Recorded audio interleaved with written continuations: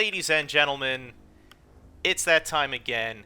It's the Season 9 Finals, and I am coming to you live with the pre-show. It's me, your host again, second week in a row, Dr. Heckle. Co-hosting with me again is the uncomparable Snowplows. Welcome back, buddy.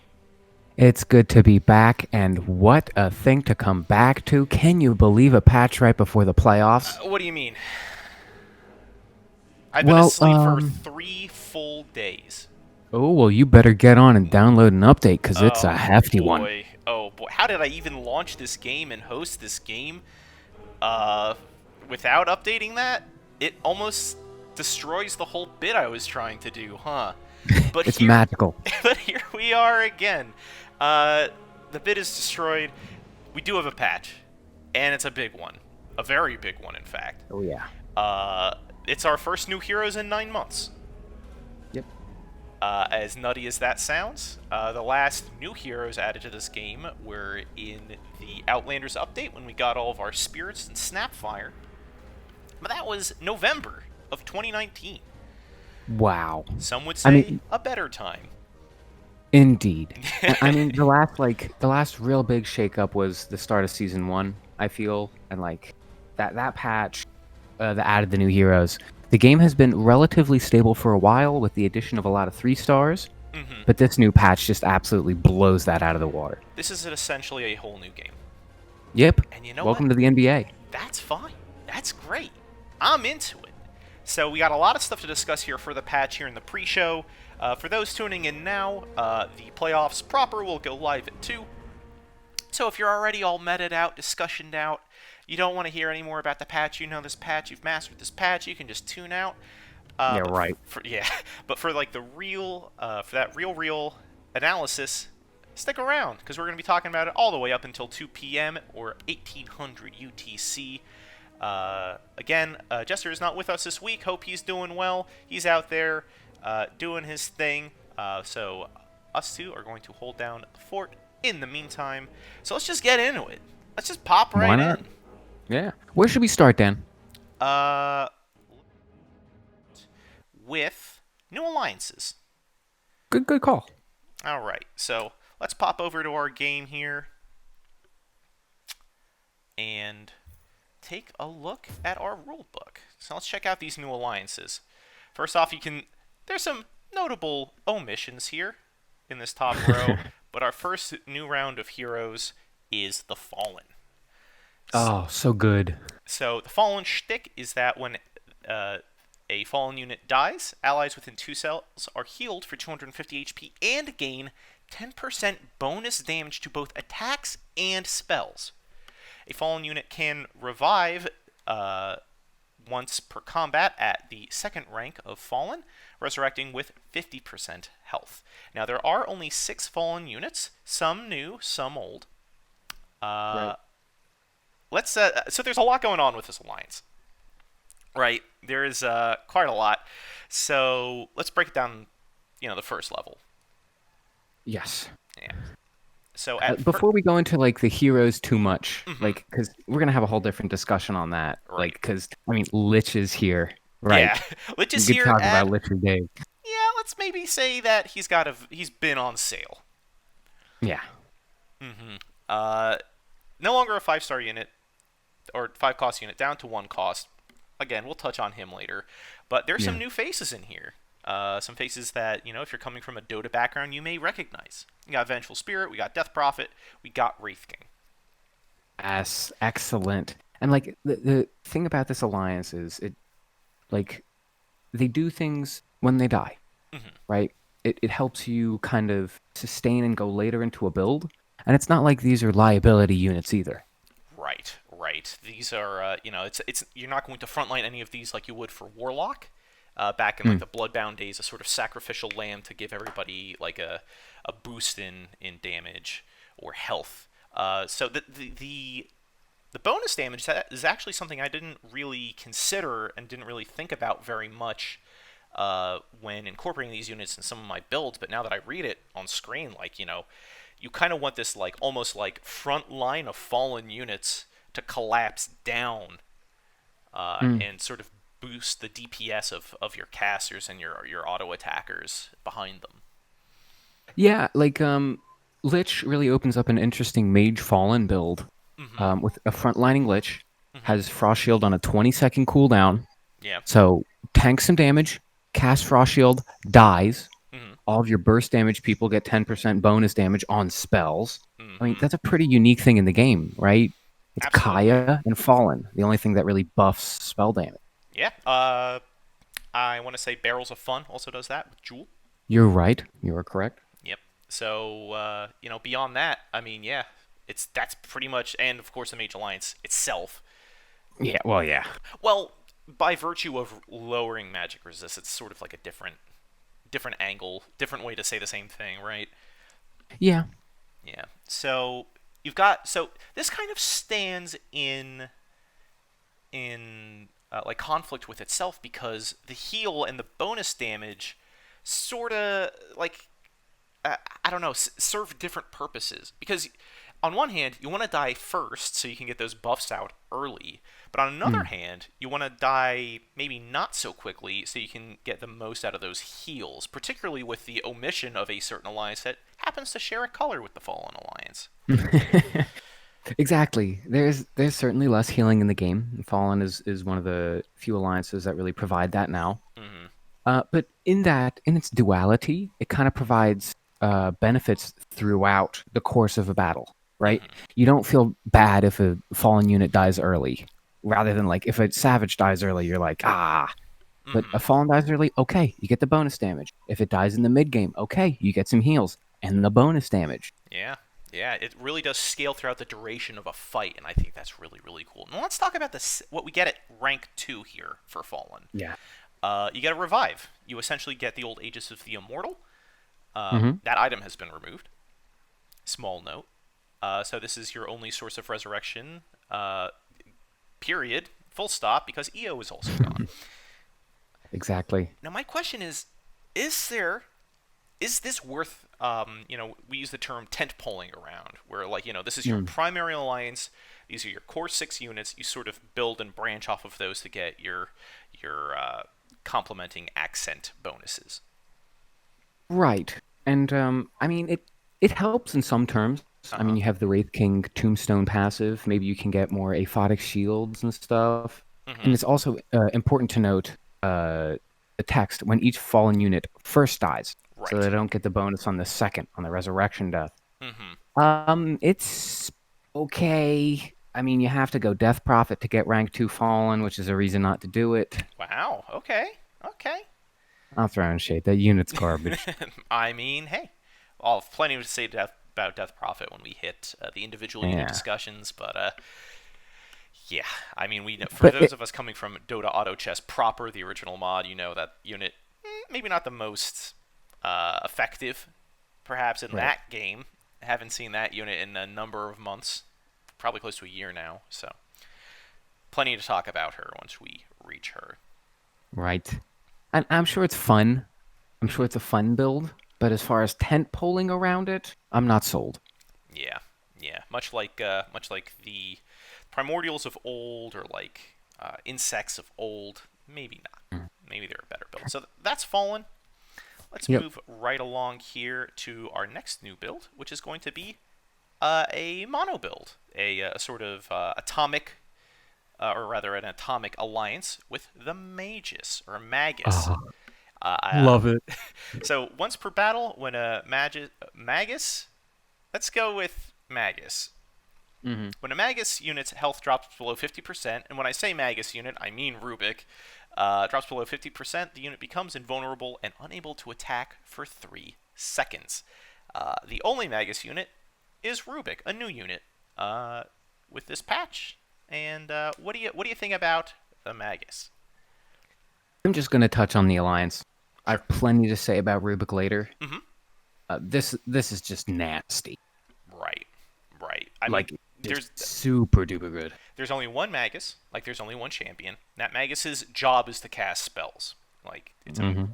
Rubik is a Magus mage, and that's all he does. Like if you're putting him in, he's in a mage comp and he's there to cast spells. So if he can't auto attack, that's fine. So he's there to just vomit on people, throw out Yeah, fade bolts, throw out whatever he can steal, and that's really cool. Like in the same way that the champion brought a very interesting look at these atomic sort of one hero alliances, like the Magus is like a really cool addition. super cool. Yeah, and like on that note, Doc, do you see anything about casting spells in No, this? Do you see any restriction on pumping out magical damage? he is just free to sit there and cast to his heart's desire. Cannot auto attack, so mana generation might be an issue. But when it comes to Hmm. casting key spells, like I could see Rubik taking a channeling spell like Coddle's Illuminate, Oh, and getting that off. Should they be in range of that, which would honestly be kind of wild. Uh, well, Blink Rubik's really good. I could see that being very good, yes. And we can go into that a bit further when we go into the unit discussion themselves. So Yeah. moving right along from Magus, let's go into the Poisoners. Oh, la poison. The Poisoners are a single level 3 unit alliance that basically just gives everyone an orb of venom. Mm. Attacks from Poisoners apply stacks of poison. Enemies lose 7 attack speed per stack of poison. So I haven't messed around with this too much, but to my understanding, does poison actually do damage over time anymore? I believe so. Because if Yeah, it's I just an mean, what attack would Orb speed, of Venom do? right? Yeah, it would apply stacks of poison, which would do physical damage over time. Yeah, and reduce healing, I think still. Right, right. I suppose now that this is the only source of poisoning in the game outside of Viper's skin, right? The corrosive It's skin. also Venomancer's Ward And still applies Venomancer's to it. Ward? That's a good point. Yes. Yeah, Venomancer doesn't, his ward does. right. They took that away from my sweet snaky child, and they put that solely on his wards, on his children, which I would then suppose that would make his wards my grandchildren. I don't know. This is a messy analogy, so I'm Hmm. just gonna just kind of put that away. So there's some interesting units in this alliance, right? This is a bit more complicated than Magus. You've got a troll in here. You've got a summoner in here. You've got a Hmm. brute rogue in here. You've got a Yeah. dragon in here, and you've got an assassin in here, demon Hmm. assassin in here. So what do you even like? In my pubs since Thursday, I've been just trying desperately to like assemble a configuration where this even works, because you think, okay, there's a troll summoner to complement this troll poisoner healer. So like Dazzle, Shadow Shaman, Venomancer, maybe, and then you add a rider in +1, maybe an alchemist, maybe a Queen of Pain, maybe a Viper. But to me, this seems almost like it seems like kind of an awkward alliance to build around. It's kind of strange, right? But there's a lot of hidden synergies like baked in. Mm-hmm. Like what you were talking about. Let's say you have Alchemist, Mm-hmm. Venomancer, Dazzle. Okay. Throw in a Shadow Shaman too. Mm-hmm. So you have the Troll Alliance, which means you apply these stacks of poison faster, which Mm-hmm. means your enemies lose their attack speed faster. Right. It's like a Right. DPS war, and it Mm-hmm. happens very quickly. Also, Alchemist, I believe, is going to be a very important unit this patch I if you're going agree. Poisoner build. Mm-hmm. Yeah, like having Brute in there, Mm-hmm. Mm-hmm. like, so they attack slower, they're doing less damage, they essentially become slugs. You Mm-hmm. don't even need to build a ton of DPS, and if you have like Troll, you're gonna have natural DPS. There's a lot of interplay with this. Right. Right. Do you think it's a late game build though? Do you think you kind of carry this into the later stages? So if you think about so going back to brutes, if you do a brute centric, maybe like a brute heartless build, right? And you have these, and you have poison units like this, poisoner units like this. There's a lot of like switching. Alchemist is going to be punching different units, Hmm. as by virtue of being a brute. Uh, they're going to be poisoned, but the stacks aren't going to build up as much. Hmm. However, I mean, poison is physical damage. Brute Heartless has natural synergy with Life Stealer. There's a lot. Alchemist lowers armor. Yeah, Alchemist lowers armor. That's right, with the acid spray. Now a 3-cost unit also now gets that 3-cost bonus, which we can touch on. I Right. uh, gets that chemical rage. I mean, there's a lot of synergies here. And It's also, like NO, NO, right? Yeah, NO, NO is still like all out definitely an Underlord. attack Yep. that puts 3 stacks on everybody, lowers everybody's attack speed by 21. Mm-hmm. Hello? Right, right. Yeah, that's a very good point. Yeah, I mean, poison in general, because of this attack speed lowering, does get a pretty big buff here, Mm-hmm. and that definitely adds a ton of utility to the otherwise sort of like assassins only or like brawny only scenarios in which you would build in it or include an NO in your team comp. So, Yeah, I feel this breathed some new life into NO. It hmm allows for some niche builds, and like maybe you can, because I think this is like a mid game, kind of a mid game build. okay, yeah, not something you would tentpole around, but definitely something that you would build with. Yes. More than a branch, less than a tentpole. So that is Poisoner. Let's move right along here to the Rogue. Or the Rouge? Actually, it's Rouge. Yes, Oh, it's French. wow. Okay, yeah. So all of these units canonically are French. Bounty Hunter, Yeah, Anti-Mage. Meepo? Hello? That's a new French face. All meatball. right. Okay. Alchemist and Sven. This is a 2-4 alliance. The description is that allied rogue units gain 20 to 30% evasion, and whenever a rogue unit evades an attack, it gains 10 or plus 10 to plus 20 attack damage. I don't Ooh, see an expiration date on that damage. that's because there's not. Okay, that's silly, right? So Yeah. you figure, every 5 hits to every 3 hits, you're gonna dodge one. And a lot of these are, Hmm. I mean, these are all melee units. Right. So they're going to be in it.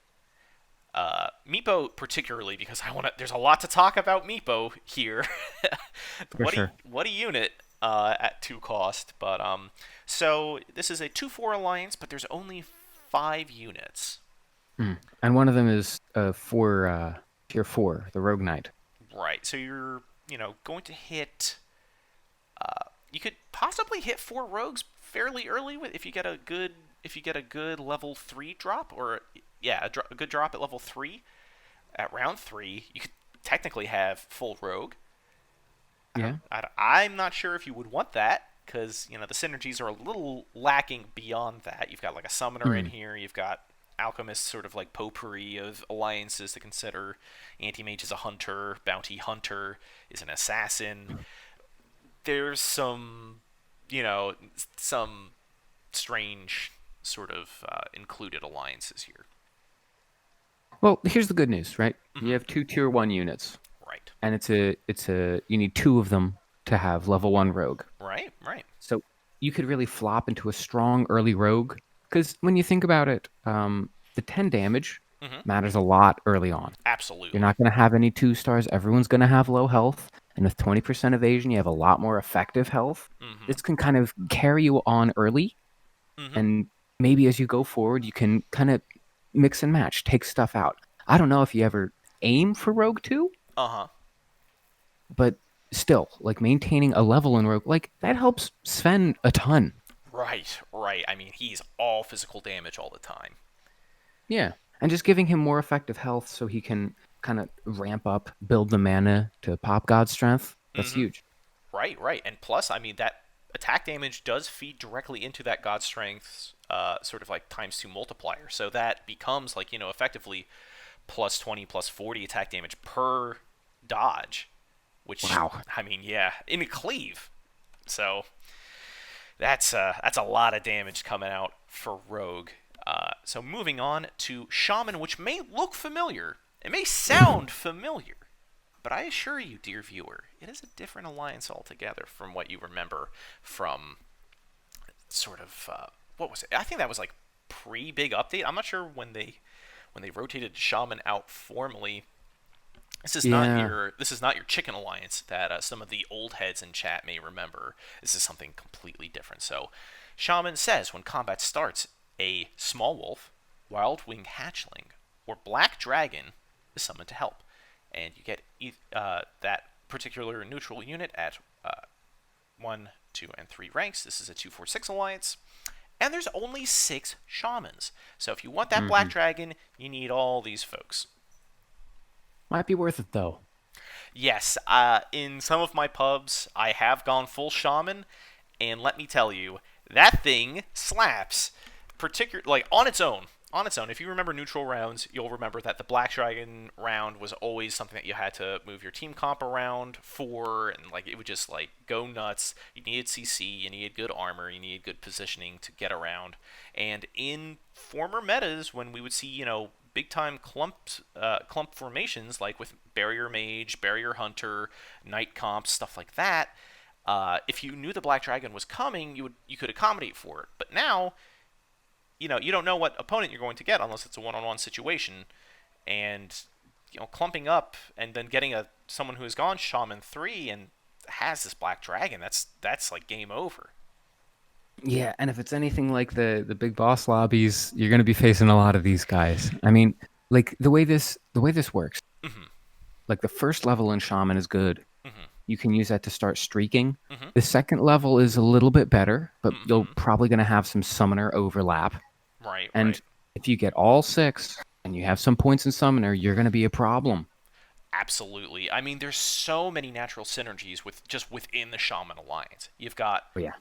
2 explicit Shaman healers. That's Hmm. Enchantress and Treant Protector's only alliances. Like they're the same alliance. Same with Revenge and Death Prophet. Both of those are just Heartless Fallen. Like these guys Yep. are just Shaman healers. Then you've got uh, Nature's Prophet and Lone Druid. So you're going to get Summoner 1 for free from that. When you hit rank 3 Shaman, you're going to get that adjacency bonus with your neutral creep that's going to give you essentially Scrappy 1, 2, I forget. You just get a Scrappy bonus where you just get armor and health regen. So the healing synergy is there. The summoner synergy is there. You've got all sorts of goofy stuff going on, like you get it like just naturally has the force staff effect when you have Magnuson. You get Wrath of Nature, Nature's Prophet's old ability, so you got a source of magic damage in here too. Lone Druid gets like the Spirit Link from Dota 2. That's crazy. Like there's so much there's so much here that like this is definitely like I can say pretty definitively a major tentpole alliance this patch. Super strong. Like absolutely.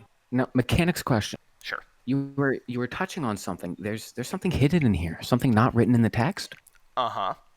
Depending on which shamans you have, Mm-hmm. your summon gets certain passive or even active bonuses, right? Absolutely. Absolutely. So that is something that's unwritten here, but all of these units have a sort of side bonus to add on to their neutral creep. So if we just look at Beastmasters, for example, all of these shamans have this Shaman Alliance bonus. I like the 3-star version myself. So for Beastmaster, it's on summoning, and every time it kills an enemy, the Shaman Alliance creature gains 10, 50, 100 attack speed for 4 seconds. Now, these bonuses scale with the unit, like with that Shaman unit, not the Shaman summon. So when Beastmaster gets up to 3 stars, he's already a big problem. We all know this from Hunter builds, from Brawny builds, stuff like that. But if you have a Shaman bonus, whenever it gets a kill, it just gets 100 attack speed if you have a 3-star Beastmaster for 4 seconds, so it's not for the rest of the match. But if you have a Black Dragon attacking with 100 extra attack speed for 4 seconds, that's the end of the match. I'm sorry. Yeah. That's so much damage. That's wild. Especially if you can slot in a Savage too. Mm-hmm. Like that is an incomprehensible amount of damage. I mean, the Black Dragon already has 1 base attack time, right? Right. So it's already pumping out all this damage. And like, I just that's such a cool idea to me. Like having these units gives your summon like a special passive. Mm-hmm. That's so like enriching. It's Uh, really truly cool and interesting game design. And speaking of game design, if I could just take a small aside here to pop away from the screen, we got to thank this guy right here, Tin Man. He's been a longtime content contributor to this community, streamer, been very active on Reddit. He seemed to have disappeared for a while. I learned this a little earlier this week. But the reason that he had disappeared is because he designed this sort of mid-season patch. He was working Wow. directly with Valve to design these new alliances, these new units, these new items, and like that is incredible to me. As a content creator, as a player of this game, that's incredible. Tin Man's in the chat. Buddy, I cannot thank you enough for working with that. And not only did he design this patch, he helped with the early bird updates as well. Wow. He made all those puzzles. I'm not sure if he made those nonograms. If he did, Buddy screwed some of those up. But that's fine.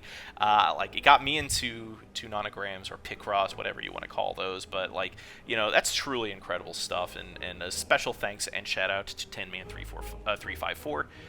Okay, just the Underlords puzzles. Okay, so yell at whoever made those nonograms. Some of those were insolvable or in multiple solved states. But again, shout outs to this guy. You can follow him on Twitch. You can follow him on Twitter. Just really cool stuff. All right, small side. Back to the alliances. Yes, excellently done. Like, really, congratulations on the new patch. You should really be proud of what you did here. This is incredible. Yeah, like Magus and Shaman might be like my favorite alliances ever in this genre. So shout outs.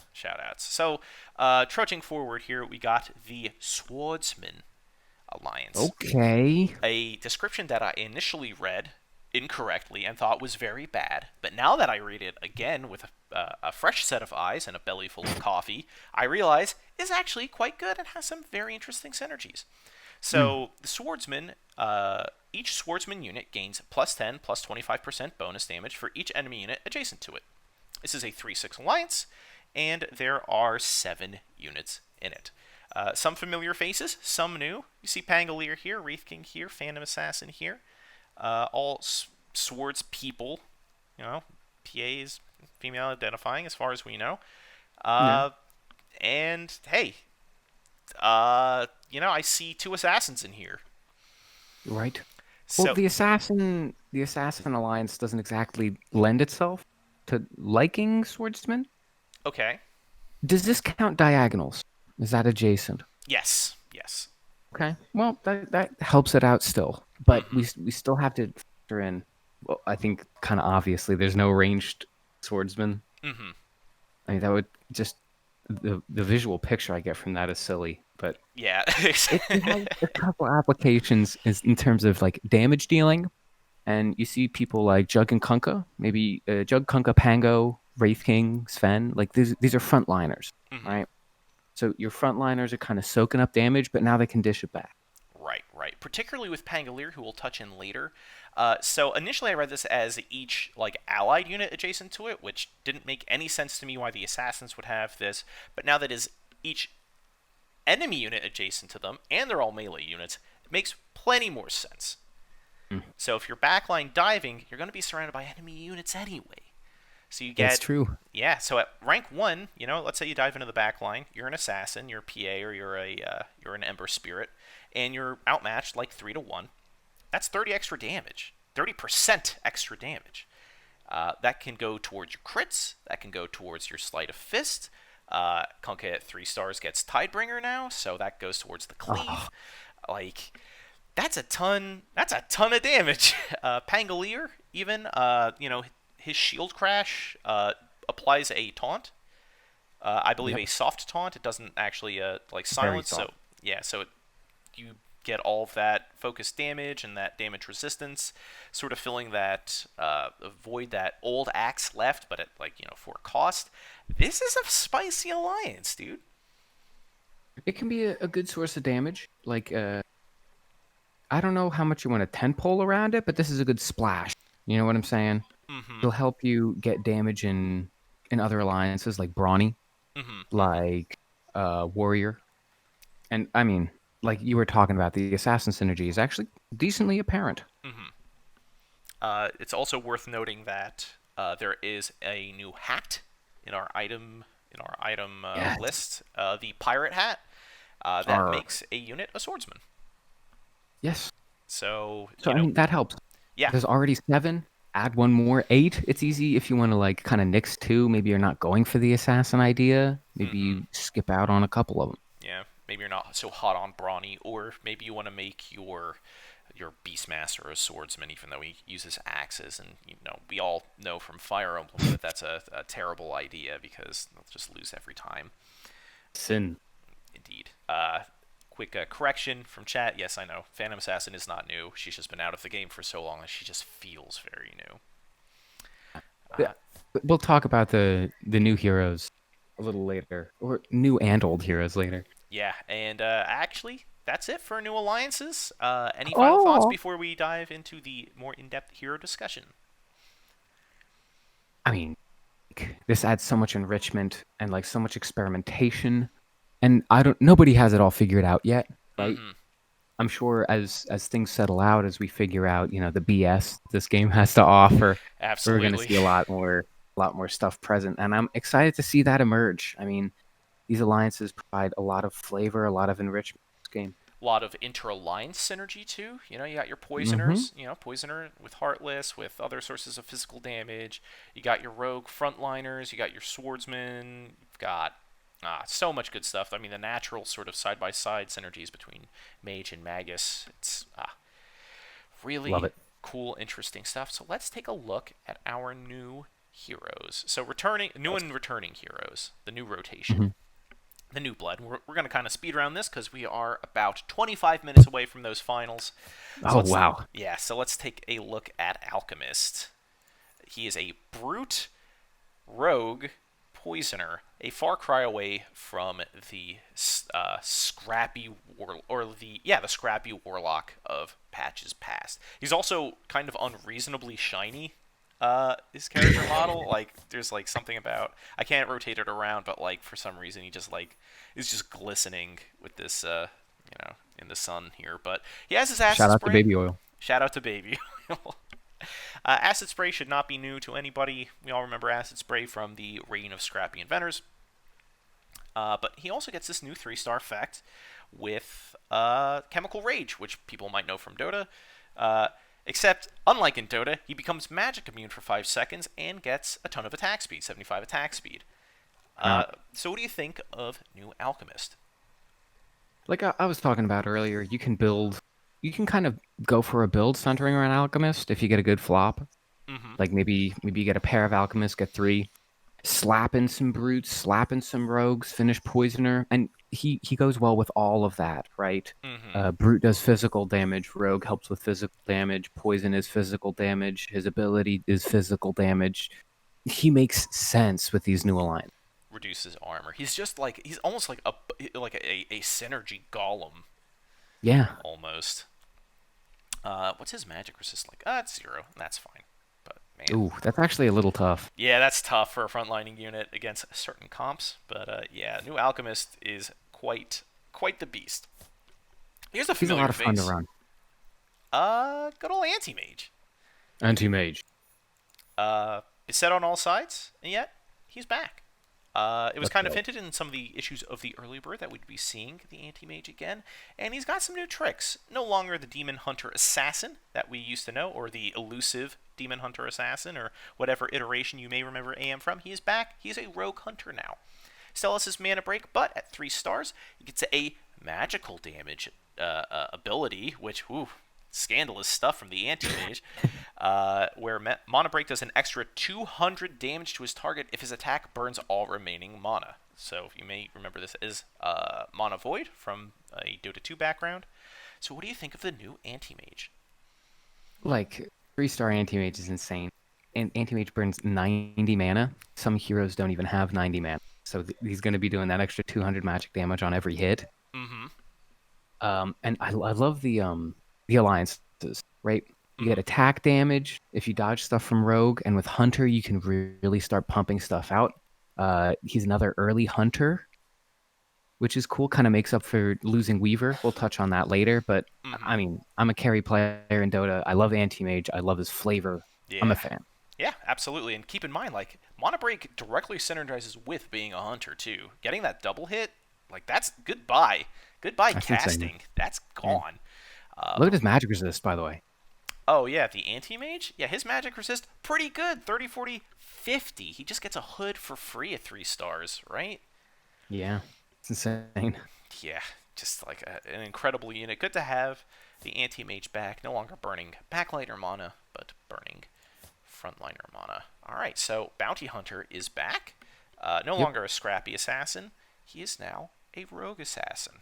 Still has his shuriken toss, but his 3-star effect, in my opinion, is patentedly wild. He does not have clothing at 3 star or new clothing at 3 stars. He's buck ass naked. Let's just say that, huh? No, he does not get any cosmetic upgrades from 1, 2, 3.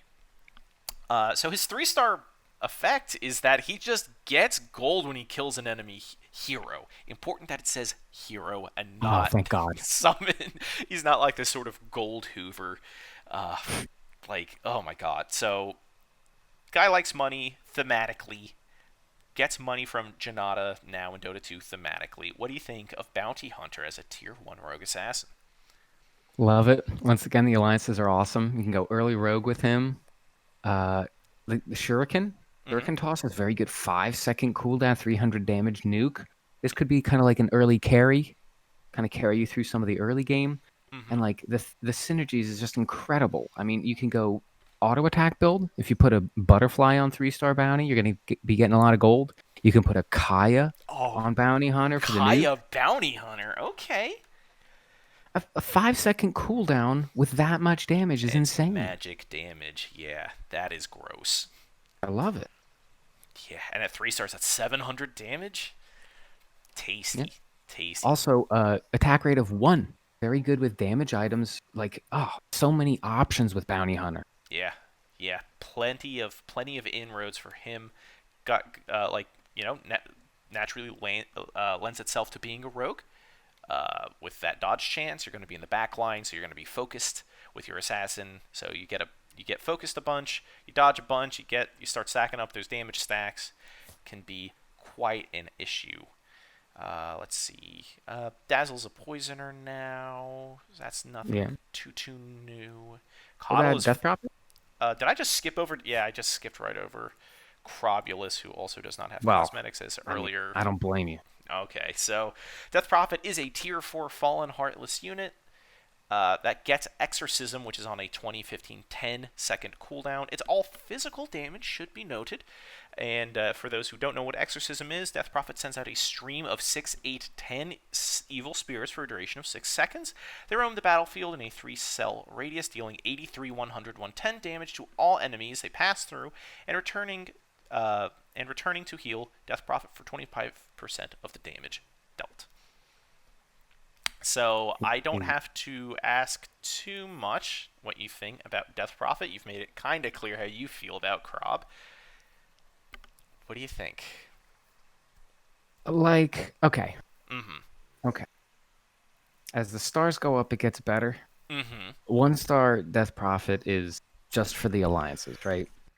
And Fallen's good. Heartless is good. Right. Like the problem with DP, Mm-hmm. early on, you have 5 base armor, no base magic resist. You're a low health unit. You're a 100 mana unit. It's going to take you a while if you live to get Mm-hmm. your exorcism out, and then you need to stay alive for it to be good. Mm-hmm. And then it, like the whole 6 seconds. Okay, so it lasts 6 seconds, so it doesn't last too long. Mm-hmm. But it also lasts too long, so it doesn't return and heal you. Mm-hmm. A tough person to use, in my opinion. Yeah, it has decent attack speed. I mean, point 0.8 attack rate is not the worst. So mana generation really is the problem with Death Prophet, right? Yeah. You need to generate the mana, cast a spell, live another 6 whole seconds for that heal to go down, and then that's how you're going to get the most out of Death Prophet. It can be interesting, but maybe not the best new unit.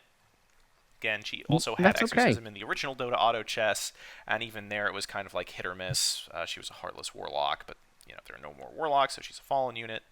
Has some interesting synergies. Again, like Vengeful Spirit has the same sort of alliance coupling. So the synergies are there, but perhaps not the unit you're going to want to be building around. Yeah, at tier 4, it's also very expensive. You're gonna be investing a lot, not just board space, but a lot of gold in trying to make your death profit work. When like other tier 4s have such a dramatic impact. Yeah, I think yeah. death profits. Your Linas, your Pangoliers, etc. So far, so far and so forth. Let's talk about Lich, like a Why not? rescaled unit. Used to be 5 cost, down to 1 cost. Has Frost Shield instead of Chain Frost. Uh, and at 1 cost, it is possible that you might get both of these abilities back, and is now Fallen instead of Heartless. And this Frost Shield does magic damage and gives units or it reduces damage. Sorry, does not give armor like it does in Dota 2. It reduces damage from attacks by 10, 20, 30, and while it's active in a 2-cell radius, it does 20, 40, 60 damage per second, and causes a 50% move speed and 25 attack speed reduction for 7 seconds. What do you think? I mean, it's a paragraph. I mean, this does so much. It is a And lot. I hate to hate to take the wind out of your sails, but it doesn't add armor in Dota anymore either. It is Oh, a percent damage reduction. right. Yeah, that's only like a 2 or 3 year old change. So I'm with it. I'm Yeah, good. it's all right. Yeah. But like, Lich is so much fun to use. I mean, reduce damage, damage other people, reduces movement speed, attack speed, and a 2-cell unit. It's like it's so impactful early on where there are few units where damage is already so precious, and it Mm-hmm. lasts 7 seconds.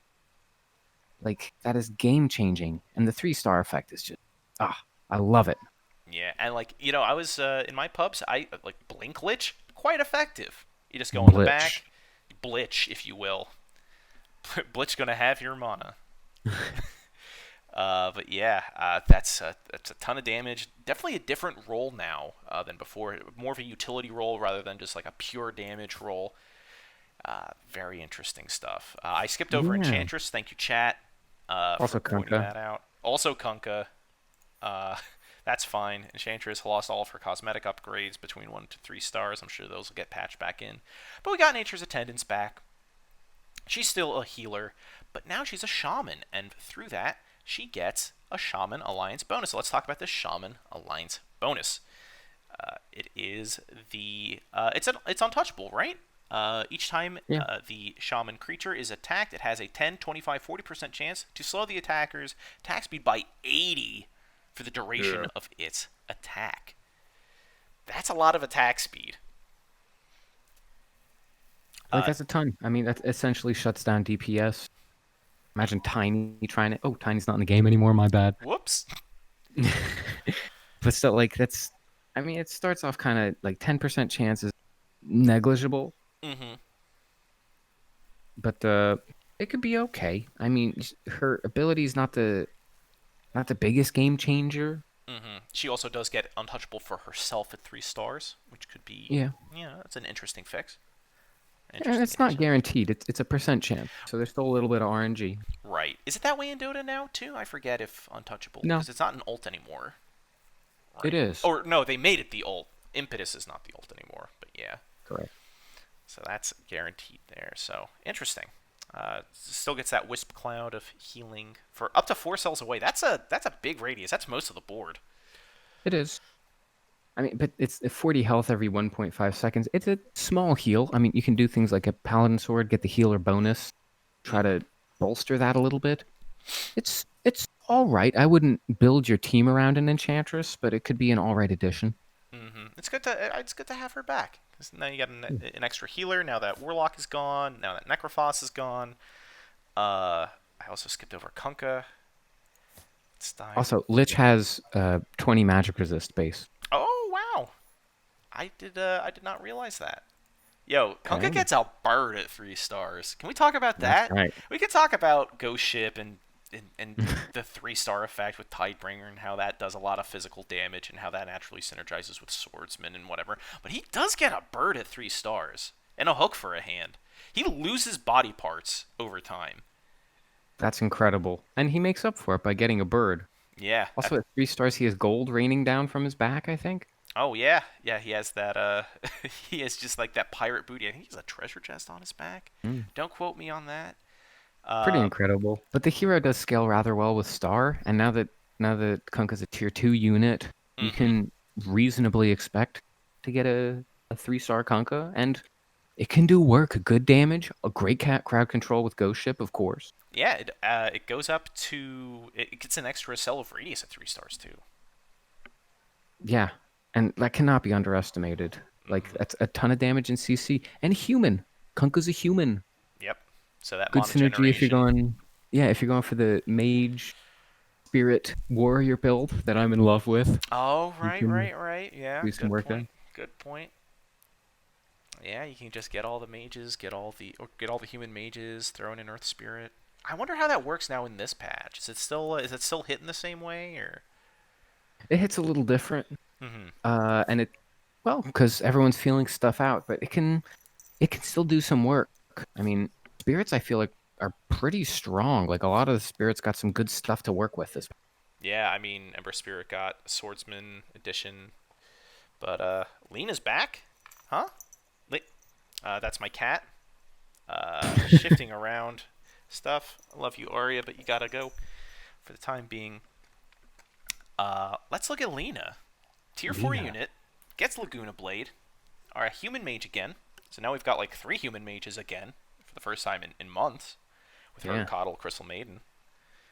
So, she gets that burn effect for 5 seconds, huge magic nuke, 75 mana cost. What do you think of Lena now that she's back? How does she fit in the modern Underlords context? It's interesting because Alina slotted in instead of Coddle, so you trade off this giant AoE damage for continuous single target damage. Mm-hmm. The cooldown goes down, but it's just an incredible damage and an attack range of 4. You can just have Lena in the back, just kind of chucking fireballs, getting Lagunas, and just pumping out tons of damage. Like I'm a huge Lena fan. Mm-hmm. Yeah, I absolutely agree. She synergizes so well. I mean, always has, always will. Is just everything you want out of mage. Just a lot of magic damage, quick. You get your mana generation. Get this cool flame crown at level 3. Yes. But yeah. And a cool book. Look at how the book changes over the stars. Oh yeah, the book just gets better. It's just a Yeah. better book. Huh. Read a book. Read a book. Huh? Read a book. Let's check out Lone Druid's Shaman ability real quick as we progress here. The lifesteal The link. Spirit Link. Whenever either the Lone Druid or the Shaman creature does damage, both life steal for 5, 20, 50%. Now, this is going to be harder to get higher levels of this bonus because of how Druid is gone. Um, and now that like shamans don't give those extra levels for having more shamans anymore. What do you think of that, real quick? Well, yeah, like you said, it's harder to get a higher star lone druid, and lone druid benefits so much from starage. It kind of hurts a little bit that you can't get just free better bears. Yeah, it's trying to get those higher, better bears is going to be an issue. Let's touch on Magnus's alliance bonus real quick. That is the force staff chance. Kind of feels like to me like a nice to have personally. It can get kind of silly because it's a percent chance to push. I've had some late game scenarios where people just are flying all over the board when Yeah. trying to hit the creature. So it's And fun. empower on the shaman dude is great. Yeah, yeah. Yeah. Does that work with the Wild Wing tornado? I don't think so. Does that also? I mean, it wouldn't give double splash. I mean, the damage is just good, right? Plus 80% damage, 30, 50, 80% damage. Just a good thing to have. Yeah. Just Especially like with the ancient black dragon, one attack speed, adding any damage to that isn't. yeah, yeah, absolutely, absolutely. Let's check out Meepo, huh? Oh, Rogue so much Summoner. fun. Gets Poof, gets Divided We Stand, and gets Arc Warden's old 3-star effect. So Poof is just like Yeah. a straight up magical burst in a 1 cell radius around the source Meepo. Does 100, 150, 250, 350 damage. And it spawns another Meepo. Yep. If any of the Meepos die, they all die. Yeah. So that is the gamble you take. Uh, the spawned Meepo has the same health as the Meepo that spawned it. Right. So again, like the cooldown for Poof goes down with levels. It goes from 15 seconds to 13 to 11.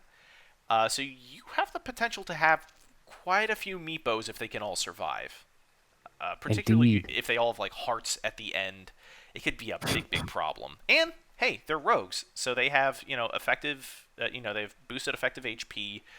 They get stacking damage with the dodge chance. It like this is an incredibly well designed unit in my opinion. Like some really interesting stuff going on here. Yeah, Meepo can pull out some wins for you, like depending on how targeting goes, how spell targeting and AOE stuff goes. If Meepo gets out of control, that's a win. Yeah. Straight up. I went Blink Meepo earlier. It Mm-hmm. really starts the engine soon if they live. Okay. Yeah, that's a good point. That's a good point. Yeah. Get that early aggro, get those dodges in, get more meepos. It's that's a good combo. And Uh, that 3-star effect is always just so fun. Absolutely. I mean, as for those that saw the waiting screen, the loss of Arc Warden is near and dear to my heart. So we shall continue. Just a quick update: we are about 5 minutes away from the first round of the playoffs. For those who are just tuning in now. And I do have a small update on the format. It looks like kind of split right now. We might actually have an extra round here. Oh Uh, my. it could go from 4 matches to 5 matches, with eliminations happening after the third round instead of the second round, or rather, a smaller elimination between rounds 2 and 3, and we get an extra round. So voting is happening amongst the finalists. I will be updating. Wow. Uh, uh, I imagine the voting for that will end soon. So that's just a quick update on format. That should be pretty wild. Pretty wild. So let's just try to get through these last few heroes. Talk very briefly about Yeah, kind of quick. yeah. So Pango is a savage swordsman with shield crash. Does a soft taunt. Does a bunch of damage in a 2-cell radius, gaining 8% damage reduction per enemy affected for 10 seconds. With that soft taunt, we got a lot of synergies going on here. We got between that ability and the swordsman alliance. What do you think? Super tanky. Very good for Savage and Swordsman to add some more frontline. Get in there. 10 armor. Yeah, huge fan of Pango. Just like, yeah, and magic resist. Yeah, Just huge move speed, good attack rate, a solid unit. I like Pangolier. yeah. Big fan of that. A lot of synergies to be had. Interesting. What's that attack rate like? Yeah, 0.91. Not bad for Savage. These Sure. Savage new Savage builds actually sound pretty tasty. PA is Right. PA is back.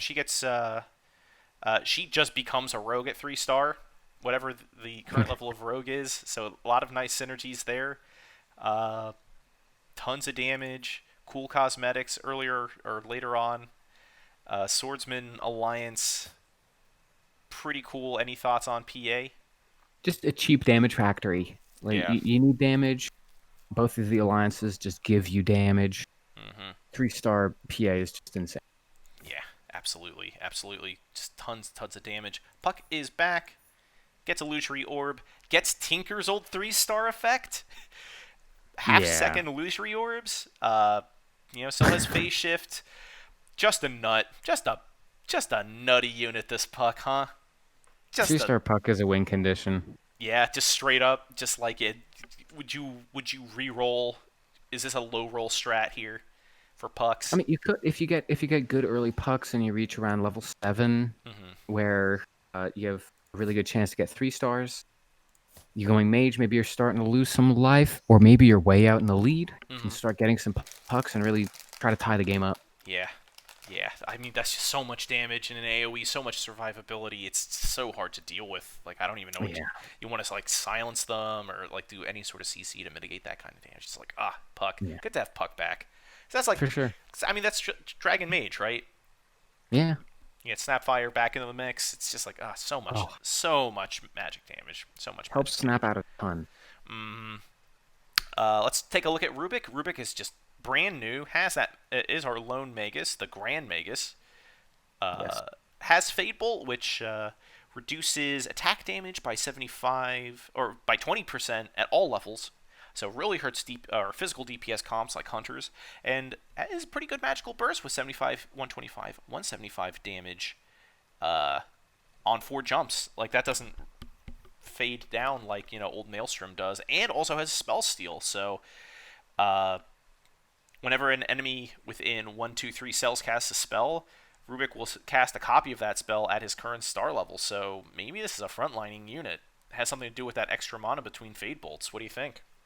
Yeah, you put them behind, like right behind the front line when you get 2 star, and you can get like a lot of cool spells. Like you can steal your Ravages, you can steal your Ghost Ships, you can steal Doom.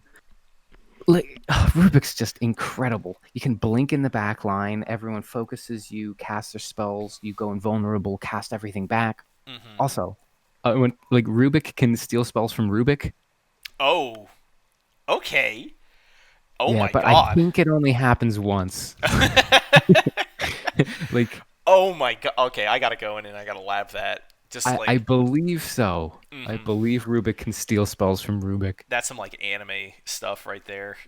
Just Yeah. constantly, just like I turn into a wolf. I turn into a wolf. Here's a spirit bear. Spirit bear here. How about some plague wards? How about a Laguna blade? How about like all this stuff? The potential for Rubik is so cool. Like I He's so good. love it a whole Probably bunch. my favorite addition, and maybe my favorite thing in Underlords right now. Yeah, just so good. Speaking of your favorites, E-Man, how about Spec, huh? How about Spectre? The Void Demon, sort of taking Enigma's old role, has Spectral Dagger, which you basically just deal a bunch of magic damage at a unit. You run up, and then you just slap the crap out of them with your Spectral Blade. And you're a demon, so you're going to be doing a ton of extra damage, pure damage. You get a bunch of attack speed. You get a bunch of movement speed. You get unit phasing. What do you think? Spectre I pretty good, I think. I I'll weigh in love it. first. Yeah. Yeah, you go for it. I mean, Spectre just seems like the best unit in the game right now. Full stop. I mean, if you've got demon units, she has a really cool 3-star effect where whenever a demon casts a spell, all allied demons just wreath their targets with flames and do 200 damage in a wide swath and just fire and just a ton of stuff. Yeah. Just a I'm not ton of completely stuff. sure of the best in the game, but certainly strong. The two alliances go really well with Spectre's package. Mm-hmm. Like, and Spectral Dagger, like, it absolutely decimates. It's like 4 seconds. Like, no movement speed, no attack speed, and Spectre is out there pumping damage. I give her a Satanic, which was an incredible thing to watch. Mm-hmm. It just so much great item potential, great synergy potentials. So much fun to work with. And Uh, the base attack speed is 1.11. yeah, dude, that is it's a ton of like just like really good synergies, just really good, just really good attack damage, just incredible stuff. Love it. I'm gonna have to cut this short because Lobby A is bunching up, and we're gonna get some finals action here soon. I'm not sure where the vote is right now when it comes to how many rounds we're getting. Let me check the finalists chat here. And do you hide the party code? Yes, it is hidden. It looks like that most people are voting for the classic 4-match format, so we are just going to get a normal 4 lobby, 4 lobby, 2 lobby, 1 lobby format for our finals here today. Okay. I can take my diaper off. Okay, cool. Yeah, I'm gonna de-diaper as well. Things should be starting here pretty soon. So I guess while people file in, we're gonna see some pretty familiar names here Yeah. in our lobby, right? Oh, Yeah, Lifania, we got K, got Chief Ed. I think that's Pivo, Bebo's here. Oh, Bebos. Mm-hmm. This is nice. Mm-hmm. I think we ran into some familiar faces in our queue adventures, right? I heard you were against them blue. We got Theo Yeah. Ravenheart in one of our lobbies. Love it. I love like casting this tournament and seeing them in my pubs. Like, Pinty? huh. Pinty? Is Pinty in this tournament? All right, that's fine.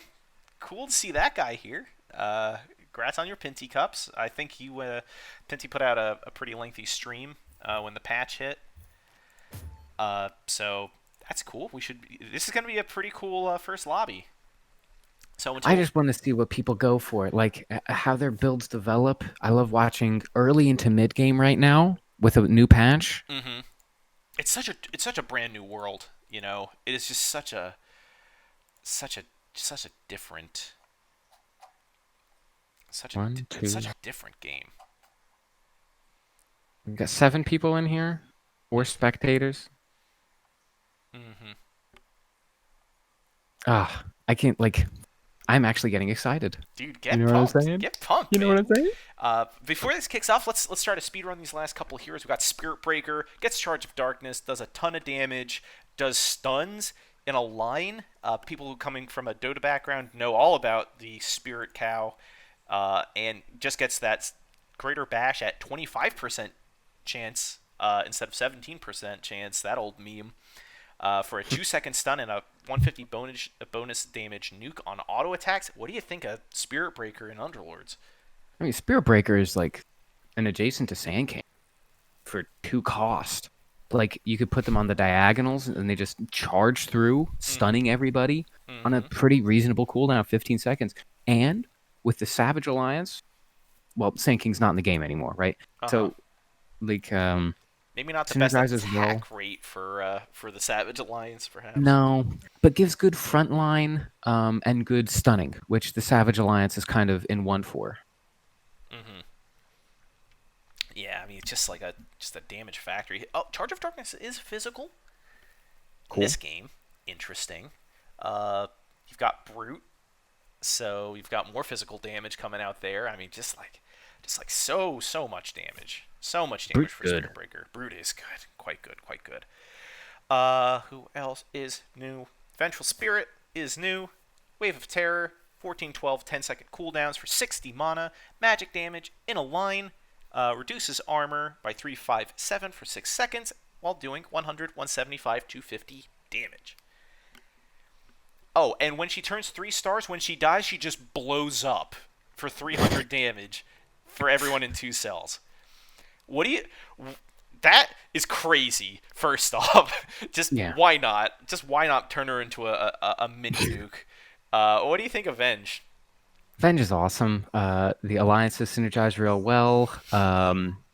Like you lower armor, lowering armor goes better with lowering more armor. You put a desolator on them, and enemies start crying.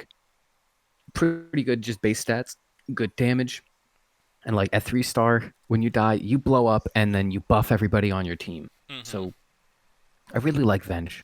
Yeah, low rolling Venge could lead to some spicy scenarios.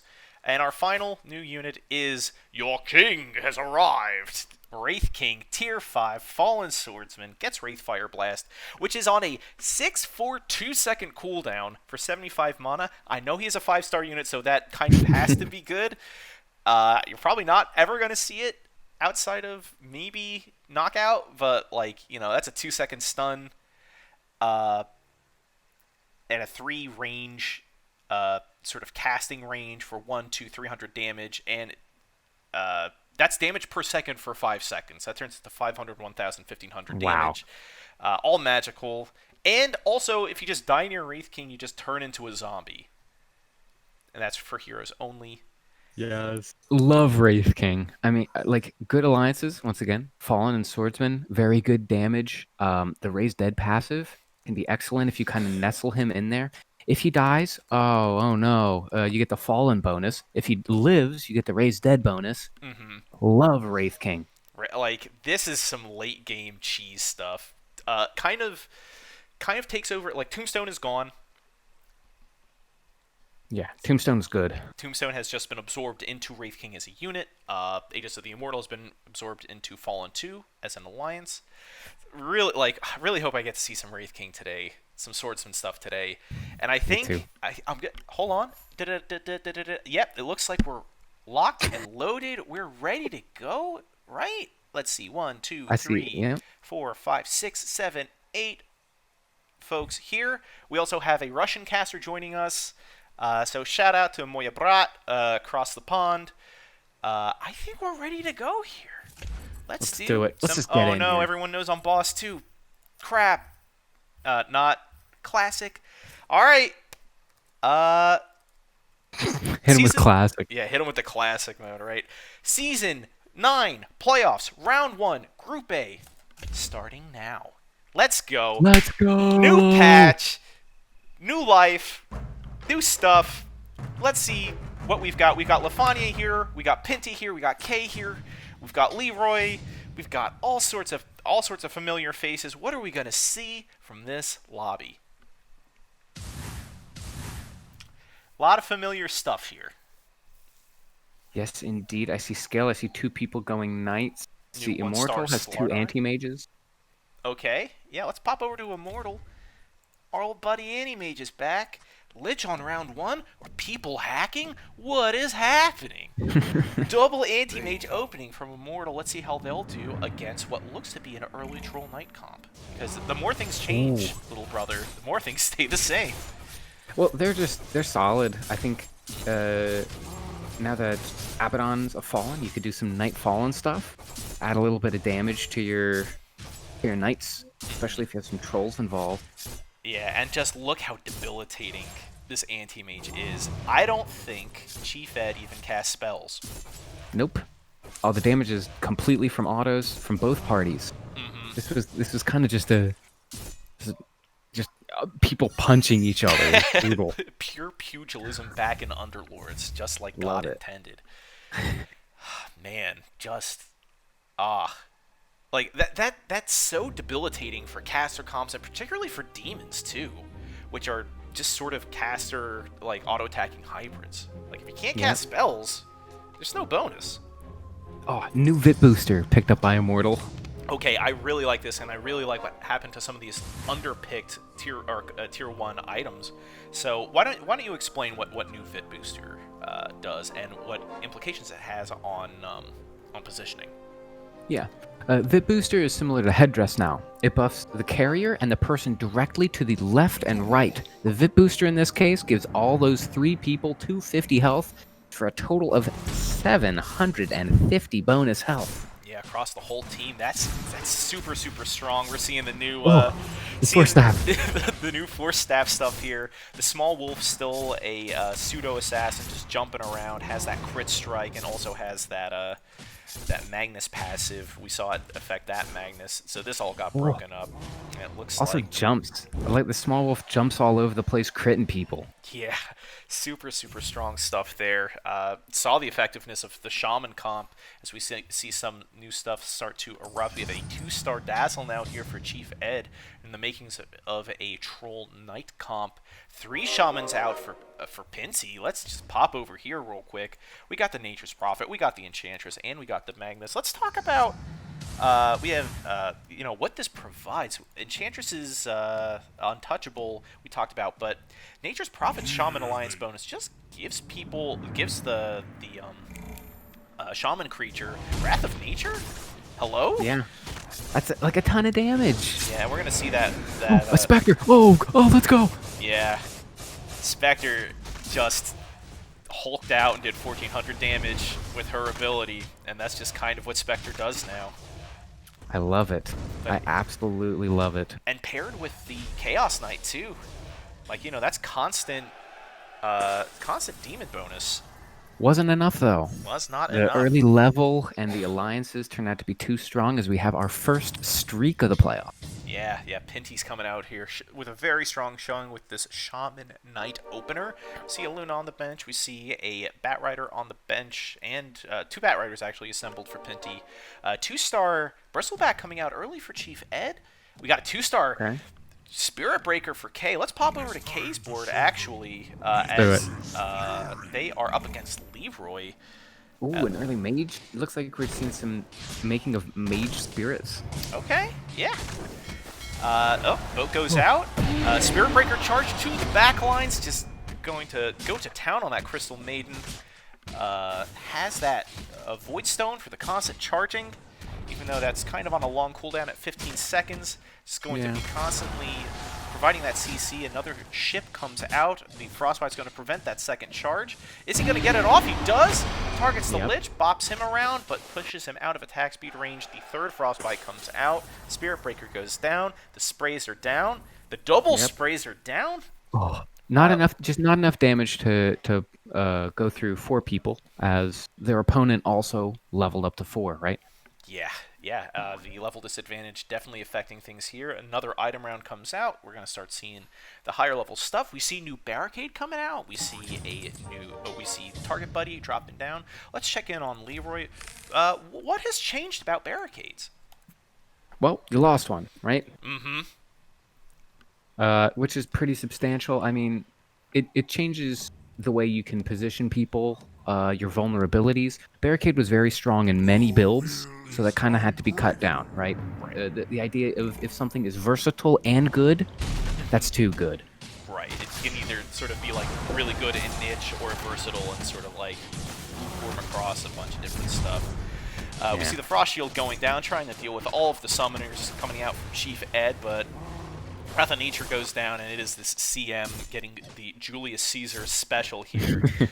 Hey, the barrier, though, he's hanging in there. Yeah, and this is the strength of the barrier. Just all those summons just sitting around. They're all just going to, I guess, take turns now. The the Shaman creep jump in, and the Small Wolf going to try their luck. Gets frostbitten. Another Wrath of Nature comes out. The Shaman creep will die. Now it's Bristleback's turn, and That's incredible. That's some goofy stuff. I mean, we see now that these barriers are untargetable. In a previous patch, you'd see melee units start to jock on these barriers and bust those down, but now they're immune to magic. They're untargetable. They reduce ranged attack still by 50%. And does this make are new barriers better in that regard? They're different. They're better at protecting things, like what we just saw. And it creates kind of interesting, weird situations. We're gonna have to see. We're gonna have to see it play out. I think new barrier is still viable, still usable. We see the puck going in now for Leroy, spitting out those illusory orbs, dealing tons of magic damage. 420 damage so far, but of course nothing good can last. 590 turns out to be the final damage totals for Illusory Orb. And all right, I think we're going to be seeing a Spirit Mage build coming out. We see an Ember Spirit on the bench. This sort of like Splash Kunkka just to be in there for... Oh, is this going to be your build? Is this going to be Spirit Warrior Mage?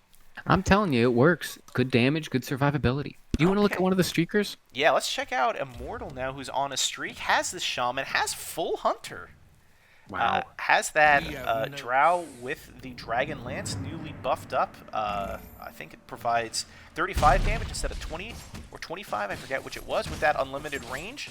Up against Leroy with this Shaman, or rather with this Mage comp with the buildings of a Mage Warrior.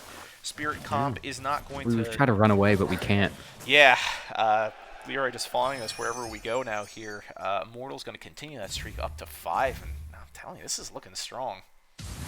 Yeah, a very, very strong early build. Kind of looking at some swordsmen here and selling them off immediately as Immortal pumps up to level 5.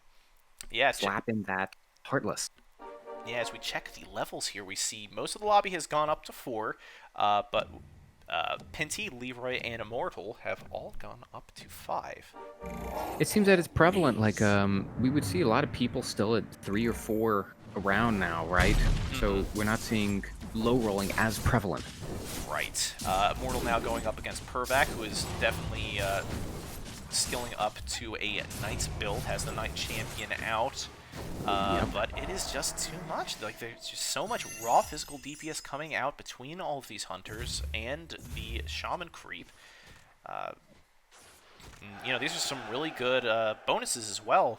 The Treant giving that sort of scrappy adjacency bonus for the Shaman creep, along with Beastmaster's attack speed bonus for kills. It's big stuff as we go into our third Ooh. item round at round 9 here. We're getting close to Underlords. E-Man, what do you think we're going to see as we pop up the scoreboard here? Wow, good question. I mean, we see hunters, so anything involving physical DPS, enthrall, even let's go crazy, good for hunters. A couple people going heartless, any physical damage. I mean, NO still in the equation. We have any poisoners in the house. Mm-hmm. Immortal doing a massive overflow though. Yeah, Mortal going a little nuts. This should be exciting. Pops up to 6 here for Hunter Wow. 1, Shaman 2, and Healer. We're going to see some Wild Wing. Welcome to Buffalo Wild Wings, starring Immortal. We're seeing some Shaman creep on Shaman creep action here in the backline as a Force Staff goes out. This Anti-Mage is going to start jocking on this Bristleback. Doesn't burn enough mana to prevent those stacking Quill Sprays. Not enough. Yeah, Beastmaster's chopping through with those wild axes, and is Bristleback actually going to chew through here? Or is this Wild Wing enough to tank and keep that Drow Ranger safe for to produce more DPS? Looks like Mortal's going to pop up to a 7-win streak. I mean, the Wild Wing, 2,000 health, 5 base armor, and good DPS. Okay, we got Enos, we got Enthralls. Anesix still popular. Yep, 3 Anesixes so far. We see 2 Enos, both variants of Anesix as well. We see 1 Hobgon and 2 Jewels, both happy hour Jewels. Okay, so we see a good pistache, an almost perfectly well distributed Underlord choice. I mean, yeah, Happy Hour Joel was one of my favorites for my Spirit Mage warrior build. And that could be what we see from Leroy. Yeah, just popping back in with them real quick. We see Mage 1 is complete, Human 1 is complete, and they are 1 spirit away from getting. They should be 1 spirit away from Spirit 1. But here's that Spirit Breaker knocking Crystal Maiden into the corner. Storm Spirit zipping around. Both Jewels popping off their happy hours.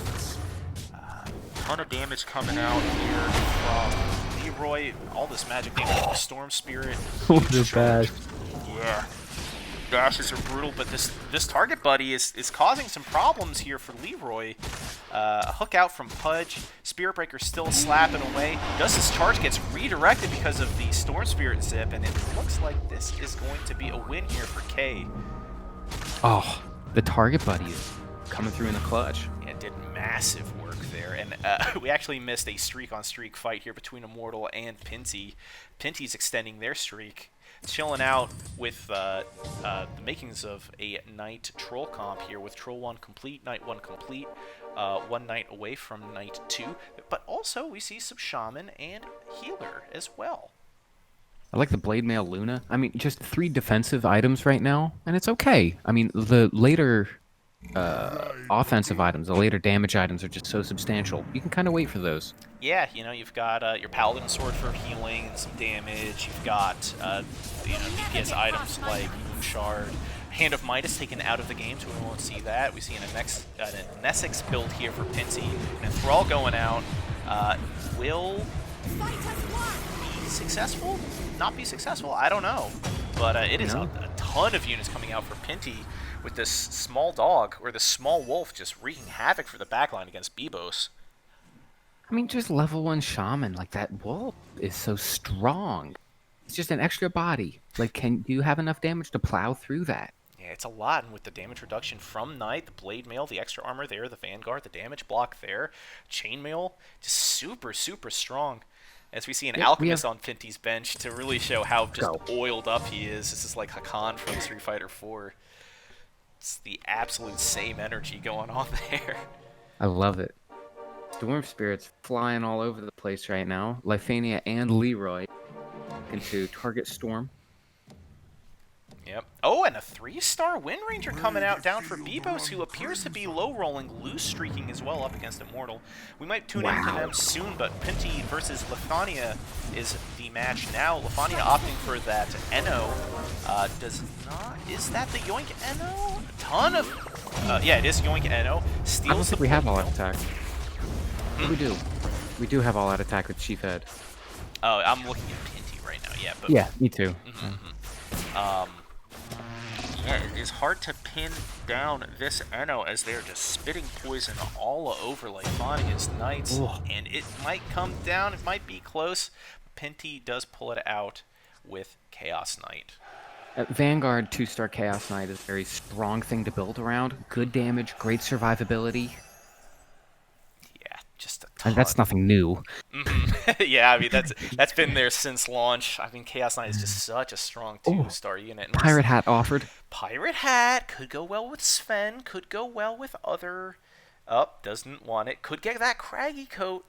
Craggy Coat Halberd is good. I mean, Silver Edge is still a solid item, though. Silver Edge especially is on Luna. Yeah, Luna just gets more glaze out with that attack speed, with that extra bonus health. We see some Omni Knights on the bench. This could be a deep healer Knight build supplemented by Shaman if P can get their hands on a Treant Protector.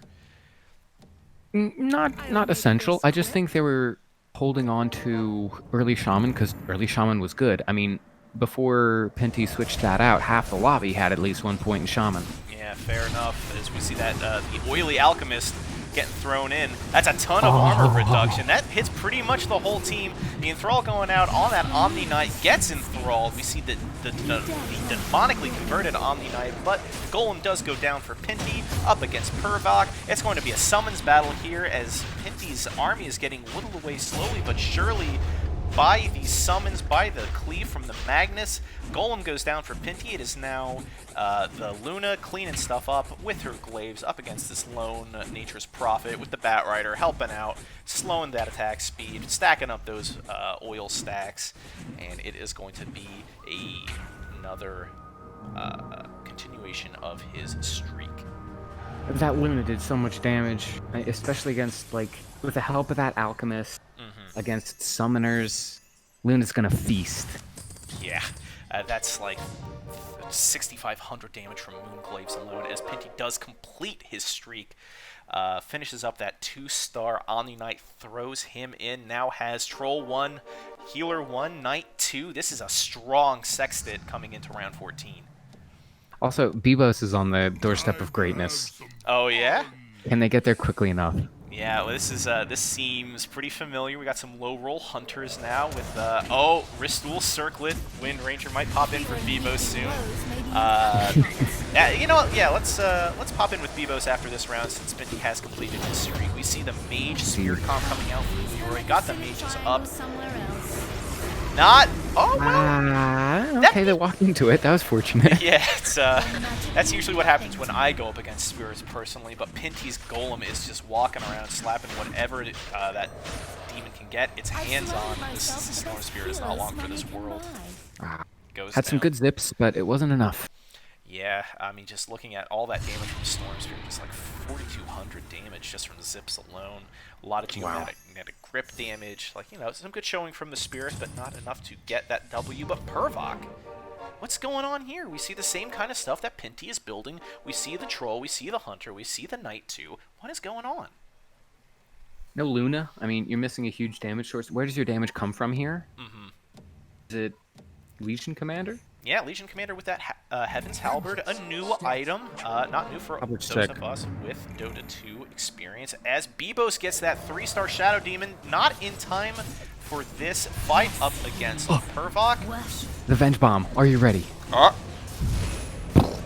Devastating stuff. The Enthrall goes out, the duel goes out, and the duel is successful. Double Enthralls going out. Gets that 3-star Wind Ranger, and after that power shot, it's devastating stuff. Well, Nessic's coming up big here, does 1,100 damage with that power shot. Just gross. Just gross. And Bebos is now heart beating down at 32 health. Has that 3-star Shadow Demon in, but is it enough? Well, they just went for a roll down. They're also one off of anti-mage. Okay, okay, and that could, you get the mana break there. Actually opted to break up Hunter 1 in favor of putting in that 3-star Shadow Demon. I don't blame them. Interesting, I mean, good interesting. stuff has always been good stuff, right? 7 Oh, gold away from level subbing out. 5. Subbing out for the anti-mage.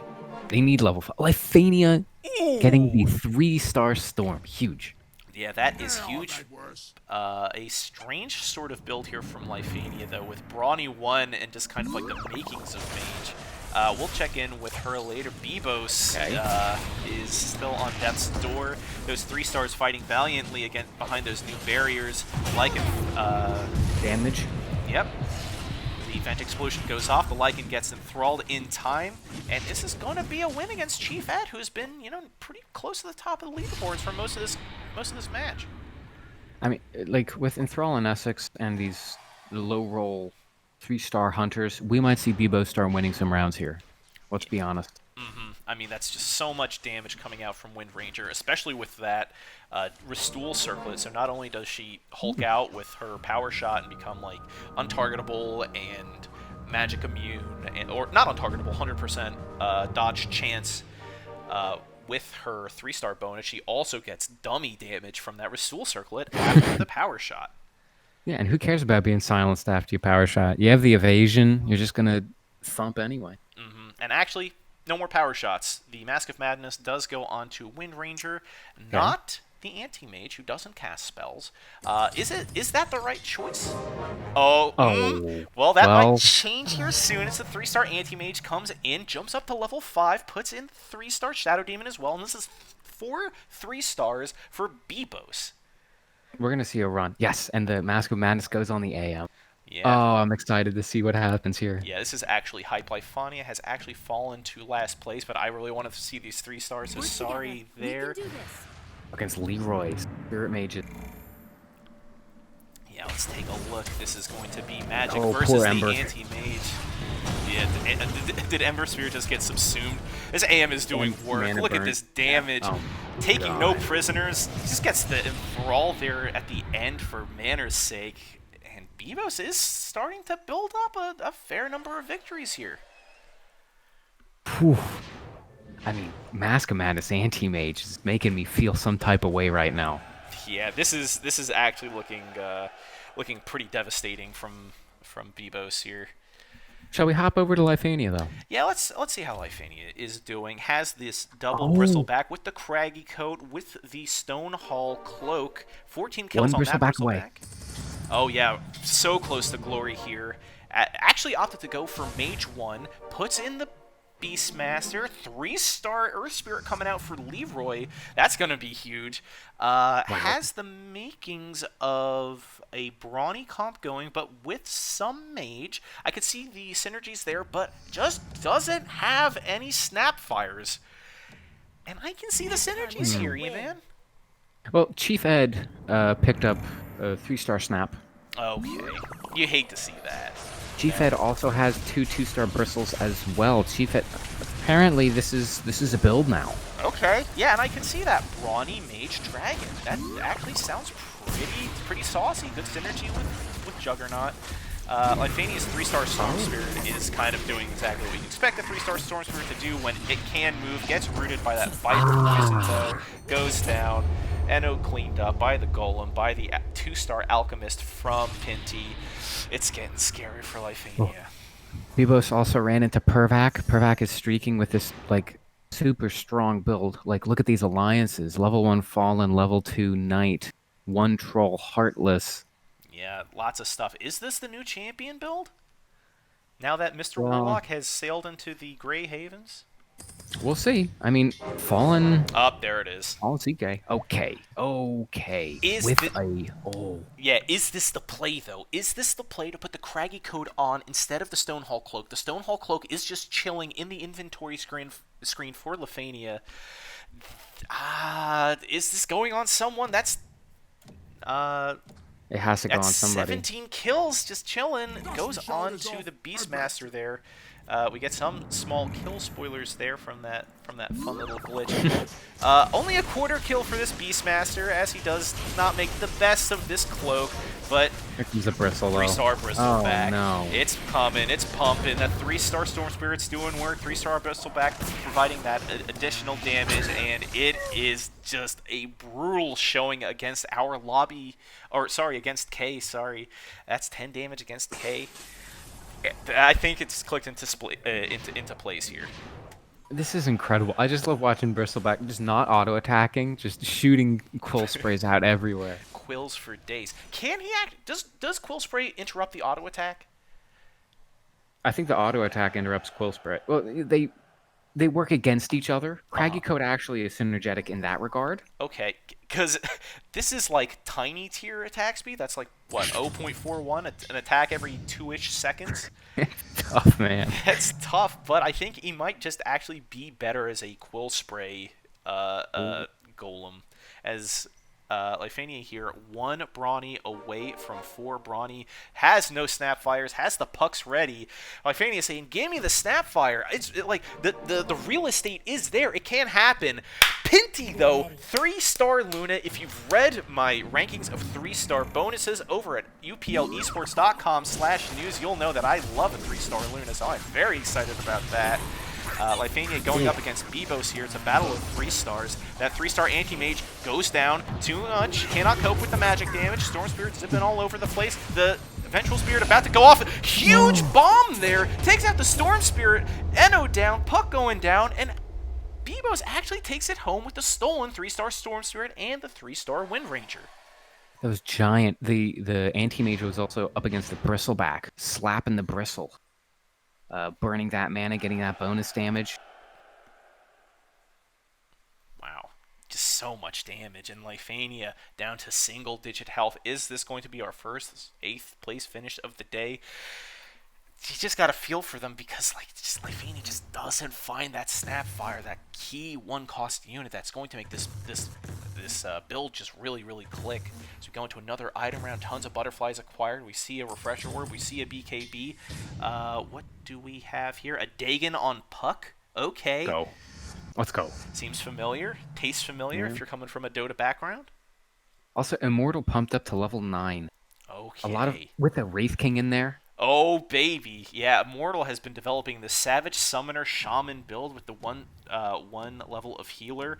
Full Shaman now, so the Black Dragon is in. Okay. 3 2-stars and 6 1-stars. Yeah, that's just the power of this deep build versus these low reroll builds, as we see Lifania going up against Pervac.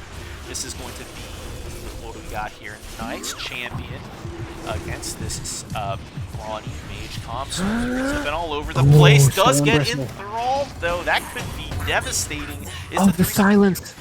Ooh, yeah, that is actually rough for the 3-star Bristleback. With the Craggy Coat, doesn't do too much auto attack damage, but it is going to be enough. Eric's favorite unit, Death Prophet, finishes off that Eno, and I think that is it for Lifania. They go home in 8th place. Thanks for playing. That is the first 8th place finish and our first elimination of the day. Okay, Death Prophet did work. Yeah, let's just check that those damage numbers. Yeah, 2-star Death Prophet, 3,000 damage from Exorcism, all physical damage. Yeah. Also, K has rank 2 Fallen. Okay, so this is that 10-pole Fallen build that we were talking about earlier. This is Fallen Heartless Hunter. We see 2 crowns. Wow. Okay, is this the synergy that is required to make Fallen this 10-pole build? Let's see. This is spicy. Yeah, this Double is very crown spicy. of antlers with butterfly. And our king is here. He does get disarmed. He has that Vanguard. He goes down. He comes back. The explosion's going off. Frost Shield out. Victory for our Legion Commander. What a sunder from Terrorblade. Sprays down the haha, and he is just going to start slapping. Another death. All this bonus damage, all this bonus healing. Really lays into Pervac here with just an excellent show of what this Fallen Alliance really can do. Yes, with level 2 Heartless and Fallen, there's a lot of physical damage coming out from this composition. This is scary. Yeah, I mean, 2 levels of Heartless, almost full Hunter. K still has another level to go. Pretty healthy economy, too. Some rearrangement going down. Has that target buddy to add the additional sustain. This is Ooh, something and else, man. hiding the Wraith King. Look at that. I Hiding like the Wraith that. King with the Vanguard. I like it. Is this for zombies? It's for zombies. And I mean, like, your people start falling low, you get a couple zombies, Wraith King's gonna come back with Fallen 2. Mm-hmm. Just looking around at the scoreboard here, Chief Ed with that strong reroll Brawny build does have the Dragon Brawnies, much to Lifania's Ghost's contempt. And actually, Pinty up top has the Poison Knight Troll build. Very Ooh, interesting going stuff. for the poisons. Viper. We're gonna see K going up here against Chief Ed's Brawnies. The Snapfire's out, spitting all over the place. A BKB activated. It's a lot of damage, but these fallen units just come right back. Tons of healing, tons of damage boost, and this is gonna be enough to sustain. That Vengeful Spirit comes back. I don't know, just at 3-star Vengeful Spirit might get that double blast, or is that just for the first round? Who knows? When Vengeful Spirit dies. Oh man, it could be the double. The double for Fallen 2, but I mean, those are some conflicting economic philosophies there. But Chief Ed just gets hurt very badly. This Brawny build in danger.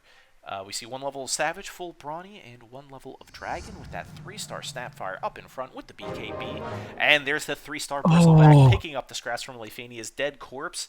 This could be a big turning point with that Heaven's Halberd, with the disarm, with the effective HP from the evasion. Craggy Code up on Beastmaster. Let us see how this works. That's a 3-star Juggernaut, by the way, with a Shadow Blade. Or like a Silver Edge, huge thing there because that's extra HP to distribute amongst the team. We've got Double Puck here. A 3-star Luna's gonna let it go. That's a lot of damage, but I don't think it's gonna be enough. Just runs over Pinty's Ghost. That was huge and fast and just violent. I mean, the Brawnies can tank that. Bristleback's not spinning. Juggernaut's gonna spin and still be providing damage, breaking. Right. Wow. Chief Ed is looking to make a rally here. And well, Bebos is on a big streak. You know what I was talking about? Mm-hmm. And that's more streaking for Bebos as they take down Pervac. Pervac's fallen dangerously close to single-digit health here. This lobby got real tight real quick. Yeah, I mean, you know, we saw people up with like 90+ health before, but now, like, even Pinty's just hanging on with like 41 health. Some Mortals down to 32. Almost everyone's up in heartbeat ranges as we go into round 25's item round. See Moon Shards, Bloodthorns, a Radiance for Pervac. Chief Ed goes for a second BKB, a Cadence Blade for K. Chief Ed does not want to see K. Horn of the Alpha out for Bebos. Ooh, that could be kind of cool. Yeah, 1 level of Rogue now out for Bebos, so we got some dodge chance in there. More dodges for Anti-Mage. Remember that Rogue bonus activates at any dodge, so that's going to be a great bout of synergy there. 3-star Chaos Knight coming out for Pinty. But let's check. That's going to be giant. 3-star CK, 3-star Luna. Who are you checking out? I'm checking out Chief Ed here as he puts that second BKB onto Bristleback, so he's never going to stop popping those quills unless they get dueled by this Legion commander. That Snapfire. I don't think Legion wants to duel that. Yeah, it's Snapfire. There's so much damage. 10,000 damage from Bristleback. That's from Quill Sprays alone. That's an elimination. Chief Ed takes out Pervac. That was giant. This Bristle is an absolute fiend. I mean, everyone's clumped up. Bristle's BKB'd, getting stacks. Ugh.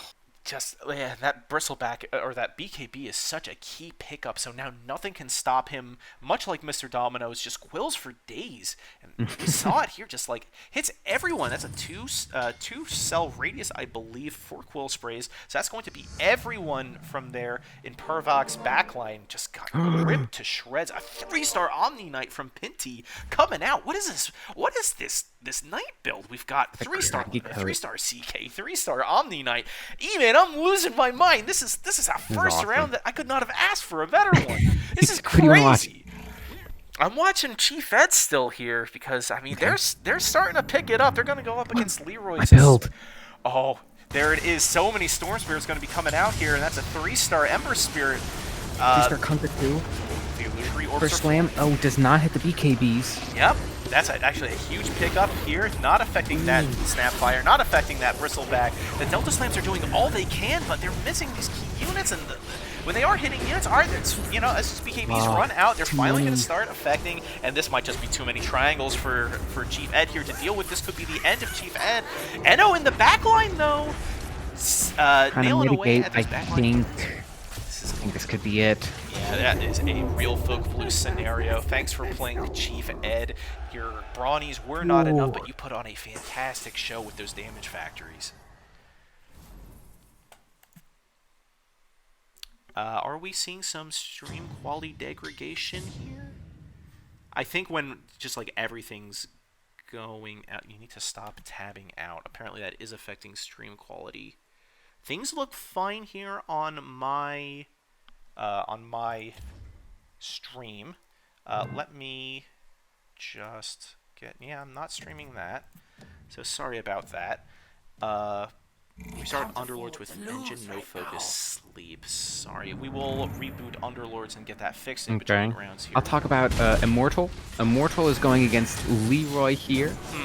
Leroy's been streaking this Mage Warrior Spirits build that I've been raving about, and absolutely gets cut up by 2 triangles. They get decimated. Absolutely decimated. I believe this is the end of Immortal. Yeah, it looks like Immortal could not make it happen. Leroy's coming through strong with these spirits, with a 3-star Kunkka, 3-star Earth Spirit, just taking home skull after skull. And Kunkka did 9,000 damage. Over like 6.4k damage with Ghost Ship alone. Yeah, that Black Dragon did not do nearly enough. That Kunkka, man, Kunkka's 3-star effect, 600 damage there, like you said. Jeez, stream is lagging. I do have a second device open. As Pinty does get another 3-star knight. This is a Blade Mail Abaddon. Pinty stack. Yeah, Pinty is doing quite well. On my screen, everyone, I'm getting a solid 60 FPS. This is from a separate device, not on my PC, so maybe adjust stream settings, because I am getting a silky smooth 60 FPS. I'm not... Yeah, it might just be a Delta Slam thing. But now I'm going to see K versus Pinty. This is a clash of Knights against these Fallen Heartless Hunters. That build has been streaking for sure. Yeah, this is going to be very close as Luna pops out her 3-star effect. Clips doing some work, but is it enough? It's a lot of work from Luna, but I don't think it's enough. This could be the death of K.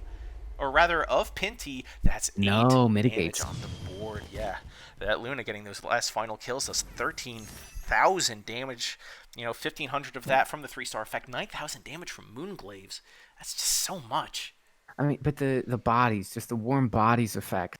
Level 10 versus level 7. Yeah, cannot quite cut through everything. 2 2-star Terrorblades there, 5,000 damage apiece as we go into round 29's item round. We have our top 4 here. That could be huge. Goes for the Moon Shard on Pinty, puts that on the 3-star Chaos Knight. A lot of damage. Satanic picked up, a Bloodthorn picked up for Leroy. We're going to be focusing on Pinty here. They have the Viper in with the Silver Edge, have Poisoner 1 with that Alchemist, with that Dazzle, with that Viper. Troll 1 has been subbed out. So we are looking at simply a low roll Night Poison healer build, sticking at level 7, K at level 10, Bebos at level 8, Leroy at level 9, and Bebos will be the one to go up against Pinty. This is a 20 health competitor against a 6 health competitor, and this is Bebos' low roll 3-star units. Added a Shaman. Oh, who got doomed? No, nobody did. Doom got daggoned before they could get it off. Oh, brutal stuff as this Luna 3-star effect goes out. It's an enthralled Omni Knight, though. This could be a devastating purification if they can even get it off. It's a lot of damage.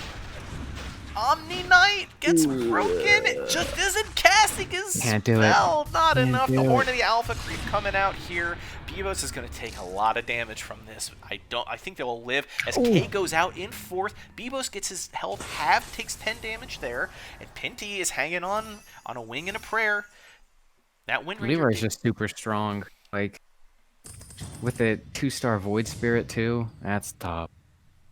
Yeah, and thanks for playing K as they go out. That Fallen 2, Hunter 2, Heartless 2 build was like looking very, very strong here. As we see a ton of 3-star units in our final 3 here. I'm going to be sticking with Pinty. Or actually, now that we're down to 3 units, we are going to see... I'm going to be following the humans around. So we're going to be watching Pinty versus Bebos. Bebos with those 3-star Hunters, Heartless. The Doom is... no, Doom gets it out against Viper. The Doom off. Yeah, so... Not get Dagon down this time. Yeah, Poison down, Purification down, takes out the Anti-Mage. Luna's dropping her 3-star. Wow. Eclipse is trying to clean stuff up, but it is not enough. The Heartless Hunters take it, and that is the end. Thanks for playing. Pinty. Bebos holds See if on. Pinty can hurt. No, Leroy just takes that handedly. I mean, a 3-star Kunkka with a pressure orb is just nuts. Yeah, this is... we are going to be seeing quite the showdown for our top 1 slot here in Group A in round 1 of these playoffs. It's Leroy versus Bebos. Just taking a look at both of these builds. This is the Snowplow Special Mage Warrior Spirit build versus a Hunter Rogue Brute Heartless Vigilant build. Vigilant 1 for Bebos. This is going to be spicy. I cannot wait to see. We see a anti-mage nestled here against the edge of the map between the barriers. Both of these players going for barriers. Target the Kunkka. Targeting the Kunkka. Yeah. No Can go he get ship. the boat out? Next one. Oh, and those are big ships from Kunkka, but it does not stop. Triangles coming out. Delta Slam 1 out. Delta Slam 2 out. Disarms the Anti-Mage. Disarms the Vengeful Spirit. She dies. She blows up. That is another disarm onto the Anti-Mage. Gets silenced. And it's up to this Anesix and this Wind Ranger. Is it going to be enough? It is not. That is a ton of damage coming out. That's... I think that's game. Yep. That's game. Is game. Bebos goes out in second. And it's Leroy taking it home with this Refresher Kunkka for this Mage Warrior Spirit build here. What a first lobby. I'm out of breath. I'm lightheaded. E-Man, tell us about this lobby, dude. Well, I'm beaming with pride. Absolutely beaming with pride that Mage Warrior Spirits took home the crown. That was like an absolute photo finish between the Mana Burn and the Refresher boats. Yeah. Like, that's like the difference between a Hunter proc and not. Between getting like 18 squares of stunning. You know what I'm saying? Yeah, and in such a wide area, that 3-star Kunkka, the boat radius goes up from 2 cells to 3 cells. Yep. Man, that just sets up so much time for more triangles. That, we see here at the end here, it's a 3-star Earth Spirit, a 2-star Void Spirit, 2-star Storm Spirits. There's a Void Spirit, a 1-star Void Spirit with a Silver Edge in there. You've got the and Crystal so many Maiden. triangles. So many triangles. Bloodthorn Puck, just like in my pubs. Just like, so much. So much, dude. So much survivability. And like, with every Delta Slam, you're going to get silences or disarms. It doesn't allow you to play. Yeah, it's just like, you wanna play Underlords so bad. I'm going to restart my Underlords here with that extra option. So... yeah, why don't you discuss what we saw here, the strength of that build, the strength of that. Well, I want to build. talk about the storyline a little bit. Mm-hmm. Like we saw a couple rags to riches stories, right? Mm-hmm. Both Bebos and I don't remember the name of the person that went the Fallen build because I already left the lobby. Oops. Same. But they were both in the bottom 3, I think, for a while. But they hit their stride. They got the people they needed, and they started streaking. And they rose. We're noticing some trends. We're not seeing many low roll strats, right? Well, we saw Bebos. Bebos was low rolling and ended up with top 2. Yep. But I think most of the top 4, they just went for strong comps. I think a couple people, maybe they leveled too quickly, kind of stretched themselves too thin. But, I mean, everybody's feeling it out, right? That's the exciting part about this patch. They're feeling it out, seeing what feels good, seeing when to roll, seeing when to level.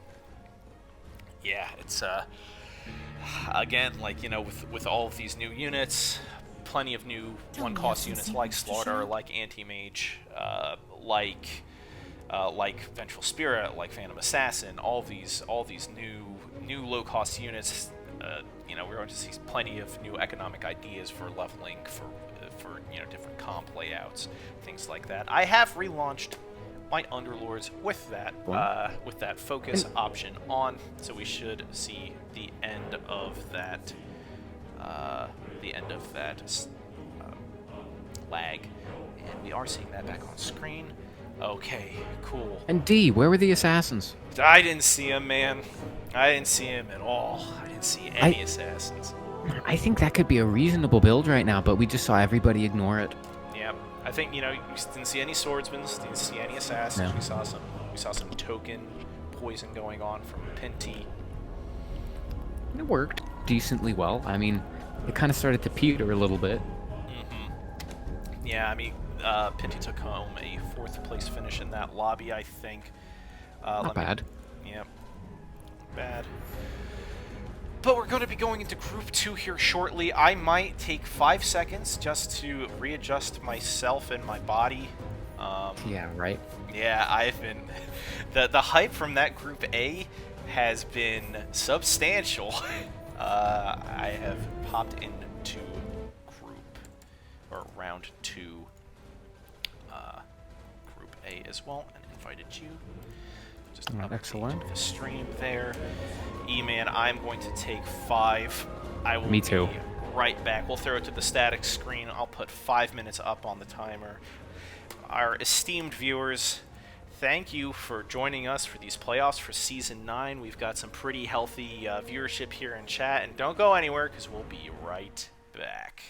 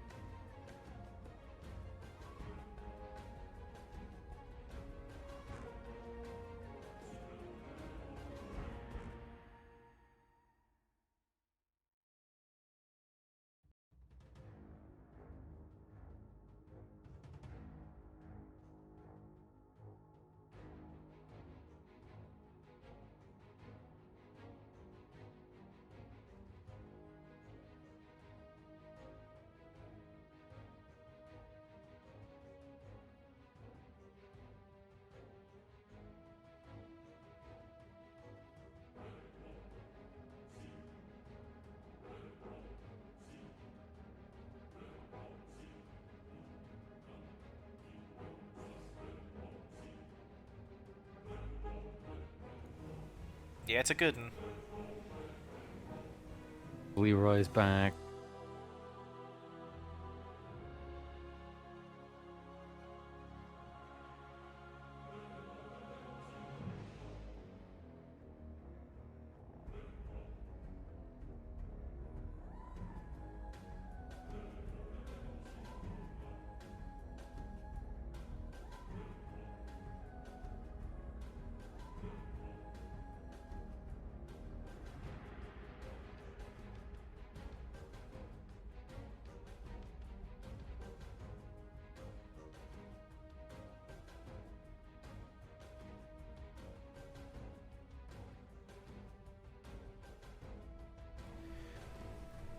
Ladies and gentlemen, welcome back to UPL Esports Season 9 Grand Finals. I am your host, Dr. Hackle, coming back with my co-host, Snowplows. Welcome back to a stacked lobby. Yes, we are about to jump into Group A of Round 2. Somebody has taken I can't think. That round 1 blew out my brain so much, I can't even form words, E-Man. Someone has taken the opportunity to start the lobby without me. That's fine. I was ready. I put myself as ready as we go into round 2. And Wow. we see a Starting familiar... things off with a 2-star bounty. Yeah, let's pop over to Leroy and see what our old friend Bounty Hunter can bring here when coupled with just a lowly 1-star Nature's Prophet. Yeah, we're going to see really good burst damage coming out and a lot of DPS. I mean, 120 DPS early on. That could be enough. Yeah, they are going to be up against an Anti-Mage, an Earth Spirit, and a Venomancer. This Nature's Prophet is never going to cast the spell. They want to cast... Hopefully, Bounty Hunter can kill that Anti-Mage fast enough, get silenced up by the Earth Spirit early on. Shuriken coming out, Timing. but so does the Plague Ward. We're going to see a second Geomagnetic Grip here right now. It's going to delay that Shuriken, will kill the Earth Spirit. Maybe this Bounty Hunter can take out the Plague Ward before he dies. Oh, it pulls the draw! Leroy, all right. The silences were insane. And, I mean, we see the power of a 2-star bounty. He pretty much soloed that. Yeah, like, just killed everyone. I think that Bounty Hunter got 3 kills out of that, and that can be huge for, early Stonehall Pike, early Stonehall Cloak, things like that. I mean...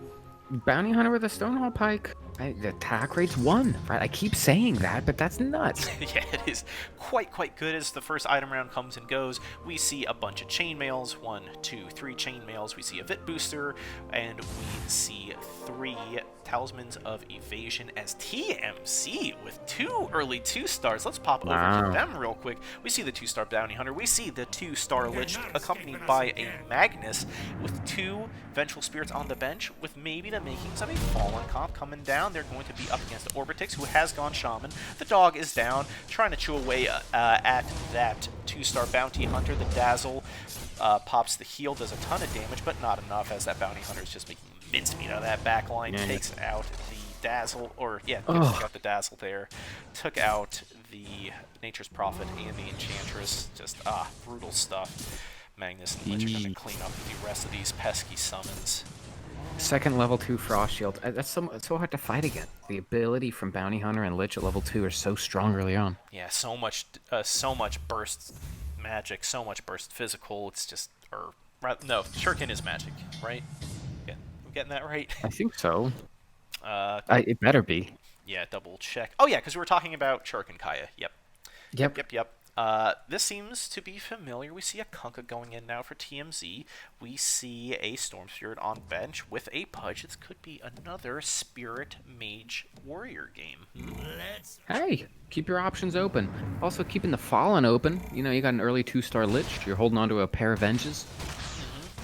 So we see TMZ going up against an old familiar face, Bibos, who has found a 2-star Snapfire pretty early on with a Bristleback. This could be the makings of a pretty strong Brawny comp.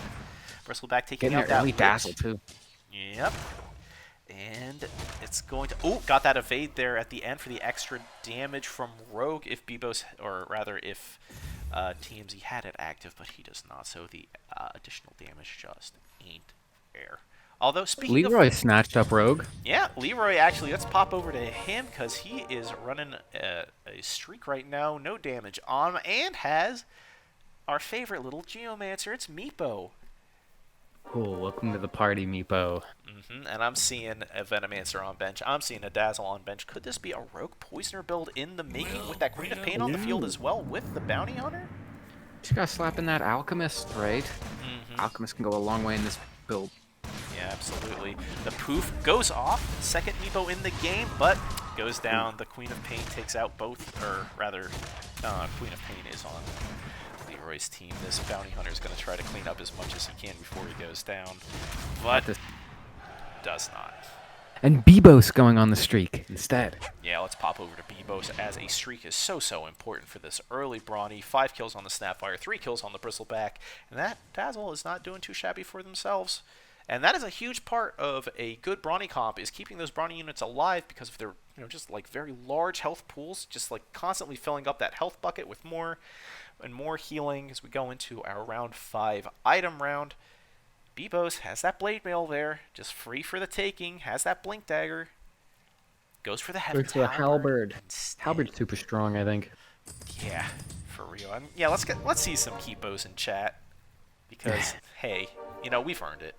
Keepo is finally in this game. Ooh, Digitam's getting an early 2-star Abaddon. Is that a Abaddon is still a 3-cost unit, so that is a very early 2-star 3-cost unit for Digitams. We're going to be sticking with Bebos here for the time being, see if it can extend the streak any farther.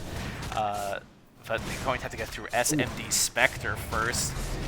Paired up there with the Shadow Demon, slapping away. We're going to see... Oh, just instantly throws out that Spectral Dagger, goes to down, but gets disarmed from the Heaven's Halberd. Can they take out the Snapfire in time? There's a dodge, and oh man, Snapfire's doing work with that Heaven's Halberd up against the Vengeful Spirit with the Desolator. Disarms her too. Oh man, this is going to be close. One more Scatterblast. Oh. Wow. Lives with 108. Wow, yeah. Super close there at the end. More kills go into the Brawny bucket, up to 11 Brawny kills. That's huge. At round 5? Yeah, that is a ton of kills. That's more than 2 kills a round for the Brawnies. Yeah, I mean, this Dazzle, again, has Vulture 2 of those kills, but, things are looking pretty good. Bebos might want to start thinking about a low roll strat, is keeping their options open, just checking out Bebos' bench. We see 2 Lunas, CK. We see that Earth Spirit. Oh, well, we saw the Earth Spirit, but cleared out a bunch of potentials off of that bench.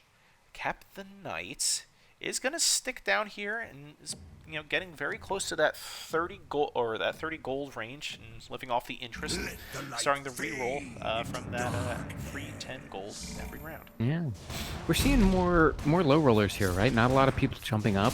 Yeah, TMZ, Leroy, Andrew, and Orbitix have all jumped up to 4, while Exanum, Digitams, and SMD have stayed down at 3 with Bebos, as we're going to see a Savage, or rather, a Shaman comp finally bring down Bebos' streak, as Orbitix picks up a streak of their own. Let's see what's going on. Look at that.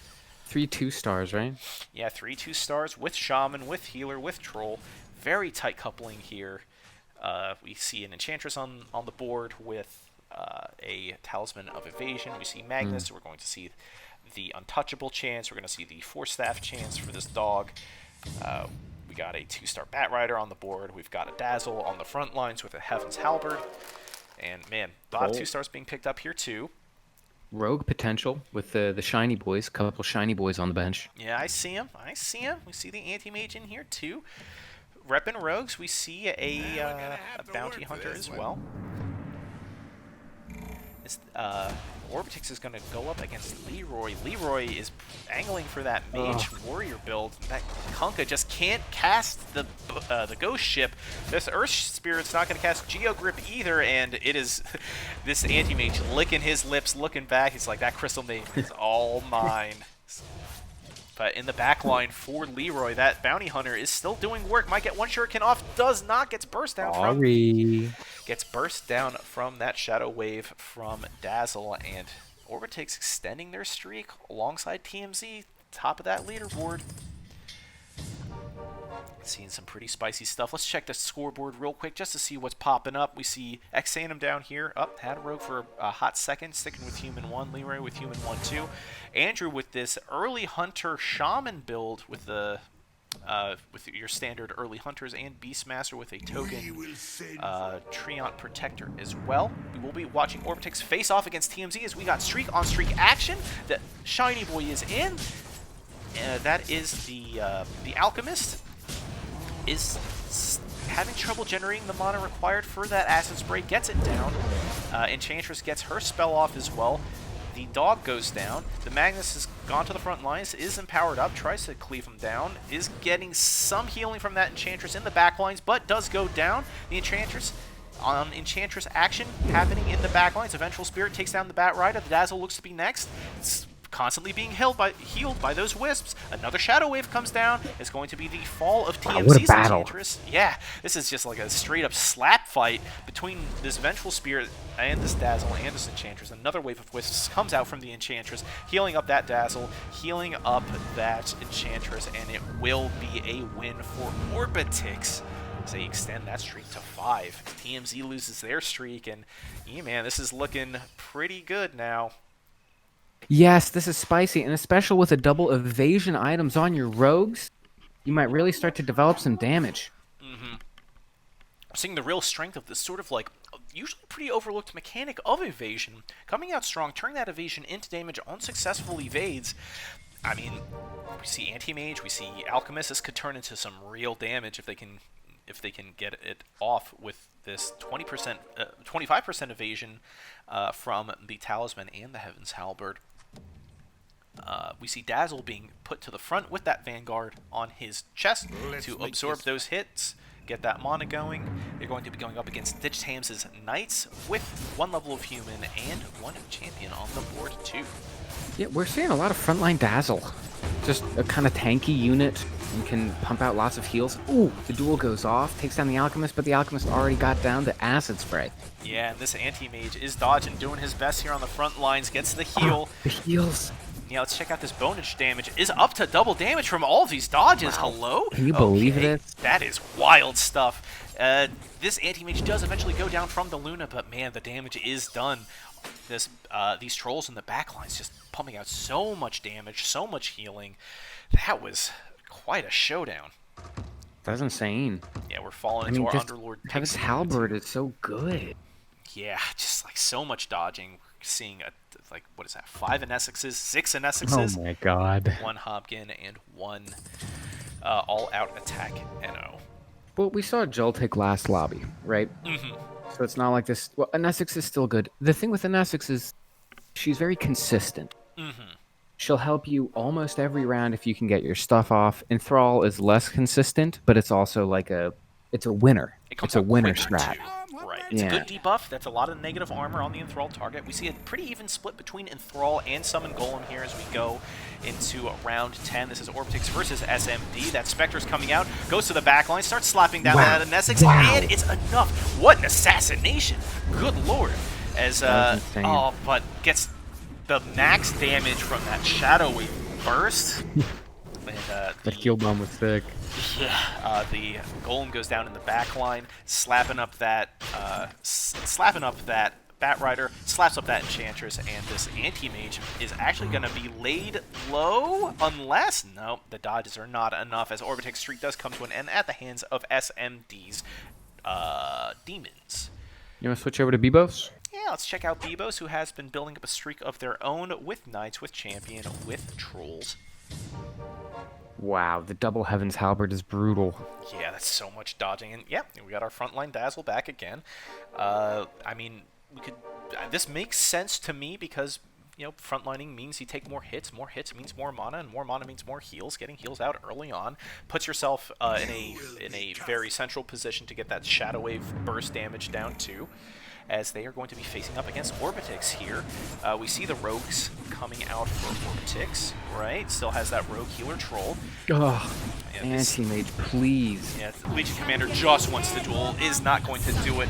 That that Alchemist does get enthralled and taken over. Can't dodge enough. This anti-mage is fighting, refuses to die, is still evading. Oh my god, these wisps. Anti-mage, anti-mage. Oh, finally goes down to that demonic Alchemist, but it is not enough. Bebos goes down. Orbitix takes the victory there. That demonic golem just slaps too hard. How fun is that, though? Watching anti-mage just dodge everything, not allowing people to cast spells. Yeah, like just it's infuriating because you just want him to die, constantly getting healed, constantly dodging, building up that damage. I gotta remember to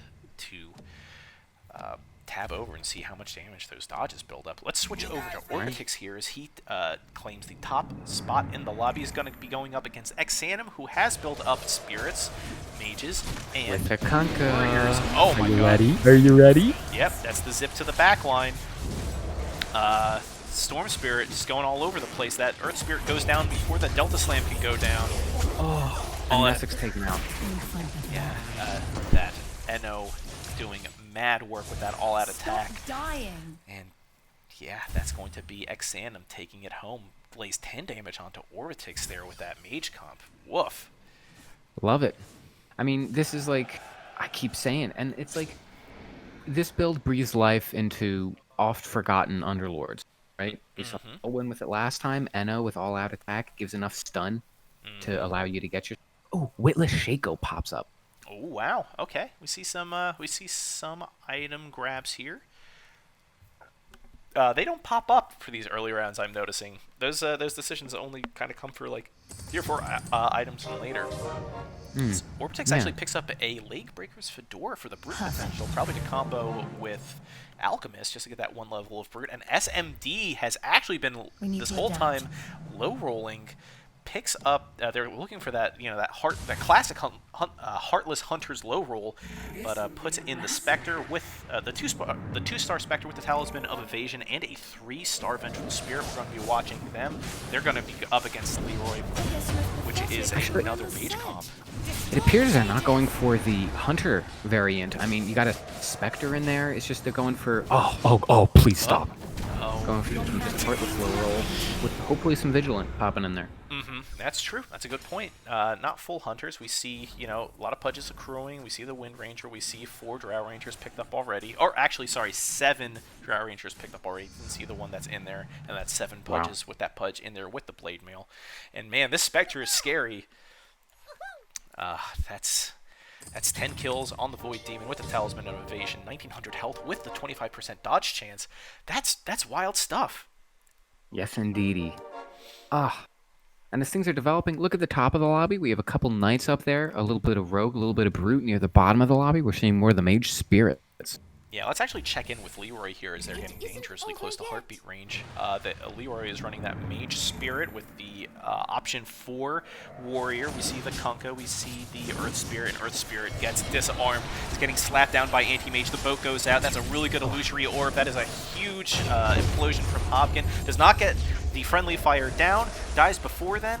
And Where's the Necrobook? Storm Necrobook is one of my favorites. Oh yeah, Brillium J Bruiser coming out trying to take out those backline units as Storm Spirit is the one to finish them off, takes down the Drought Ranger, takes down the Wind Ranger, and man, Leroy deals some pretty heady damage over to Andrew. Also, the Necronomicon units, Brill Bruiser is a warrior. Remember, once you get the buff, they get plus 10 armor. Oh snap, is that still the case? That is still the case. I gotta remember to click on Brillium the next time I see him down on the battlefield with that mighty hammer. Oh man. The amount of CC that comes out from this build is insane, especially when you get the Necronomicon. Yeah, let's check out this build. I mean, Brill Bruiser still has that stun chance, right? As Leroy pops up to 7. Puts in another Storm Spirit going up against Orbitix, the lobby leader. That anti-mage in there. Yeah, that's really not what you want to see if you're going through this. Oh, what a dodge from that Ember Spirit. Dodges out of the way for a huge Delta Slam. The Geomagnetic Griff. It's all over for Orbitix here. It gets chewed up and spit out. What a dominant show. And I'm not seeing the Warrior buff on Brill Bruiser. Neither am I now. I don't know what I saw before. Yeah. I'm also not seeing the Demon. Oh, yeah, that's a good point. Yeah. That these I summons don't know just what's going on that. don't have alliances. I wonder if that'll get added in later. Those were stripped away early on just to make sure that things were nice and balanced. But yeah, That's strange because I think I do remember in my pub earlier. I think they had it. We're gonna interesting. have to click on some summons. We got to make sure some of the summons have the correct alliance. Yeah, if we could get somebody in chat to independently verify that as well. Bebo's actually ended up with a 3-star Chaos Knight. And actually, let's pop into SMD's match against Leroy because Yes. SMD just got that 3-star Pudge. Not in time. Yep, not in time. And they get Delta Slam to Hades. Yeah, that is just an absolutely devastating Delta Slam, chopping up everyone. Oh Just goodness gross. me. Just gross stuff. SMD takes 13 damage from Leroy's. Leroy starts to streak. You know, those streaks Leroy's don't a get problem. health back, and actually TMZ is kind of anchoring out here. They are the lobby's lone shaman player. Let's see what's going on here. As we go Wow. into our round. Surprising to me. Yeah, round 17, item round. Opts for the Mask of Madness, puts in the Dazzle, pops up to level 8. And yeah, we have now Savage 2, Shaman 2, Healer 1, Summoner 1. Who gets the mask? That's a great question. It's kind of a questionable pickup for a lobby that seems to be pretty dependent on casting their spells. Oh, okay. TMZ opting for that Savage 2, Shaman 3. Hit that Lone Druid, I think, in their rules right here. Let's see how they do up against Leroy. Leroy. He's streaking right now. Black Dragon goes out. Let's see how much damage they build up. They get silenced early on. The Delta Slam goes out. The boat goes out. This is so much wave clear for these summons. Another Delta Slam will take care of Brilliant Bruiser. Another Delta Slam. Show mercy. Leroy just dominates. So many Delta Slams, so many zips from Storm Spirit. But actually, the Black Dragon. Okay. Black Dragon did some mad work. Look at that shaman damage. Yeah, that is tons of shaman damage. So much Huge splash. win. Huge win indeed for TMZ as Andrew falls down Andrew to 22 Baldash. health. Yeah, let's take a look at them. They are going for this Heartless Hunters build. One level of Brute. We see some familiar faces here for that kind of setup with a Lifestealer. We see Pudge. And actually subs in the... Abaddon gets one level of Heartless now. Puts the Silver Edge on Terrorblade. This could be some spicy stuff. Okay. Gonna be going up against the Knights of Bebos, who have been sort of low rolling. It's a 3-star Chaos Knight there. Terrorblade desperately wants to sunder, gets it off right there, kills the Inesix before that they can cast their spell. Enthralls the Legion Commander, puts themselves in front of the Chaos Knight, wins the duel, takes a huge chunk out of that Luna, dooms up the Dazzle, takes out the Beastmaster, and deals 7 damage to the Knights of Bebos. Interesting interaction between Paladin Sword and Fallen. Yeah. Right? The heals get amplified. That's right. Yeah, it's a ton of healing because that Paladin Sword just amplifies all allied healing by 20%. It's essentially just like getting a free healer alliance. Kinda, right? I mean, the level 1 healer alliance is 25%. All right, so close, but not exactly. Yeah. Who do you want to watch here? TMZ, Andrew Baldash? Yeah, let's pop into TMZ here as they have subbed out that Black Dragon for Summoner 2. We're going to be seeing that Wild Wing with that incremental damage from Savage, with the boosted damage from Summoner, and all sorts of nice stuff. That Force Staff chance from Magnus, the Untouchable chance from Enchantress. A Troll Warlord, why not? Okay, yeah, Troll 1 is up and ready. Troll Warlord has that Mask of Madness, a pretty good build from what I hear. We see that Shadow Shaman there as well. And the damage is starting to build up for this Wild Wing. Almost up to double damage range. Spectre comes through and absolutely devastates the backlines. Did you see that? Yeah, Spectre did absolute work there. And that Pudge got large before he died. Golem goes down, and that is going to be some pretty nasty damage onto TMZ. I don't think it's a kill, but it is damn close as they are racing to the bottom with Andrew Baldash. It's tough. I don't even know who to watch here. Spectre Battle Fury just did absolute work. That was a Oh, pleasure. God. Oh, no. That's That's too devastating much. stuff. It's too much to deal with. SMD, please. That's a ton of damage. Let's pop into Andrew because they are technically at lower health, so they do pose the Ooh. greater chance at dying.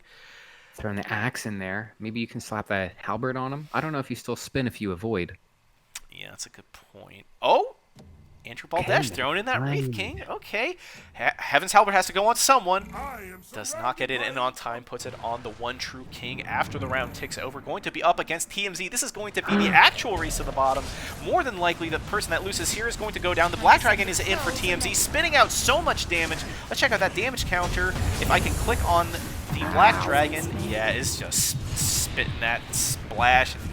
This is looking rough for Andrew Baldesh here. And at like the Black Dragon, absolutely. I think is there a Beastmaster in there? I am not Attack sure. speed is insane. Yeah, that was so much, just so much damage coming in so quick, and Andrew Baldesh does fall. That is going to be our 8th place finisher here in Group A in round 2. Let's pop into TMZ here as we enter our round 21 item round, looking for something good to Mech. add. Mech's going to come in. That's going to be amplified by the healing as well. Good point. Okay, okay. And yes, there is a Beastmaster here.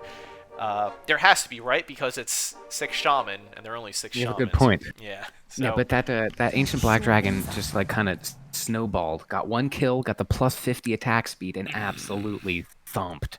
yeah, that is absolutely devastating stuff. TMZ jumping up to level 9, throws in that... who went in? Somebody went in to finish up Summoner 2. At the cost of Savage 2, so we aren't going to see that incremental damage coming in. Check in with our Black Dragon friend, who is doing a bunch of spit TMZ's damage. against Belos' Ghost. Yeah, these Knights are going to be pretty resilient, but will it be enough? Do they have the AoE damage to take care of all of these summons? This Black Dragon is just making mincemeat of everyone. 6,000 damage so far. Just so much splash. It is just too much for Bebos' Ghost to deal with. Just gross damage coming out. If they get rank 2 Savage while holding on to the rest of the alliances, like pump up 1 more level if you can. It's gonna be huge. Well, that's level, I guess. Maybe not. Yeah. It is some pretty fierce stuff coming out from TMZ. Here's Digitams takes a 7 damage smack right down to 12 health. They are looking not so hot. What is going on here with this build? Digitams is opting for a full 6 Knights with Champion, with Healer, with Troll, with Rogue. A Rogue Knight. Okay. Oh, yeah, level 2 Sven. Level 3 Abaddon with the mini novella of a 3-star effect there for Curse of Avernus. You don't see that all too often, but man, this is the first time I think I've seen it here in UPL. Oh, maybe the Halberd should go on the Sven. Well, who could say? Oh man, Bat Rider with a Necro Book is kind of funny. And just our luck, Digitams does go up against TMZ. Let's see how this 6-Knight comp goes up against this Black Dragon. The Sven is actually eating a ton of that damage pretty well. It's doing some cleave damage of his own. Chews through the Beastmaster. That Legion Commander wins the duel. Lots of heal bombs coming out here from the Omni-Knight. Golem goes down, though, for TMZ. And it's starting to chew through that back line, but does Sven is going hard in the paint. Yeah, tons of damage coming out from Sven. Chaos Knight doing plenty of stuff with that extra demon damage. The enthralled Shadow Shaman does not help TMZ's cause, and Digitams actually takes out TMZ for that 7th place finish. Look at this again, another tight lobby. We have so many people, and heartbeat range and the max health is 48. Yeah, like, you know, after Orbitix, it's Bebos in 3rd with 22 health. Digitams in 6th place right now with 12 health.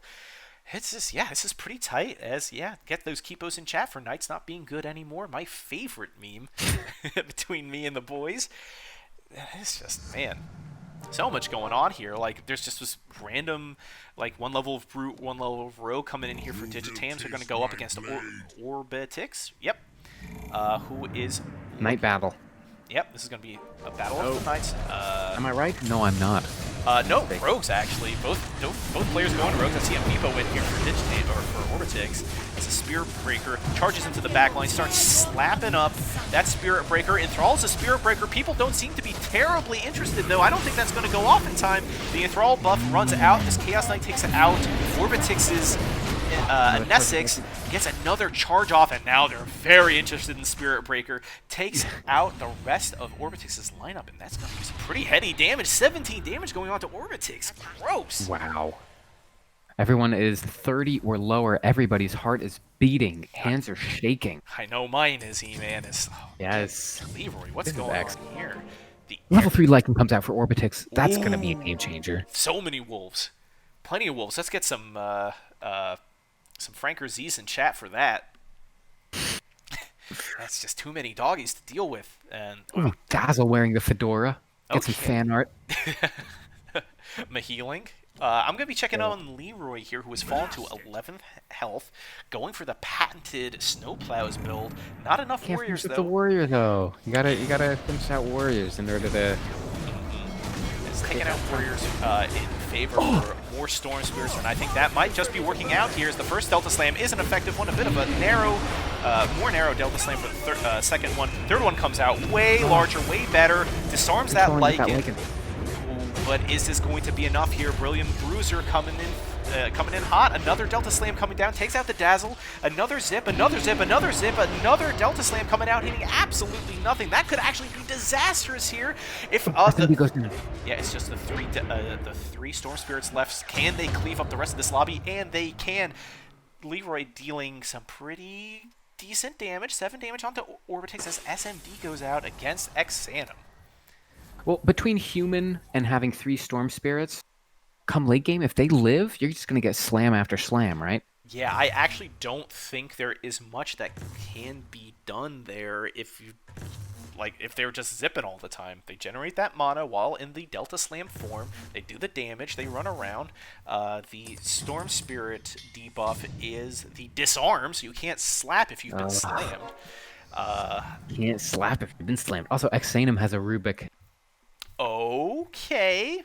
We see our That's gonna be Grand worth Magus looking sitting here at the top. I mean, that's why they've retained so much health. Let's check out Bebos, though, whose Knight build has been slightly downgraded to only Knight 2. Okay. Bebos sitting at rank 8. Sitting on Troll 1, sitting on Champion, sitting on Human 1. Has 2 Omni Knights in. Okay, going up against Leroy. Good boat. Chaos Bolt coming out. Oh, takes out the lowest leveled Storm Spirit, so maybe not so many slaps. Still has plenty of spirits to go around there. Second Delta Slam, maybe not enough. Ooh, a third Delta Slam comes out. That's pretty heady. Can't up. That Earth Spirit got sheep. Brillium goes down. The Storm Spirits fall, and that should be the death of Leroy. But Digitams goes out photo first. finish. Leroy gets that timestamp 4th place. Oh my god. Wow. We have our final 3. Just like that, Bebos holds on. That was insane. Xanum gets a heady slap. That's 16 damage. Got overhalved. Ooh. Orbitix has 2 fedoras, getting level 2 brute. Okay. Do you think that's good? Do you think it's worth it to go up to 2 brute? Level 2 brute's insane. Yeah, that is, it's a lot of physical damage. It's a pretty heady debuff at 60 damage. We see a level 2 Meepo in here with the Heaven's Halberd. We are going to be watching... With the human mins. Yeah, the human mins. Xanum?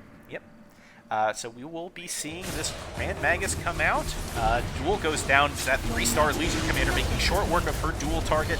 First Delta Slam comes out. It's a good one. It hits pretty much everybody that is going against the front lines of Xanum. Second Delta Slam goes out. It's another good one. Silences up the Legion Commander. A third Delta Slam, extremely narrow. That one wasn't perhaps it, Chief. We're going to see another Delta Slam come out. That one's looking way better. Disarms the 3-star Legion Commander. Disarms the 3-star Chaos Knight. And it's going to be very close. So much falling low on Xanum as another slap comes through. And that's it. That's the death of those last couple of units and the death of Bebos. Just enough. Too much blinking and slamming on Xanum. Even takes a big bite out of Orbitix until we go to our final 1v1 of this group. All right, and I also want to see. I want to see what the Rubik steals. Saw a very clutch Chaos Bolt come out from Rubik. Oh, Yeah, we gotta be watching this guy. He's gonna be doing all sorts of crazy stuff in this final round. Now, we see our one-on-ones coming out here. We're going to be seeing, all sorts of very specific targeted positioning. A 2-star Spectre coming out, a 2-star Void Spirit coming out here. We got two-star Earth Spirits. We got a 2-star Void Spirit. We got our Storm Void Spirits. Alliance. Yeah, Void Alliance up. A Dagon TA, just like in my pubs, coming out here. Orbitix going to the sides, trying to avoid those Delta Slams. The Storm Spirits go out. The first Delta Slam, it's a big one, a big boat coming out. And there's just so much going on. Cannot finish the plate.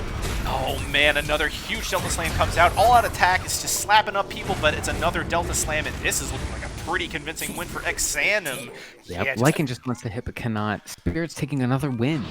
Yeah, just too many spirits for Orbitix to deal with. And Exanum, our winner from week 2, if memory serves, and if I remember, just like a very dominant showing, takes this Group A lobby here in round 2 of the playoffs. And Turns out spirits are looking pretty strong. And this is a deep build too. We see Void, we see Magus, we see level 10 on Exanum. These little rollers just couldn't pull it out. Well, let's think about what we're seeing right now. Let's look at the top of the lobby. Second place was Summoner. Mm-hmm. So you have a lot of stuff on the board. Your Delta Slams are good against that. Right. Bebos and Digitams, they went heavy into Knights. They're all going to be clumpy. Mm-hmm. They're going to be hit by those Delta Slams. Spirits kind of lines up against those very well. Yeah, I mean, there's just only so much you can do when you get silenced, broken, set on fire, disarmed. It's just crazy stuff. I mean, we see 2 very effective spirit builds here in the top 4. Is this our new meta? Is this our new spirit overlords? I hope so, because I love going that build. Word. Yeah, it's a fun build to see. I've been told that Group D is still going on, so we're gonna try to pop into that in round 29. And yes, we see Sloana Noctendi, Pervok, and Oslan 228 in our top 3. We're going to be following the humans here. Can you spectate this? Are you able to spectate this? Or are you gonna have to Let stream me spec? have a try. If not, I'll go through the stream. It is bot D. You see some interesting stuff here for this Knight build. We see Knights, we see Heartless Hunter Warrior, another Enduring build, and some brawny stuff going on here. We're going to be watching Oslan versus Sloana Noctendi, who has gone up to level 10. A very quick duel going off with Legion Commander. We see the barriers again, a huge Kunkka ship, and another Ravage. An Essex goes down, the Luna ult goes down, and it is looking like a exit for Oslan. Sloana Noctendi's Heartless Hunters make mincemeat out of that Knight comp. Wow. Oh, Pervak's still fighting up against Oslan as well. And takes him out as well. That was Knights got switched around, right? You have less of a base bonus and more of an adjacency bonus. I want to say that they just got straight buffed. I'm not sure though. I'm not sure if it was a straight buff or if it was like a sort of like you had said, the adjacency versus the base bonus. Yes. All right. Yes. So we got Sloana Noctendi. Pervok. I actually had to spit there because I just too much stuff in my mouth at one time. That's a rough thing to clip out from this Twitch broadcast. As we see this brawny comp, and this Medusa with the Cadence Blade is going to be an incredible pickup. The Ravage goes out. Medusa is slapping, the Stone Gaze, the just constant damage this Juggernaut cannot stand. This Beastmaster is whittled down, this Mirana taking out the backlines, and it's just down to this Beastmaster, and that is that. Pervok gets slapped all the way down, and Sloana Noctendi takes Group D. Also, how much of the AoE from Brawny is physical versus magic? Because I think that scale played a huge part. Yeah, that's true. That's a very good point. I mean, that was a Dragon Brawny comp, so we saw like some Snapfire Spits, and you got the classic combination of Medusa and Tidehunter, just bringing it home late game. And Yes. we've gone through so many metas. Hunter, Warrior, Heartless just endures. Right? With a little bit of Brute. I think Brute's played a decent part. Mm-hmm. Yeah, I mean, yeah, it's a ton of damage reduction against those Brawnies. It stands to say that having a Lifestealer in there too probably helps. We seen that last one. Yeah, he kind of did 4,600 damage just from Feast alone. Like, those 3-star brawnies just could not stand. Yep. I cannot stress the importance of Alchemist. Like, it opens up so many different things. You want any one of those three alliances, you want an Alchemist because his core set synergizes so well. Yeah, just the armor reduction, the physical damage, and just so much. And I think all of our lobbies have now wrapped up. Excellent. And we are going to start seeing some cuts. The top two here in this lobby. Oslan just missed the cut. I'm being told by our admins that Pervok and Slonanok will survive the cuts as we go on to round 3. I'm going to put some time on the clock and take 5 just so I can recenter myself and my body. And yeah, let's put 5 on the clock there, and we will be right back. This is the UPL Season 9 Finals. I am Dr. Heckle. With me is Snowplows, and don't go anywhere. We'll be right back. See you in 5.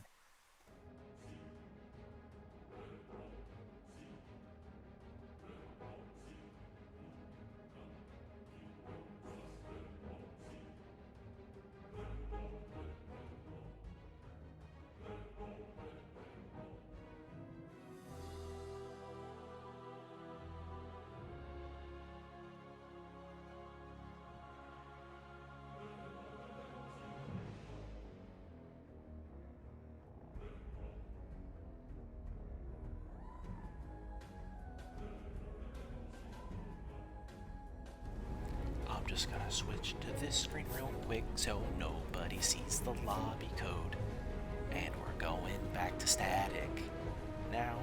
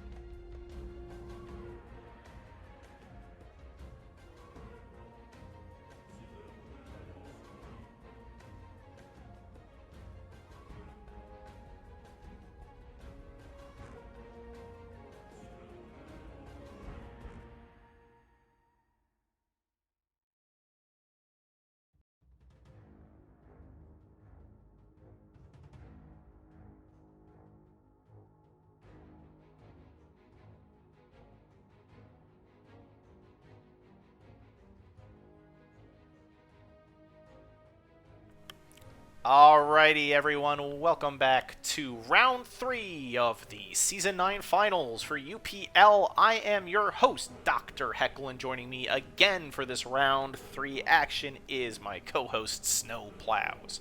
Wowee! What a first 2 rounds. The field has been called in half, and man, we've seen some really innovating, really exciting stuff here. Yeah, I'm loving seeing the way this is developing, builds where things are getting popped in and out, and I can tell people are still kind of feeling stuff out. Yeah, it's too many players in this party to enter matchmaking. You gotta be a spectator. E-Man, I know you're very good at this game. However, you did not qualify for round 3. Let's try that. Can't sneak in there. Just sneak in there and try your hands on this grand finals cash prize as we enter round 3. We got some pretty familiar names. This is Group A, so these are our point leaders. Ooh, hey, Incandescent Sky, how you doing? Yeah. Blues in here? Incandescent Sky is back. We see Leroy, we see Xanum, we see Orbitix, we see M Blue, we see SMD, we see we see Bebos. Bebos. And K-Dash. So we're jumping in here. Again, our field has been cut down from 32 competitors to 16 competitors. So over in Group B, while... Oh, Orbitix. You'd better load in soon. I don't know. Let's see the word from Advanced the open admins. forting. Yeah, the ultimate open fort where you just don't connect to the game. Over in Group B, we have Digitames, Rakoshny, Andrew Baldesh, Shame, Pinty, who has survived, Sloan and Octendi, TMZ, and Pervac. So those are our Season 9 top 16. Let's kick it off with Group A, the best of the best right now. Orbitix Will we get a remake? I don't think so. It is on, I believe it is on the competitors to connect at lobby start if you hit the ready button. Actually, Leroy has just dropped as well. Let me double check. Orbitix is back. Okay, now Leroy disconnects. Interesting stuff. Watch SMD. Spicy lobbies. Leroy does disconnect before beating SMD, so SMD does take that damage. Let's see if we got any early 2 stars, anything spicy on the board. Nothing too much. I mean, we just have a couple heartless people. Mm-hmm. Leroy has... Okay, 2 people have left the lobby. SMD has also left. This is looking like a remake, ladies and... Oh, 6th place. We're dropping like flies. Yep. I was looking at the wrong Group A thing. Can't connect to the game. Orbitix bugged out. Yeah. Okay. I'm going to re-roll here. No, I'm just kidding. It's going to leave the match. I don't think anybody got any particular nutty starts, so it's okay. Mm-hmm. Yeah, nothing too nuts. It is a remake. That is the call from our admins. Oh. That's good. It's good that we remade, because I never transitioned over to the game screen, which is fine. I forgot to hit the button. That's on purpose. Mm-hmm. Alright, we're just waiting for everybody to load in here as we wait to get to our round 3 lobby, Group A. Just waiting on a couple more folks to hit that green button. Pardon me. Incandescent Sky and nothing but professional some casting. dude I have a diesel. We got remakes. We got casters belching into their mics. It's good. Alright. Alright, everybody's ready. Everybody's ready. And I'm ready to do this. Let's do it. Private match. Alright. Round 3. Part 2. Heaven or hell. Let's fight. So again, we got Orbitix, we got Leroy, Bebos, SMD, Xanum, Incandescent Sky, K-Dash, and Secret.mblue. Yes, everybody has bought something. We are... Oh, Bebos with double Meepo. Okay, I'm watching Bebos. That's spicy. We're going to see a lot of meeping going on here. Meeping and creeping. Meeping and creeping here. Round 3 here for the UPL Finals. And, oh, I like the Vengeful Spirit Splash just to get that little extra minus armor. They're going to be going up against K. The Meepos split up. We got double Venomancers with that Queen of Pain, so we could see a potential a Poisoner build here, and all of the Meepos have lived, except for that one. And all the Meepos die from the scream from Queen of Pain. This is going to be pretty close, but I think Meepos still might be able to bring this home with the Vengeful Spirit. The Demon bonus damage is not enough. That Queen of Pain did absolute work that match. That looked brutal. Yeah. Just killing 4 Meepos all at once. Bebos immediately sells a Meepo and buys up some Heartless. Ah. Unfortunate. Going to our first item round here. I don't think Meepo's too good. I think Meepo is kind of like a more effective Arc Warden at this point. I feel you. He's melee. Yeah. And that's tough. That's tough for Divided We Stand. But, I mean, hey, I've yet to see the 3-star in action, and I gotta climb back up to Big Boss from Boss, so I will probably not be trying to cheese that out in pubs until That's then. what Classic is for.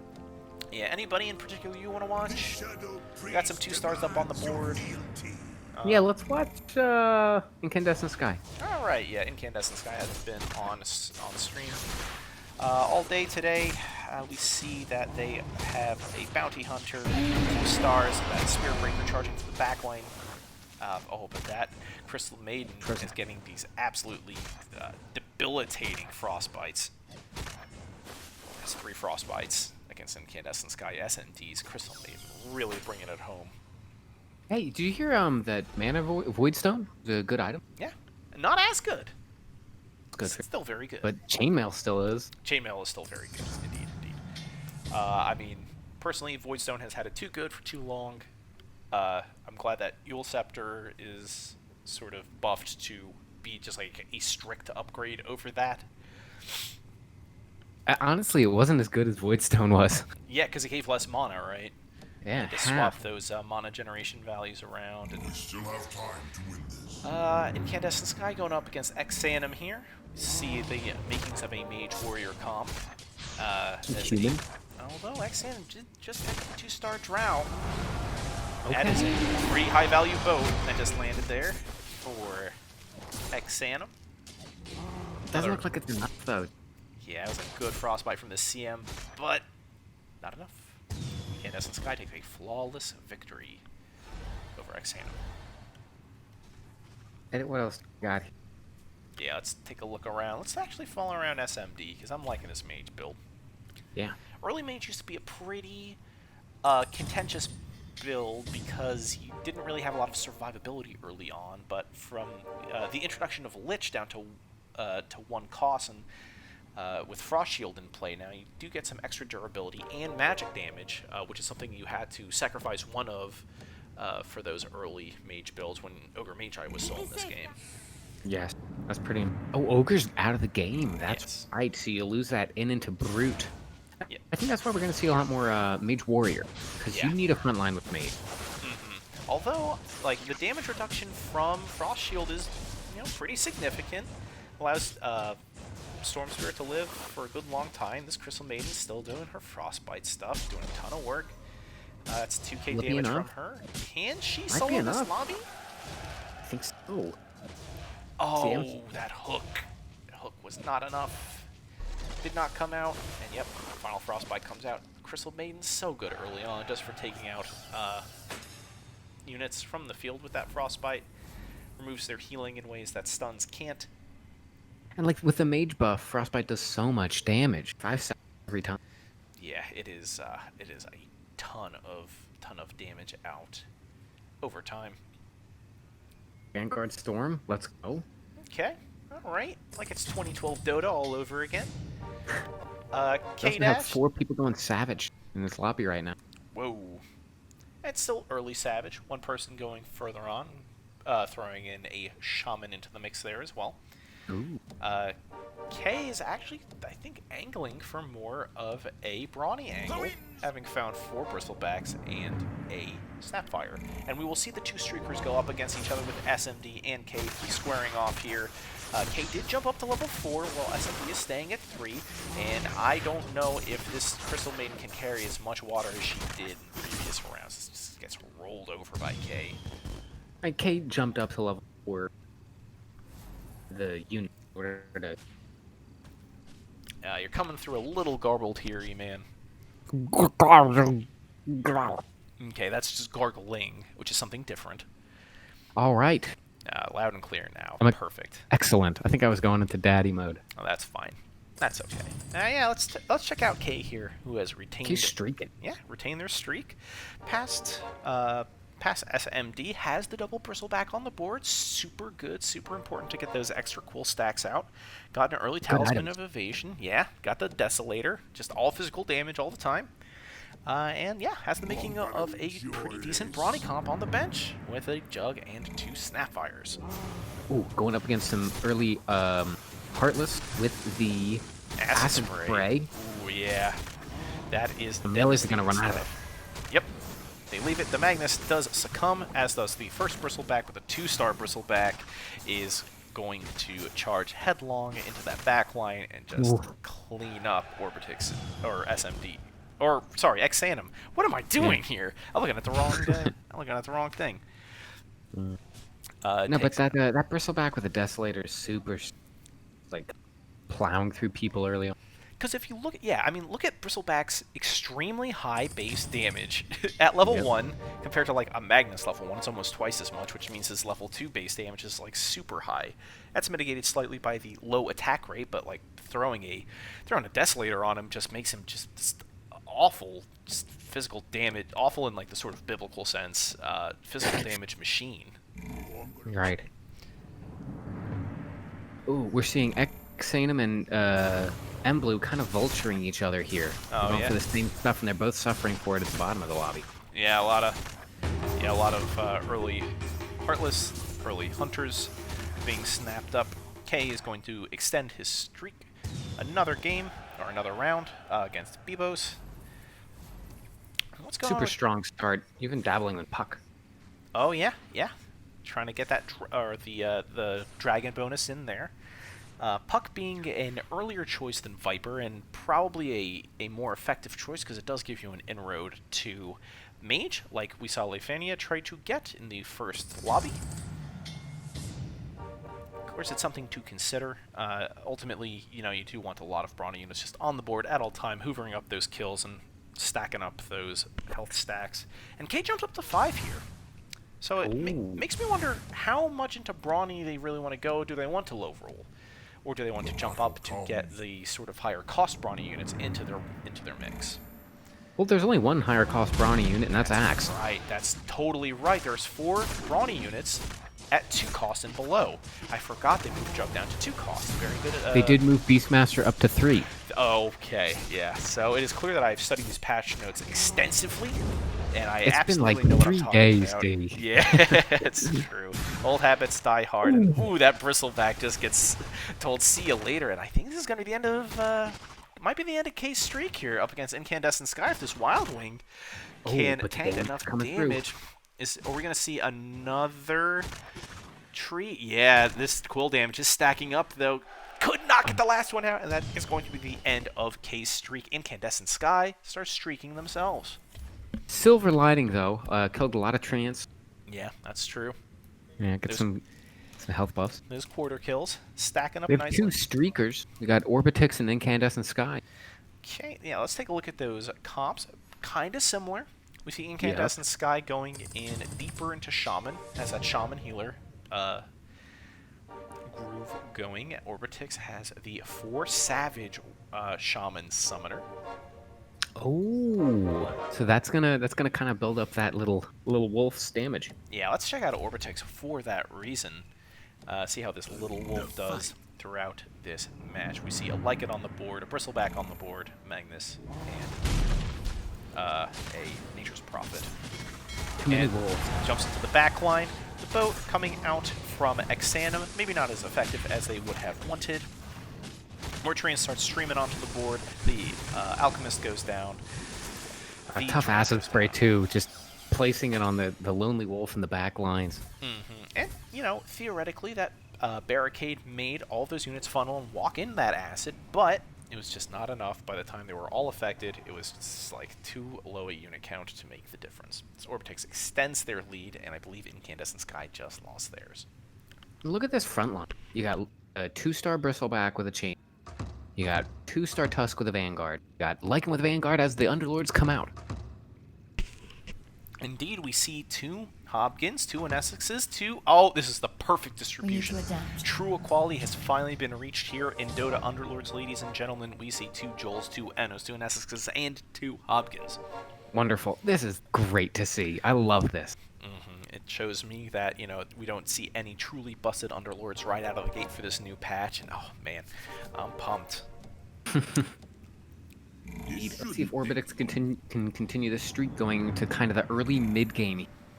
Yeah, goes up against K, who has hard committed into Brawny now, but did not get the Eno that they may have wanted. Got the all-out attack Eno instead of the healing Eno, and they are just getting swarmed by Orbitex's summon army.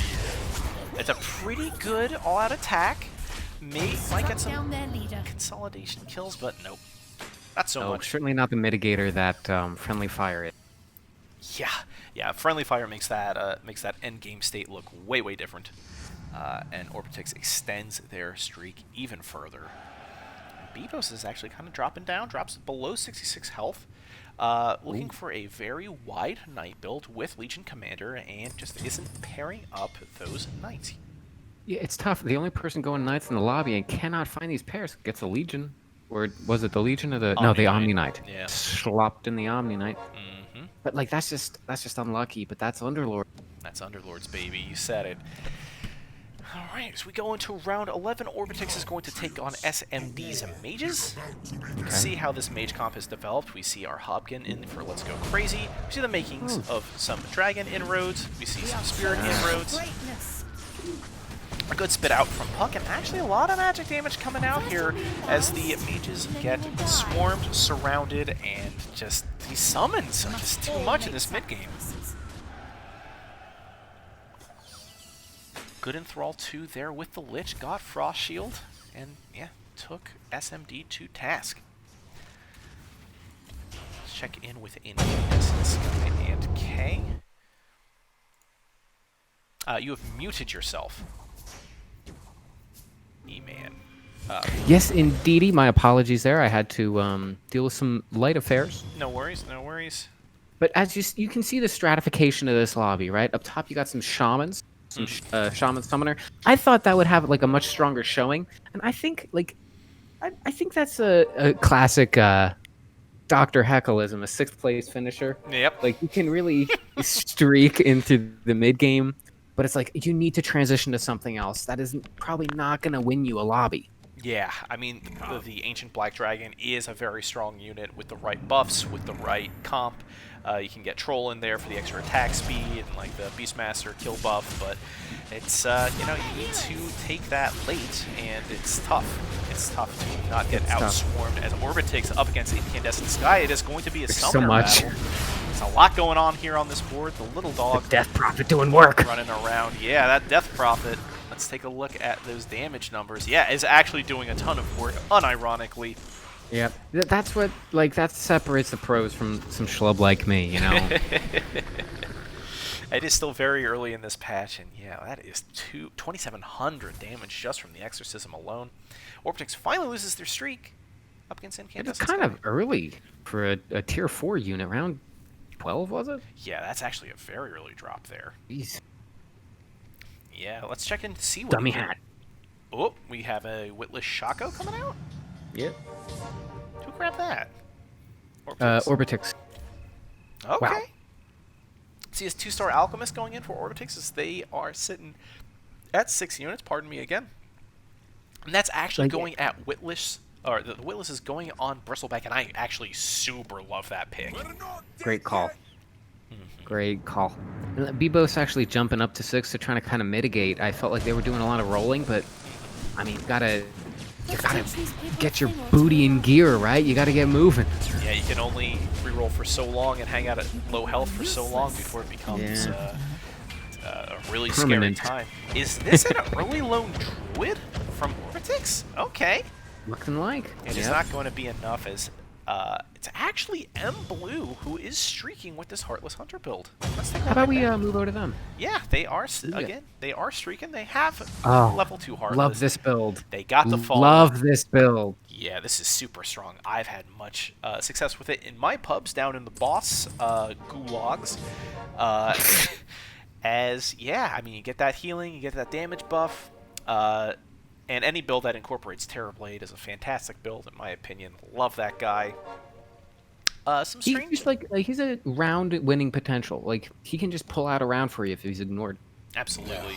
And some interesting itemization here with the Skull Basher on Terrorblade and the Desolator on Windranger. I would personally swap those around as M Blue fights Incandescent Sky.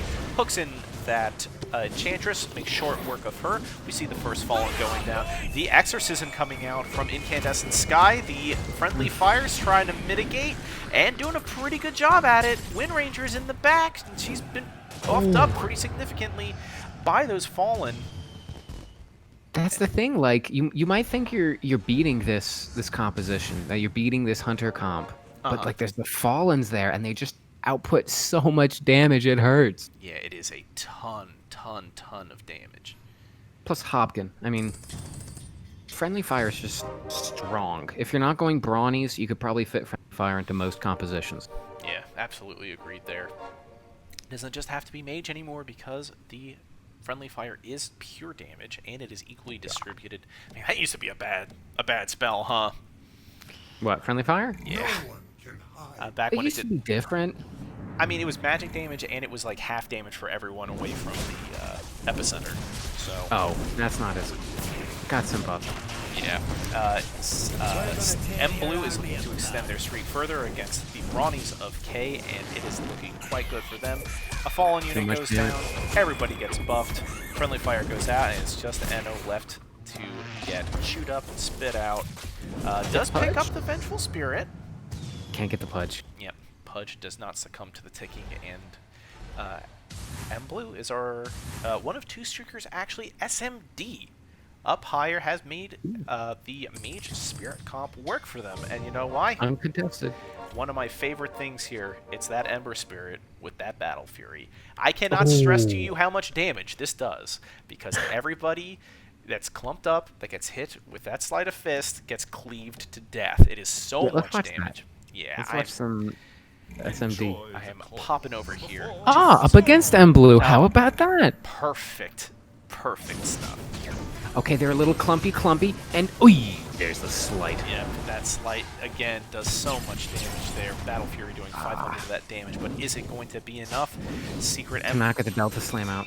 Yeah, M Blue's Warriors up. She's got some mitigations. Wow, plenty. Wow. The Yeah. bombs were insane. Only 4 damage from what looked like to be an otherwise overwhelming loss for SMD, and M Blue claims the lone streak in this lobby. And up. Do I hear Incandescent Sky's Death Prophet? Yes, I do. It's the second exorcism, I guess. Yep. It could have been the first. No, with the Void Stone. Yep. Make sure it work. Yeah, Death Prophet goes down as this Incandescent Sky claims another lobby. This is a build I didn't think I'd ever see. Just Heartless 2, Healer 1. Interesting. Wow. Powerful Brave stuff. New World. Yeah. Who are the healers? Dazzle and Ench, why not? Yeah, why not? Just a splash Ench. Don't even need the Shamans. It's fine. Okay. It's great, actually. Another item round comes Joel. out. I think we see a Silver Edge come out for that Drow Ranger. You know what? Healer with Joel is pretty nice. That is pretty nice, actually. Now that I think about it. Yeah. Because we have 2 people in Heartbeat. Who do you want to watch? Oh, wow. I hadn't even noticed. Yeah, let's check out Xanum here, who has hit some of their low roll potential. Has found 6 Wind Rangers, but has found the 9th Drow Ranger. Pretty big. And we'll see how Xanum does up against K. And their Brawnies. This anti-mage is in the backline trying to burn mana very desperately, and that is a maybe not so good ghost ship from Kunkka, but I don't think it matters. I think XM is going to handily take this engagement up against K. That acid spray was giant. Yeah, and Xanim, for somebody who has a lot of low-cost units, has actually kept up pretty well, economically speaking, up to level 7, right there with, you know, some of our lobby leaders and mid-tier placers. And unlike Bibos, who is now down to 14 health at level 6, finishes their 3-star Legion commander. We'll be watching Bibos here. And man, what is happening here? How can they pull this out from this tailspin? Well, they need some stabilization right now. They're missing some damage here. I understand with trolls you're a little okay. With this 3-star Legion, you might be able to really pump some. Yeah. Oh, SMD with a Rubik too. Yeah, SMD throws in that Rubik, throws in that Grand Magus. Let's see what he can pull out. Takes Not close that enough Fate to steal Bolt. any spells. Yeah. Gets Delta slammed. He turns invulnerable. And up casts something. Oh, Chaos Bolts the Puck. Bad. But this Legion Commander is just dominating this lobby with this Chaos Knight. Okay. Cudgels Legion down. Commander should damage, right? Yep, cudgels down that Crystal Maiden to take the lobby against SMD. Lobby leader SMD, if my memory serves me. Orbitix continues to streak. Not anymore. Yeah, not anymore. Ah. Certainly not anymore.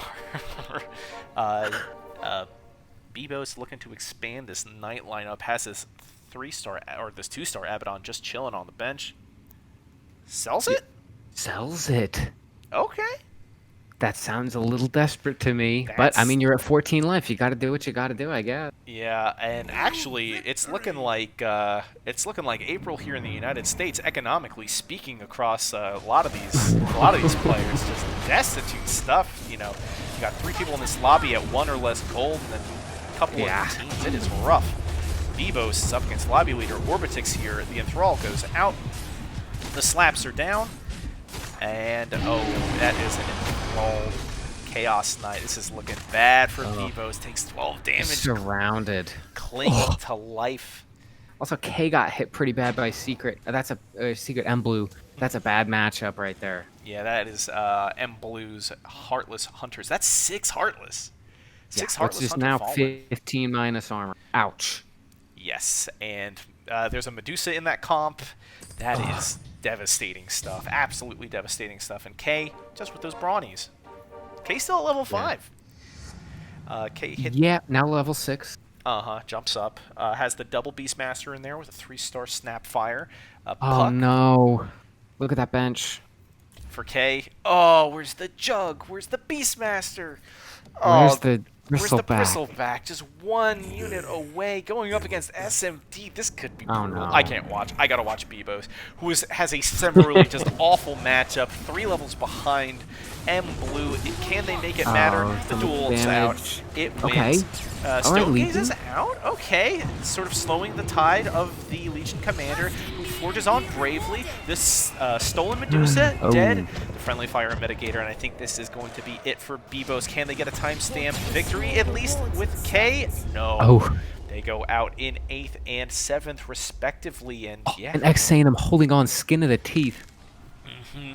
And they live to fight again, puts in that Vengeful Spirit for the 2nd level of Heartless. And some interesting builds coming out for Xanim as we switch our view to them. We see 1 level of Rogue coming out as we go into our item round here. Butterfly? Butterfly looking like a butterfly. That is the pickup. 1 level of Rogue, 1 level of Hunter, 2 levels of Heartless. It's like other people in this lobby seems to be just like diving into that build a bit better. Like M Blue seems to be pulling that build off better, and it shows in the health total. Yeah, we see like 3 people going for these Heartless Hunters, and M Blue has incorporated the Oh my Fallen. god, 4 people. Look at the middle 4. Oh yeah, it is literally just the middle 4 people all going for these Heartless Hunters. At 2 now with Fallen, and yeah, we see this Witless Shaco. Actually, I like this for Xanim. It's on the anti-mage because who cares about mana generation? Yep. He's just Let me big. slap. Oh, mana burning the The Lycan, line. that's huge. Yep, that can be pretty big. The first Fallen goes down. Oh, Yep, gets it there's off. oh, second Lycan. Oh, or maybe that was the first Lycan. The barrels come out for Xanum. It is looking kind of close as XAM is turning the tides. The Anti-Mage does go down, though. This Vengeful Spirit goes down as well. The Death Prophet is not able to do the second Exorcism, and Drow Ranger at level 3 is able to take out the Troll Warlord. XAM fights to live another round, or another match. I mean, Butterfly 3-star is factory of damage. Yeah, just look at that. 8,000 damage, all from auto attacks. Just gross, gross, gross. And, well, won't you look at that? Top of this lobby is Spirits. Yep. See our Spirits coming in full and well. We see, you know, full 6 Heartless right behind them with M Blue. And, yeah, that... Whew. It's kind of looking like Spirits might be a little on the good side. As Oh boy! we'll see just how good, and that into Xanum. I will yo that because that is the 9th Storm Spirit for SMD as well. This is the first Delta Slam. It's a good one. No. 2 boats coming out. Limited effectiveness, but however, this Anti-Mage, it's actually a ton of damage coming out. Metasphere is falling, and oh, you hate to see that. That The puck. bomb drops. The bomb drops. The cruelest mitigator just takes out Xanum. That puck stays alive long enough to avoid the draw, and SMD continues their streak. 5. Legbreaker's Fedora seems super popular. A lot of people going for some brutes. Yeah, you see at least 2 brute players. One with 4 Leroy rounding their stuff out with 4 brutes. One of those brutes being Wind Ranger. Pretty alright. High attack speed, just like dishing out damage. I'm just thinking of this this wind just as a brute with an axe or something. Who is flashing? I'm checking out Incandescent Sky, who is in Heartbeat range. Has Indeed. this Heartless Hunter Fallen build going up against the Orbitix's. Wow. Crowd control. Get over there, Venge. Yep. Ooh, slaps him out in a way. The Fallen goes down, so that's a lot of healing, a lot of damage back into Incandescent Sky's core, and it's just a Get the lot. punch. Is it enough to stem the flow of these Savage units, of these summoned units, of these, Oh, is that a Tombstone? Wait, is that a Wraith King I'm seeing in Orbitix's lineup? Absolutely. The zombies come out. It's not enough. Lone Druid goes down. Look at the second Stone Gaze. That was sick. Yeah, that's actually extremely brutal stuff. What's the cooldown on that? 20 seconds. 20? That's wild. And same as Frost Shield. Put that in perspective. Wow. Yeah, I mean, they're equally as good spells. I Incandescence. love Hunter Shadow Shaman. Yes, same. I mean, that's a naturally high attacking unit too. You know, you got, that's what, Troll 1? Okay. Ooh, let's go. The more Wraith Kings, the better. Yeah, absolutely. I couldn't agree more. This Wraith King is put back into the mix. That's a pretty good drop for Incandescent Sky as we go into round 24. Going to be up against M Blue. That is SMD continuing to just get all the luck in the world. These Spirits now has a 3-star Earth Spirit to complement that 3-star Storm Spirit. And, ooh, Incandescent Sky just running through M Blue. So much damage. Yeah. Oh my god. And look at the zombies. Yeah, so many zombies falling right behind the one true king. Brutal, Loving brutal it. stuff. And it's like, well, if you have an uncontested, like both warriors and mages, why not go spirits? Absolutely. I mean, we're seeing it pay off in like spades here for SMD with 3-star Storm Spirit, 3-star Earth Spirit with the Craggy Coat. 2 embers. Two embers. 2-star embers. Oh they man, could it's a slap in. I Divine would slap Rapier here in the buy screen for Leroy. Do they go for it? They are sitting in last place in health. They do it. Let's go. Let's go. Right over to Leroy. Who do you put on? Rapira. If it's me, it's going on Windy. It's going on Wind Ranger. Okay. There's a lot. I mean, that's going to be doing a ton for you. Or actually, I think Leroy might be Marana? stashing it for now. Or might just put it on Let's Marana. go. Oh, baby. Okay. All right. Marana doesn't have Wind Ranger's move speed, or rather attack speed, but does jump around the map a whole bunch and might have better survivability than the sort of stand and deliver playstyle of Wind Ranger. Goes up against SMD. If they lose here, this could be devastating. This could be a Big jump. an Ember Spirit with Divine Rapier. They are making short work of these spirits. Oh. Oh, Mirana goes down. Mirana is down. The all-out attack goes down. The friendly fire is out, cleaning up these. Okay. Yep. We have a problem, Houston. Yeah, this is. Let's get a mod in here because we have a stolen Divine Rapier to the first place player in this lobby. If life couldn't get easier for SMD, I don't know how. I don't know how. Like, it is going to be easy streak from here on out, and yep. This is gonna be it. Why not? This you is haven't gonna lost be a in forever. problem. Yeah, just slams it on Ember Spirit. Everyone caught in that Sleight of Fizz is going to melt like butter in a microwave. It is gonna be super gross. Can't watch that. Gonna watch Incandescent Sky, who does fall to 7 health. Even with that Wraith King out, has a second Wraith King, has a second Medusa, looking to finish off both of those pairs. This is gonna. I mean, that could turn things around. That's what I'll say. Those are absolutely giant. Anytime you get a 2-star tier 5 unit, changes the board state. Absolutely. Incandescent Sky also with a 1-star Troll Warlord, a pretty expensive board. They go up against Orbitix and that Summoner Shaman spam. The boat goes out. Huge boat. And there's an axe on the table, and Nessus gets swallowed up. Jewel spitting out. Pops off the happy hour. Troll Warlord in the back. And this is looking like a cleanup job. Oh, Leroy gets knocked out by Incandescent Sky. Oh my god. And M Blue actually beats SMD to take your rapier. Take the rapier back. Things are getting a little nutty. Incandescent Sky staves off elimination, beats Orbitix, and we have our final 4. Wow. If M Blue can get that 2-star Medusa, we're going to see some problem. Yes, indeedy. We see Orbitix also landing a 2-star Pangolier. Finish off the Swordsman Alliance. Yeah, we have some pretty interesting alliances here for our top 4. We've got 2 Heartless Hunters. We've got a deep Swordsman, Shaman, Summoner build with 2 levels of Savage for the bonus stacking damage. Yes, we will be sticking with Incandescent Sky as they go up against SMD. This might not be the best matchup for them, as the first Sleight of Fist goes out, the second Sleight of Fist goes out, the first Delta Slam goes out. It's a pretty good one. Hits most of those boards. Another zip from that Storm Spirit, and that's a pretty good second Delta Slam. Let's see. A lot of zombies, though. Yep, those zombies. Zombies, though. It's a third Delta Slam going out, and yeah. I don't think this... Death Prophet can win things alone. Incandescent Sky, you are our 4th place finisher here in round 3 in Group A. You did make me respect Death Prophet, though. And that is no small feat. Congratulations to you. I mean, top 4 in the final 2 sets, right? That's good pole position. Yes, that puts you in pretty good position for this final lobby, and you know that final lobby determines who gets the money and who goes home empty-handed. Let's take a look. We're going to be following the humans again for the top 3, and we got a late-stage Meepo here for Orbitix, who has gone up to level 10. M Blue up at level 10, and SMD chilling at 8 with their spirits. Let's see how Orbitix plays this. We've got Rogue, we've got Swordsman, we've got Brute 2, we've got Shaman, we got Summoner 2. But we are going to watch SMD, right? SMD and M Blue. Pretty big boat coming out. Big Sleight of Fist. Huge Delta Slam. The Horn of the Alpha Creep goes down. Another Puck Spit goes out. A Fallen damage goes out. That's Death Prophet putting out the Ghost. They're going to be coming back soon.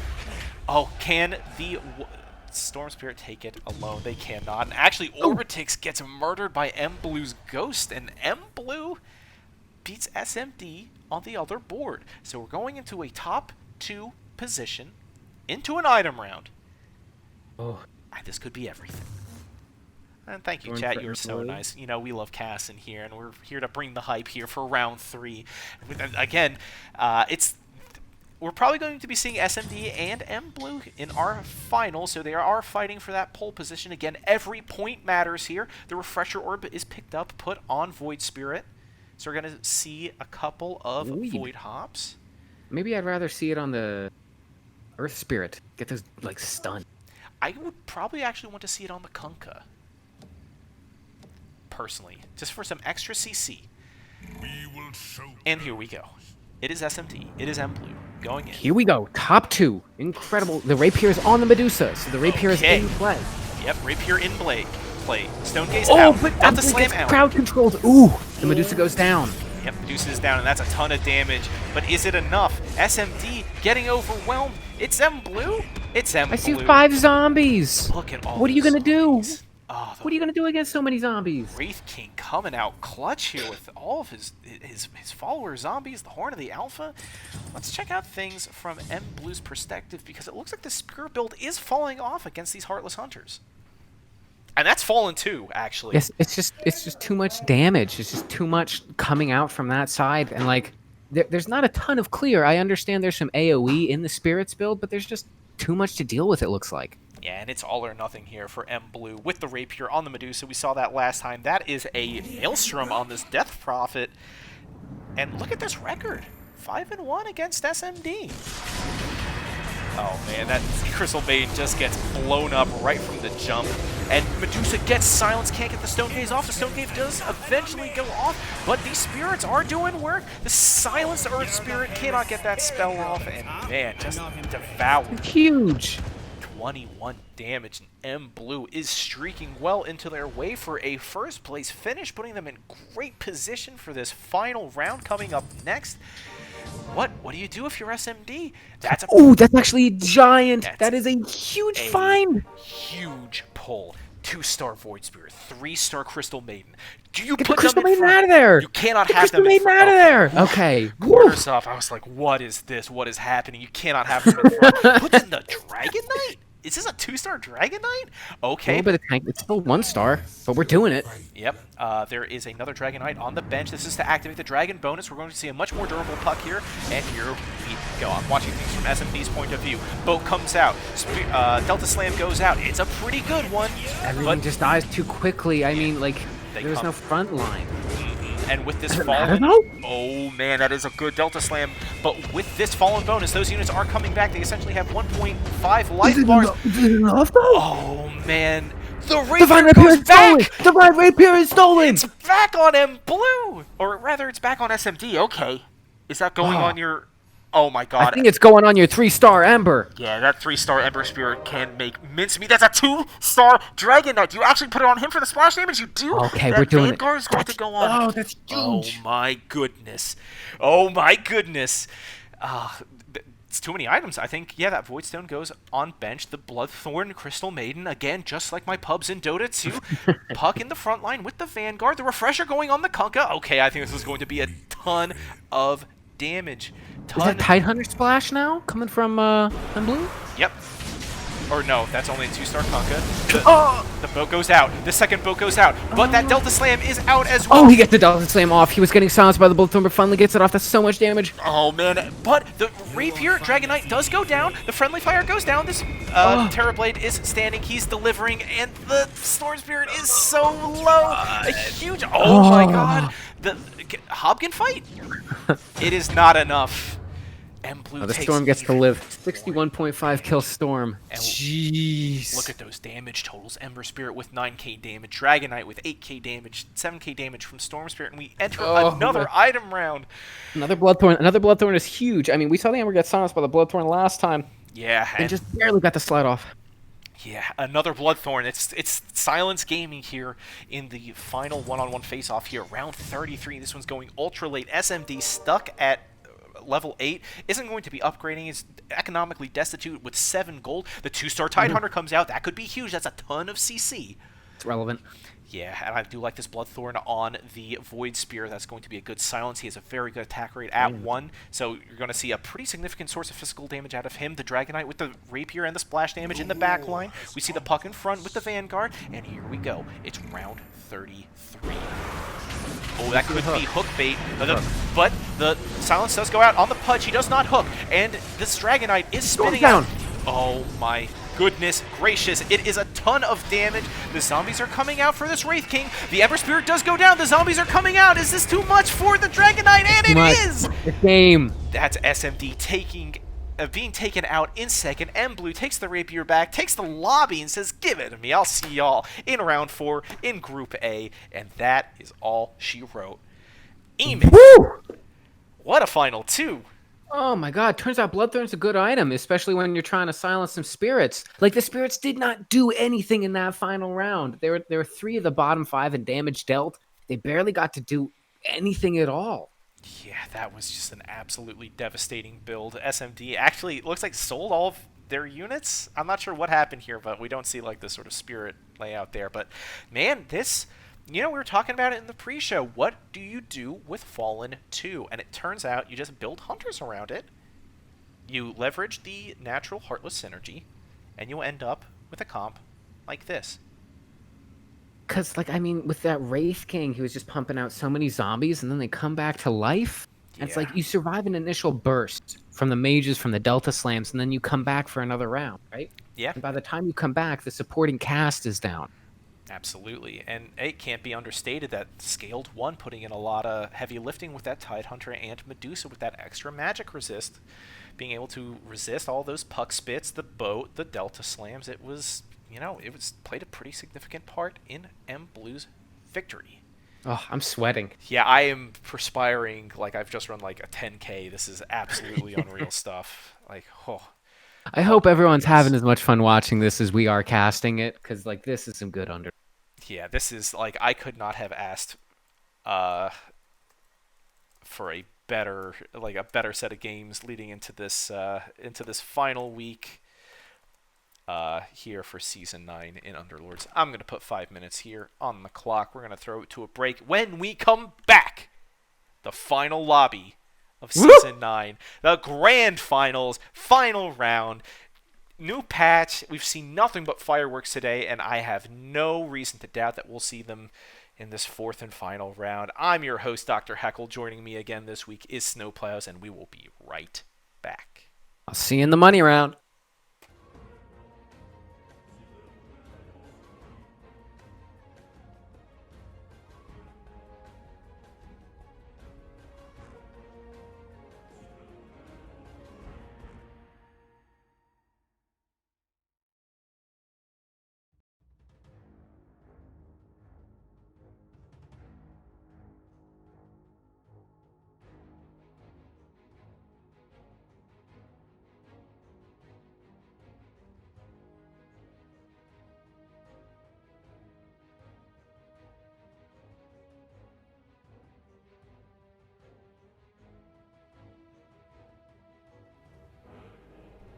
We're going to throw it over to the scoreboard real quick. Don't know if this is properly updated. It's not. This is a static image. I should be pulling this information dynamically from the Underlords website, but I forgot to configure it, or it is not currently. This scene is not currently configured. So, in lieu of that, I'll try to set something up. I'm going to throw it back to AFK for the time being. Maybe try to show it on that screen. We'll be right back.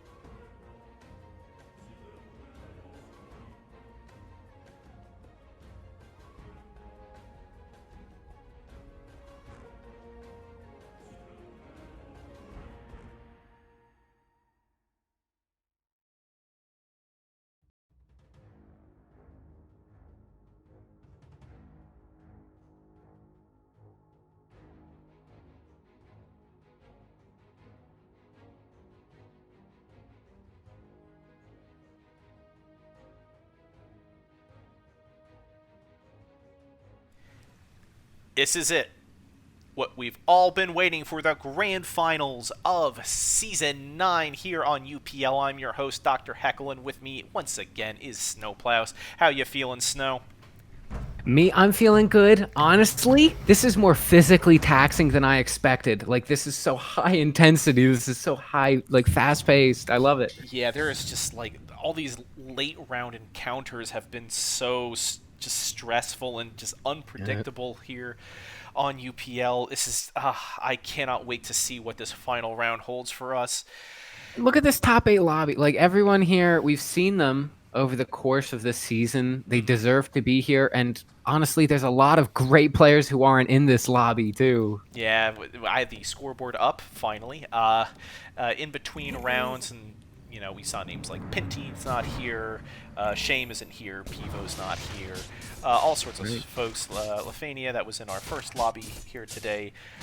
But they've all been eliminated, and this is where it matters, everyone. This is the finals. The winner here gets the money, and all of the bragging rights associated with it. We have with us today, we got Orbitix, Leroy, SMD, Incandescent Sky, Sloan and Noctendi coming up to Group A for the first time. Good time to do it here in the final round. Digitams, Xanum, and M Blue. Nice. Are you on the right scene? I should be. Chat isn't saying otherwise. I am. Excellent. Yeah, let me just hit All right. again. Items coming through. Who do you want to watch? Let's check out. Let's see if there's anything interesting percolating up in the board. I mean, I always like watching shamans, so let's check out Leroy. I'm down. Got early shaman here with a Pudge. Pudge with a chainmail. I don't think physically can die in the early game here. Lots of sheep. Yeah, you need a lot to cut through that. A lot of meat to cut through. We got double Bat Rider coming from Slowlonock Dendy. Okay, we have the makings of a Fallen comp with Incandescent Sky, some Brawny from Digitams, and actually we're seeing a pair of Phantom Assassins down for M Blue. Leroy had sold everything and open forwarded. I'm glad we were watching that. Yeah, same, dude. This is the kind of professional finals casting that we've all come to be familiar with. I mean, what was that? I wasn't expecting that at all. Yeah, bold strategy for the finals here. I'm watching Slonanox 2-star Bat Rider fight another 2-star Bat Rider. Take it home against Orbitix. That's kind of spicy. Did Digitams jump up already? Nope. No, okay. Just overflowing. Just a little bit. Just barely. Okay. Let's pop into M Blue because this isn't something we've seen quite yet. That's a 2-star Phantom Assassin. Now, Phantom Assassin with 2 bounty hunters on the bench. Oh, yes. Could this be the swordsman assassin comp that we've been waiting for this entire finals? Because we've seen a lot of spicy new strats. We've seen the Fallen Hunters. We've seen the spirits with the mages. Magi. We've seen some swordsmen. We've seen a whole bunch of new stuff. But we haven't seen these new assassins yet at all. And, you know, it's M Blue taking home a win against Incandescent Sky. Phantom Assassin dealing 1,600 damage. Yep. We're just so much damage. You want some damage? Yeah. Take a look at PA. Just that's her whole thing. Just do Slowlonock damage. Dendy is streaking though. Okay, yeah, we'll check out Slonanock. That early 2-star Bat Rider certainly does not act to his detriment. And I mean, for sure. We see, I don't know, is this the makings of a Fallen comp? Is this the makings of a Knight comp? 2-star. ¿Por qué no los dos? Yeah, why not? Slonanock going up against SMD here. We're going to see some doggy action. We got that Force Staff chance and Wrath of Nature coming out for the small wolf. Oh, a huge frost shield. Probably on the wrong target, but that's okay. Yeah, that probably would have been better served on that Abaddon, but I mean, hey, damage is damage. The Bristleback goes down. This Magnus is cleaving apart. This Lich and this Bat Rider gets that one last slap in to dumpster them. Hey, that's Shaman. That's Shaman, though. Yeah. Digitams is streaking and has pumped up to 4. Going for the Brawny. Yeah, let's check out what's going on here. And it is a brawny build. We see 3 brawnies out on the field, 2 bristlebacks, 1 beastmaster, 1 snapfire on the bench. But we also see some interesting trappings on the bench. We see a Slark of all things. We see a Wind Ranger and a Shadow Shaman. It's kind of a smattering. Like, you can't quite bump. Okay. Yeah, got rid of the... Who did you get rid of? The Shadow Shaman. Got rid of the Shadow Shaman, and now we are looking at a pure brawny composition here. Out for the Jatams with the double Beastmaster and the double Bristleback. The buff dudes only. Here we go. Get the muscles. Going up against Incandescent Sky, has opted for a Savage Shaman build. The dog goes down. Oh, no, the Bristleback. Man, Bristleback just wants to fight. Please. Oh my god. That dog doing so much work, worth its weight in gold, might actually win Incandescent Sky the this lobby. Like, the chances, it's a 20%, right? So that's a 1 in 5, and it happened 3 times in a row. Oh my god. That's a 1 in 125. Welcome to the finals. Welcome to the finals, everyone. That is... Oh, that's incredible. the most genuinely entertaining play I've seen in quite some time. Let's check Blue out... streaking. Yeah, let's check out M Blue as they continue to streak. They've got that target buddy out on the field. On level of Heartless, the makings of an assassin comp. We have that 2-star bounty hunter out on the field, and that is the Let's go. Ember Spirit. We've got our first assassins of the day, E-Man. I am excited. Me too. I want to see how it works at this level. Well, that Nature's Prophet instantly got eviscerated by Phantom Assassin, but unfortunately the Chuft I don't think will be there to finish this out for M Blue as they go up against SMD's Shamans.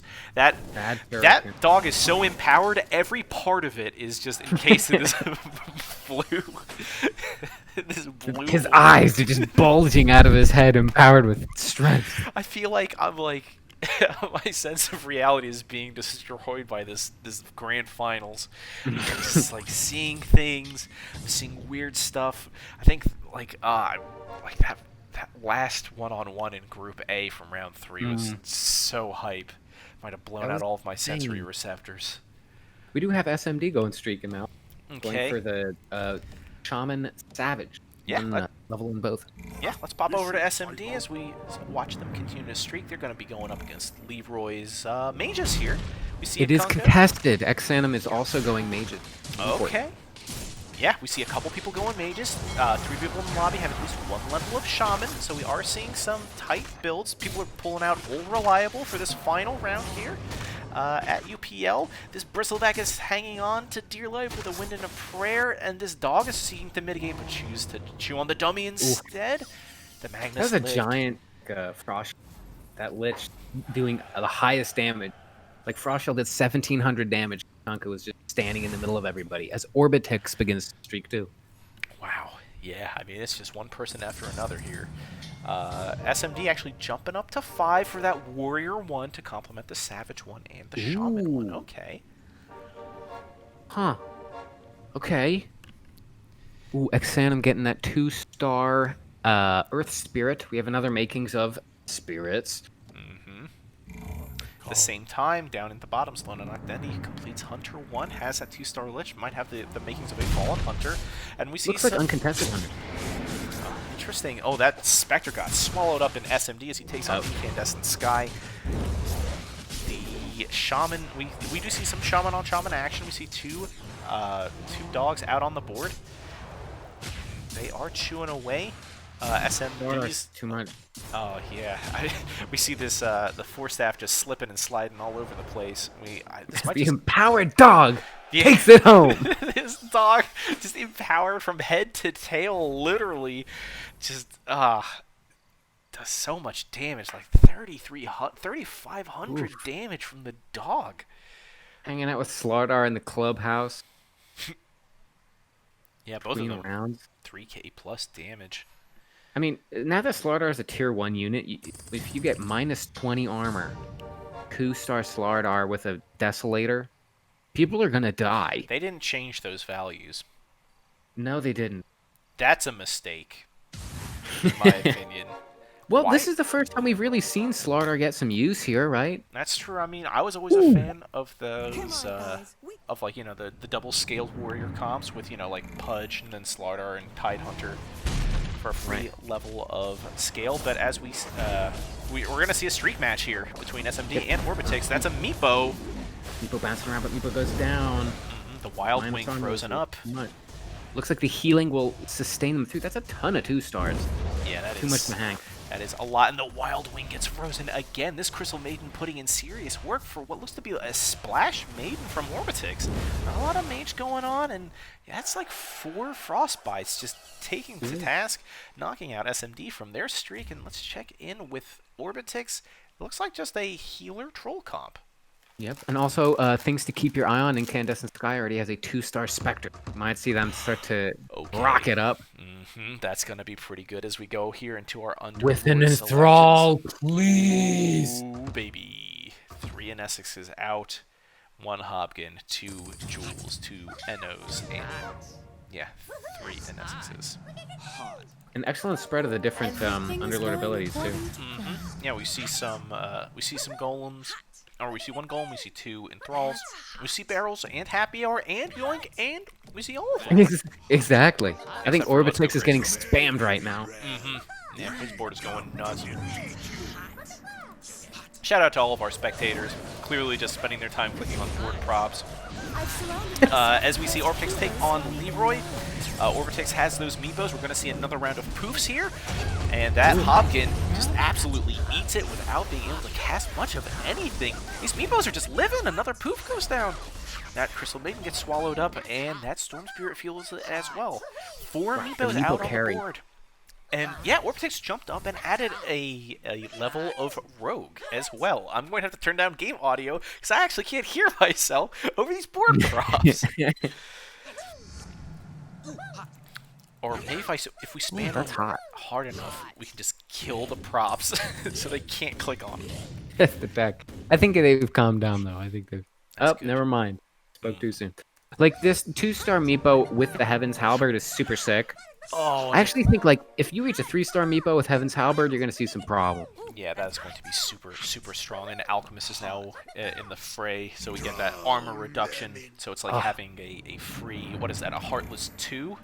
How much acid? No, not even Heartless 1, actually. So Meepo's gonna pop off. That's the first poof. He, moves his position around. We're gonna see a second poof here soon from the clone. Boom. Pops out, and yeah, Meepo's are swallowed up.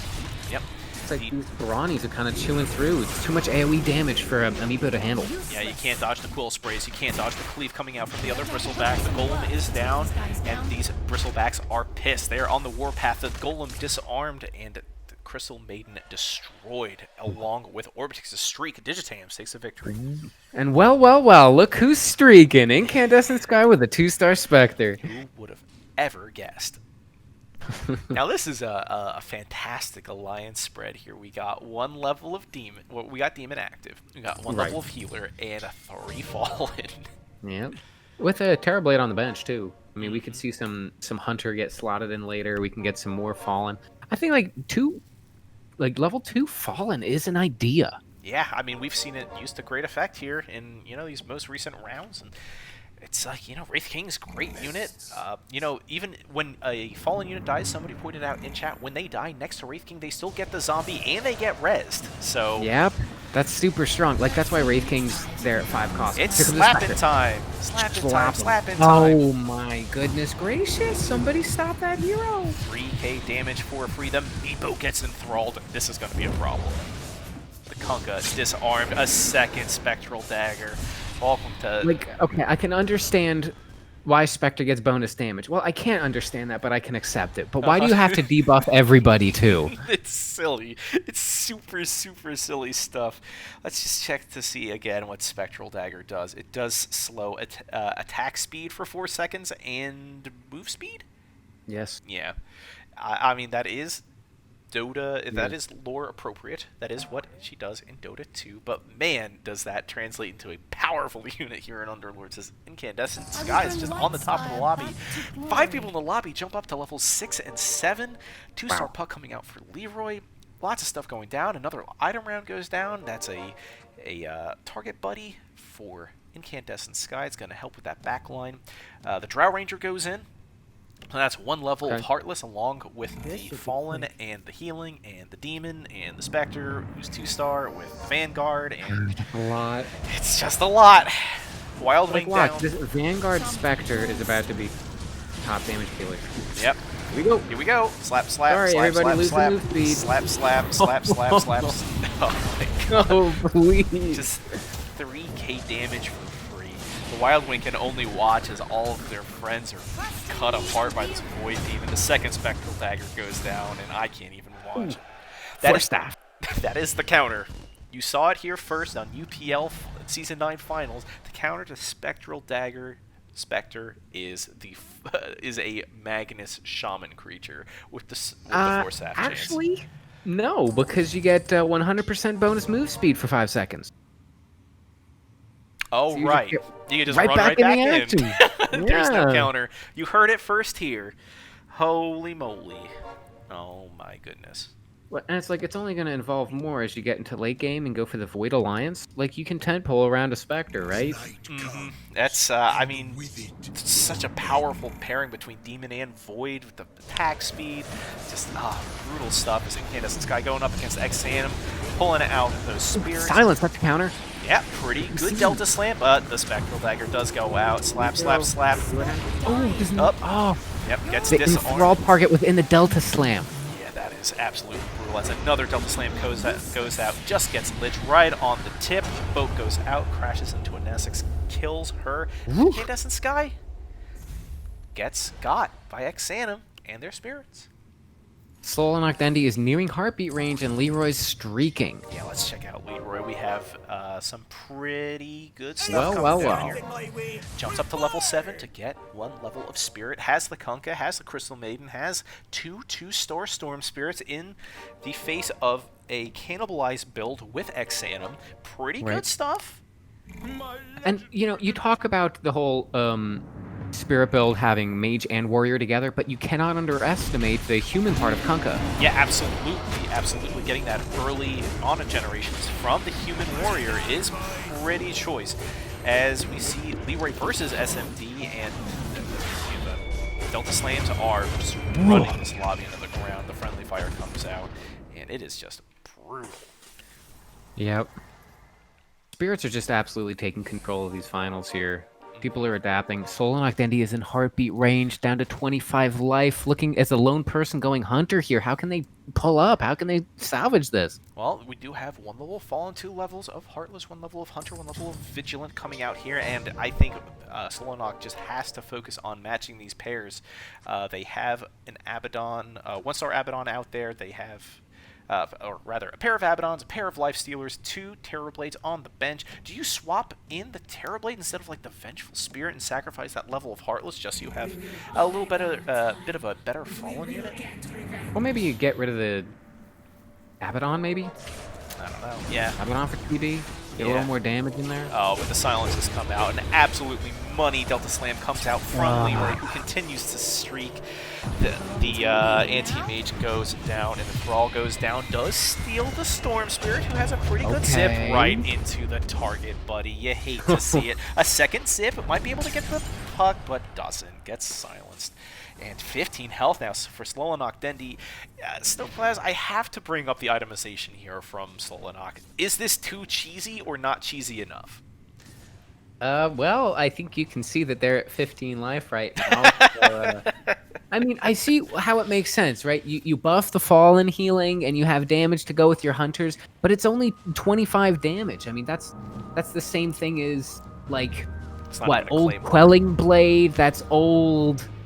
Dragonlance, that's not even a Claymore. Yeah, that is rough stuff. Solonok trying to level up, has rolled down, is up to level 8 as we enter this item round. There's a Crown of Antlers being offered to Solonok Dendi, a Mask of Madness, Battle Fury. Buff the healing. Yeah, all of these would be good choices. Throws them all in the garbage, and goes with a Witless Shaco. Puts that on Pudge. Who needs it? Who needs the mana? You just need to hook once, and actually opts for... very briefly, we saw Rogue Swordsman until they too were thrown in the garbage. Excellent. Yeah, they're just kind of overflowing. See what you could pair. I mean, Solo Noctendi is pretty desperate for a pair right now. Yeah. Matching everything. Yeah. Ended up selling a bunch of units back up to 22 gold, so they are not completely out of the game economically. Going up against Orbitix here. Orbitix has a lot of stuff going on. Has some rogues. Has some. Has that Meepo. Has this Lycan. The Enthrall goes out. Oh, Just that too much unnecessary. damage, too much minus armor. I mean, that acid spray was. That's an enthralled Meepo. No, it does not get the second poof off, and yeah, the chewing, the spitting, the gnashing of teeth. That's a two-star Shadow Shaman with another round of wards coming out. Sloanok then he's slipping ever closer to elimination. He's the highest Okay, level person decision in the time. lobby. Yeah. Right? You have 22 gold, you're at 10 life. How do you work it? You're level 8, tied for the highest in the game. Mostly everyone Gold to level 9. Yep. Chooses to go up to level 9. What do they put in? 8 on a 9 in there. Cannot reroll. They are broke. They should put in another unit if they have gone up to level 9. Solonok Bendy, thinking ideally. it over. Okay. That was a hard decision. I mean, I can understand. Oh, Hidden Terrorblade. Hidden Terrorblade, okay. Doesn't put any items on the Terrorblade either. Interesting choice. He's just going to sit there. It's like he never leveled up at all. Going up against the 6th Shaman unit. Has that black Debate! Do you like that? Oh my god, absolutely. Terrorblade Unleashed. Big brain plays, gets charged, busted out, transforms, and then gets absolutely run over. The Spirit Breaker did get enthralled, hits the dragon, gets silenced, gets force stabbed. That's all she wrote. Solonok Dendi out in 8th place here in our final match of the day. Just kind of a sad end there. Yeah, like a great day from Slolanok Dendi was doing strong in the other lobbies. I mean, we didn't see them a lot today, but hey, you make it to the final lobby of the final day, you're doing something right. Yeah, and actually got some spicy stuff coming out from Mblue, who has committed to this Assassin's build. Let's go. Bounty Hunter, 3 stars, money, money, money. We see a 2-star Slark with Mask of Madness. We see a Tide give me Hunter. that scaled, yes. Okay. We see the Yule's Yule Scepter Ember Spirit, so everyone that gets hit gets Yule's. Just kidding, it's not that great. You see that Armlet Spectre? I do see that Armlet Spectre, and let's see how this goes. Went up against Orbitix, who is streaking. Oh, throws out the dagger, but gets stunned twice. First from the charge, then from the boat, goes down. And we see the snakes come out, the all-out attack coming out. All of the wards poisoned. Can this 3-star bounty hunter solo the entire enemy team with the Eno? And not so much. Not enough. Not nearly enough, yeah. I think we've got to see some different positioning from the Spectre. Like, in the middle, you don't benefit as much. You're kind of like the idea of a Sand King or maybe a Beastmaster, where you want to hit a lot of people in the diagonal. Absolutely. I think putting Spectre sort of closer to the edges of the board might hit more people with that Spectral Dagger. Yeah. And make that a bit more effective. You want to watch Orbitix? They're streaking. They are, and Mblue is not quite in heartbeat range, so we will detour over here to Orbitix. They are going for a bit of a rainbow build here with some trolls, some savage, some summoners, some rogue, some brute, and some healer. Wow, with a paladin sword, so the healing and the Octarine Essence on the tree, you're going to see a lot of healing come through, especially from this front line with a lot of brutes. They might be able to outlast some composition. I do like the synergy. Also with rogues with the Talisman of Evasion on that Meepo, they are up against SMD. That Black Dragon is out. That early Shaman 3, the poof goes out. Good charge. Another good charge. Yeah, 2 good charges out from both of these Spirit Breakers here, and this Black Dragon is doing some damage. Yeah, up to 3,500. You know, that splash is quite effective. The Golem goes down, the ship goes out into the Acid. Another charge. Huge. Oof, hits that Magnus, who is cutting away at this Golem. Is it enough? Meanwhile, the Black Dragon just continues to spit up to... Look at all that damage just piling up. It's insane, yeah. Oh my god. Oh, Digitams gets a 3-star puck. Okay, we talked about this being a win condition, so let's see if Puck can put the money where its mouth is with this Skull Basher. All right. You can get the MKB. Yeah, passes up on it. Okay, there's a Maelstrom. Butterfly could be cool for effective health, yeah, Butterfly. Yeah, Butterfly comes out. This But puck, Emblue is low. Let's keep an eye on Digitams, but I think we should watch Emblue. front of my Digitams, indeed. But yeah, M Blue trying to make this assassin build work. Up to 5 assassins. Selling. away. Once this Ember Spirit hanging on to 1 gold, not necessarily could be knocked out. 18 health is still a decent amount of health. Really need to do a handstand here to die. Gonna go up against Incandescent Sky's Ghost, who is sitting pretty at 44 health. An enemy Spectre comes in.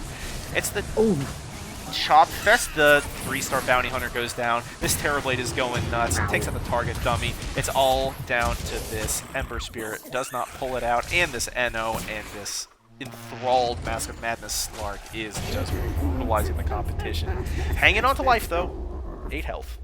Well, you see, like, Incandescent Sky Spectre has a Silver Edge, and M-Blues has the Armlet. I mean, Armlet just isn't, like, it's not great. You don't get the bonus health that you do in Dota, so losing 80 health per second is substantial. You do get the armor, and you do get the attack damage, though. And combined with that attack speed and that natural positioning into the enemy's backline could be pretty useful to get all of that bonus armor.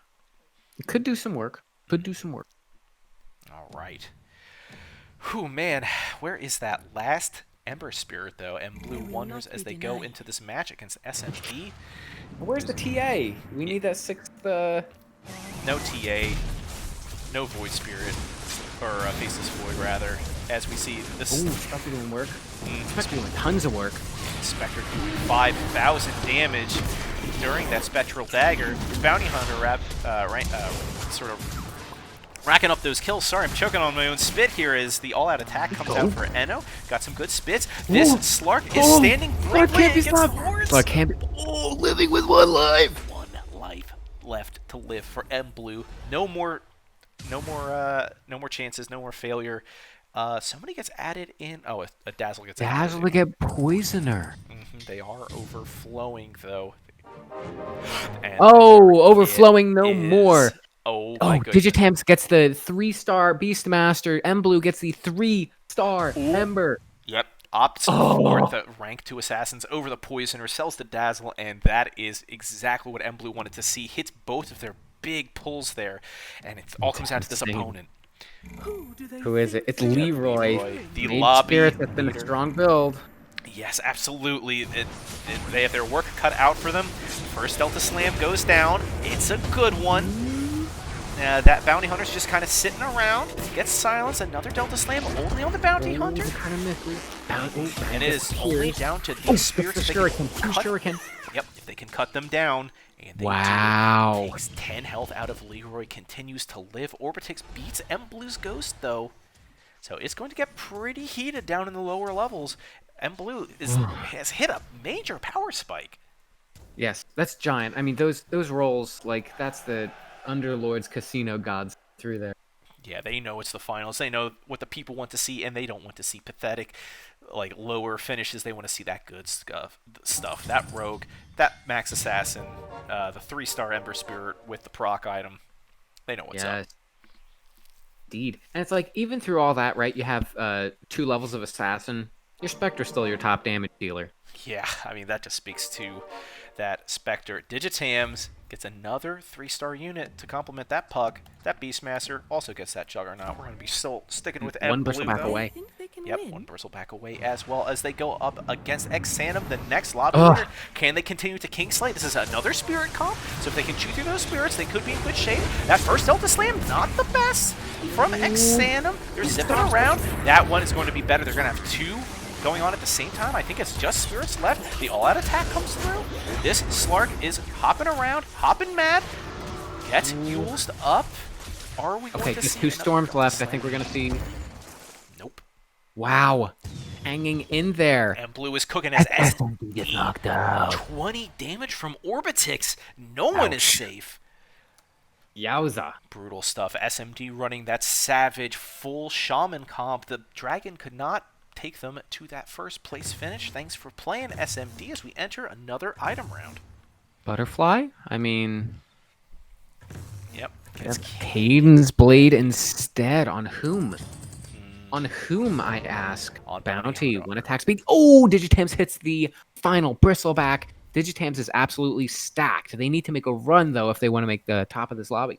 Yes, and there are a lot of people hitting their draws so crucially, so late here in this final match here for Season 9 in the Grand Finals.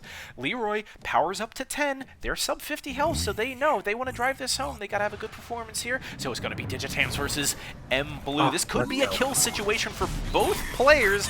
That lone droid gets assassinated, but not before getting that bear out. The spit goes out. The Mortimer kisses. The shotguns. This Ember Spirit needs to live, but doesn't. Gets swallowed up, and this is more than likely the end of M Blue's road here in the finals. This Endo needs to do massive work that I don't think they're capable of, and that's it. 6th place finish for M Blue. Digitams is a beast. I mean, you have cheap pucks in the front, like shooting these illusory orbs everywhere. It's gonna be tough to crack that comp. Ton of mana, ton of survivability as our eyes turn to Orbitix, who is now hanging on themselves with 5 health. Okay, I like Butterfly Doom. So much damage. So much damage, so much survivability. You look at that 15 armor, 3,100 health, and dodge chance. Hello? Pretty damn good if you ask me. We see rogues on the board, 4 brutes. We see 3 summoners, 1 level of savage. We see this frontline spirit breaker, the Heaven's Halberd Alchemist. Super love that. Good rogue synergy. Talisman on Meepo still. And who is Orbitix going to be up against? It's going to be, it's going to be Incandescent Skies, a Fallen Heartless comp. Tons of Fallen. Actually gets the level 2 Fallen. So oh boy, is that a level 2 Wraith King? Oh, how did that happen? Oh boy, the Spectre is out. She's trying to chop, but this Meepo refuses to die. Oh, the healing. Oh, the dodging. Oh my goodness, the damage is severe. Another boat comes out. The enthralled Kunkka. The Golem goes down, starts to slap. Vengeful Spirit dies once. Is it enough? All of these Tombstone zombies. Orbitix goes down in the meantime. But we were just watching Orbitix. Right, correct. It hit before the round ended, interestingly enough. And yes, that is the end of Orbitix. Incandescent Sky with a level 2 Wraith King. I mean, that's a 2 radius for Tombstone. Wraith King's coming back too. Yeah, that is so much survivability, so much damage, so much spam. Our eyes turn to Digitams, who has fallen to 8 health. We see with a strong comp though. Yeah, we see the double Snapfire, the level 3 puck, the Butterfly Beastmaster, the Blade Mail up over on the Bristleback. The 3-star Jug giving everyone health. They're going to be up against Exanum's Spirits here. First one comes down. The boat comes down. Here comes the Delta Slam. The wave from Coddle. Okay, that's a ton of damage, but is it enough? This Bristleback is so tanky, so biffy. And Jules probably going to meet their end here. This Bristleback just keeps putting out the quills, and it is going to be a ton of damage onto Exanum here. 14, in fact. We're going to shift view over to them. And this Spirit build, Spirit Mage, is a level of Void too. Very interesting. Okay. I mean, even if it's vultured, like the person in first, Leroy and Exanum, both top 4 finishes, both going Mage Spirits. Yeah, and that just shows the power. Neither of them have 3 stars. All of the 3 stars in the lobby are sitting in Digitams' court. They have actually included a lone druid to get a dog into that comp as well. But we'll be, again, focusing on Exanum. Yes. And a refresher on Kunkka, we're seeing that's very popular, right? Yeah, it's super strong, particularly if you, getting those boats out is just so much damage and so much CC synergize as well. I believe it's magic damage, as they're going to go up against Incandescent Sky. That 2-star Wraith King, both boats go out. We see a good Delta Slam. The zombies come up, a lot of fallen healing, another Delta Slam coming out. God save the King, maybe? He's a little alone, he comes back. Yep, comes back at half health. More spirits are on the board, but not enough to do the Delta Slams. A huge Coddle Blast comes out, but I don't think it's going to be enough. Coddle turns into a minion to the King, and that's it for Exanum as Digitams continues down the warpath, still hanging on at 8 health, takes a chunk out of Leroy, and we have our top 3 in this lobby. Goodness, and the Bloodthorns are going to start coming out. That might, yep. Here come the Bloodthorns. Yep. I mean, when you're against spirits, you want to silence them. You're against these fallen. Horn of the Alpha for okay to silence Sky and Scythe of Vice for Leroy. Okay. Oh, that definitely helped in this. Yeah, we're going to start seeing a lot of minions for Incandescent Sky with that Horn of the Alpha. There's actually a Cadence Blade Medusa on the board as well for Incandescent. A 2-star Coddle for Leroy? Okay. Okay, so the 2-star Tier 5 units are starting to come out. It's versus the low roll Philosophy Digitams. Let's see. See the humans. The humans are going to be Digitams and Leroy. Okay, here we go. That's so many spirits. The level 2 Coddle. All of that mana coming up. It's charging. Oh, it's going to be a full charge, but it is not the most effective. One Delta Slam comes out, has a pretty good hit, gets both of the Snapfires. Second Delta Slam hits absolutely no one. That is tragic stuff, but they're zipping around. We got our Storm Spirits zipping. Second Dissimilate? Yes, second Dissimilate. Oh, yeah, that was not huge. Enough, though. Not enough. Leroy gets hit for 12 damage as Digitams continues their streak. Incandescent Sky, though, did beat Digitams' Ghost. This could be a turning point for them. Leroy, please. I mean, no 3-star spirits. Tons of storms out there, but coming through yet. Oh, the 2-star dragon. That could be pretty big. Needs an item, please. Yeah, let's see. Leroy, you've got so many good items over here. You've got a Silver Edge for the attack speed. You've got an Eye of Scotty for that slow. And that's kind of it for the damage. Please, anything. Anything? Silver Edge? Nothing. All right. Chooses to keep that on the Storm Spirit. Digitams Incandescent has 2 streakers in the top 3. Let's see what happens. Yes, indeed. Remember, Incandescent Sky did just beat Digitams' Ghost. The Horn of the Alpha goes down. The spin is out for Jug, but there's a lot of void damage coming out from that Cadence Blade. A really good Ravage from Tidehunter, and this Puck keeps spitting out these illusory orbs. There's a lot of clear going down. Bristleback and Juggernaut in the back line on their warpath. Both go down, though. This is looking very bad for Digitams. The damage. And that's it. Digitams' run ends there at 3rd. Leroy beat Incandescent Sky, too. Spicy final. Top 2, playoffs. Who wants the money? Yeah, let's take another look real quick, and this is unfortunately going to mute us in between rounds.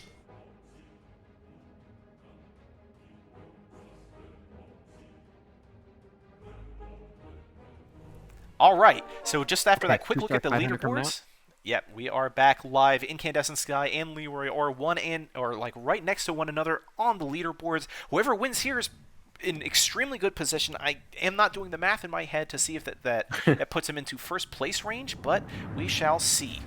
Incandescent Sky. Incandescent Sky with the interesting formation and the scaled. Let's see how it plays out. Yeah, good Delta Slam, good Ravage, good Sunder. We start falling. We start to fall. That is an incredible Delta Slam. Disables both of the Thunderhide Alphas. We see the zombies coming out, the Friendly Fire coming out. Another Delta Slam. That zombie is getting harmed when a Coddle Blast comes through. That's an enthralled Coddle. That zombie is doing mad work, and it is just an 8 damage win for Incandescent Sky as they extend their streak to 7. Could this be it? Can they streak out of Season 9 and take home the gold? And the King of Wraiths is just doing too much. He's just walking forward into them, saying, okay, you can kill me, you can kill my friends, but we get stronger. I'm just going to keep running at you. And, man, the positioning here is going to be so crucial to drive this home. Incandescent Sky still floating 16 gold as they continue to streak. Leroy is flat broke. Let's take a look at how they're doing. They're still backlining all their spirits. Has the Coddle in the corner. Has the Puck back there too. A lot of Pucks back in the pool ever since the demise of Digitams. We're going to be watching things from Incandescent Sky. Okay, no Ravage. No Ravage. Gets silenced. Yep. Gets the Ravage up. Doesn't really hit too much. I don't think it hit anyone. A bunch of really good Delta Slams coming out. That's the 3rd one. A Pig going out. Dragon Knight doing a ton of damage. Medusa doing their part. Nice slams. So much going on here. We see another Delta Slam taking out that Earth Spirit. That got the double Horn of the Alpha. Another Coddle Blast comes through. And Horn of the Alpha? The Alphas? The Alphas? The Alphas? The Alphas. The Alphas? Alphas clean it up. They take it home. Vengeful Spirit, so much damage. Well, how is there 2? When you revive, do you get... Oh my god. I think so. Okay, well, does not take another Horn of the Alpha, even though it brought them home last game. Maybe Vlad's on your Wraith King? I mean, just go full Dota, right? Yeah, why not? That is so much. When the Vengeful Spirit comes back, she gets another Horn of the Alpha. That's incredible. Yep. Wow. Welcome to these new mechanics. We got, Mhm. I mean, a tier 5 item with Fallen 2. This is some spicy stuff. Yeah, Fallen 2 is like such a highlight for me in this tournament. We have a second star on this Death Prophet 2 with the Void Stone, putting her up on the front line. Drow in the back line with that Silver Edge. Let's see. This could be it. This could be the final match here for the final group here for Season 9 in UPL. The Spirits go out. The first Delta Slam is out, and it's good. The Ravage comes out, and it's good. A Coddle Blast comes through. Both of the Alphas are out. The one is running quite low.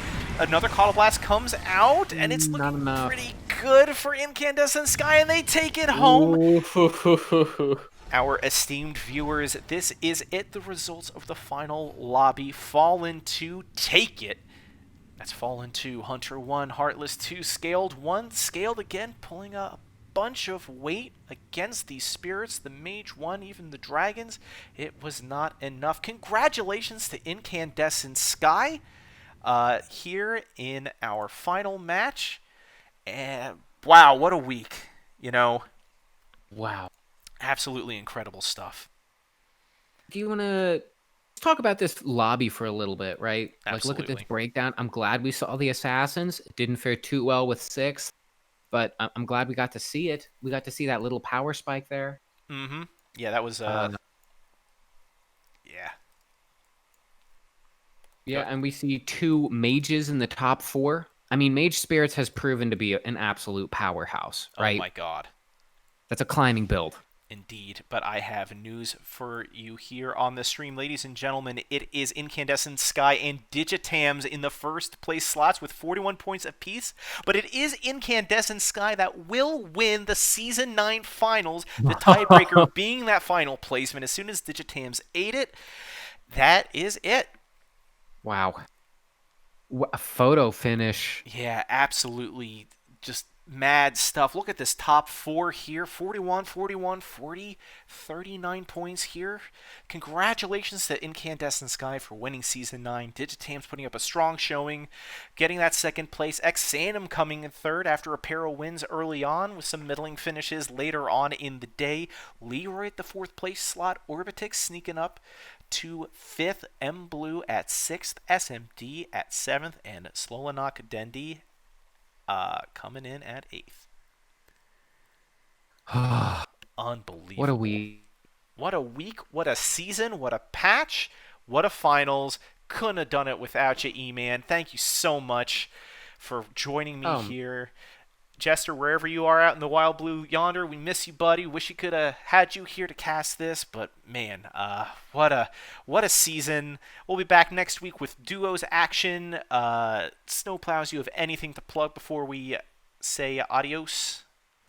Once again, if you liked some of my rapping there on some of the final boards, trying to get my insight in, you can go to Eric D. That's Eric DEE 2023. My SoundCloud. Got stuff for everybody on there. And once again, thanks for listening. Thanks for being a part of this wonderful community. And keep on rocking. Yes, it is the community that keeps us running from week to week. Excellent work from all of us. Again, special shout-outs to Tin Man for working on Season 1.5 and all the early bird stuff. And shout-out to UPL for giving us this wonderful tournament to keep us entertained all month long, all season long. Tune in next week for duos, but until then, this has been Dr. Heckle. My co-host is Snowplows. Have a good week. Peace.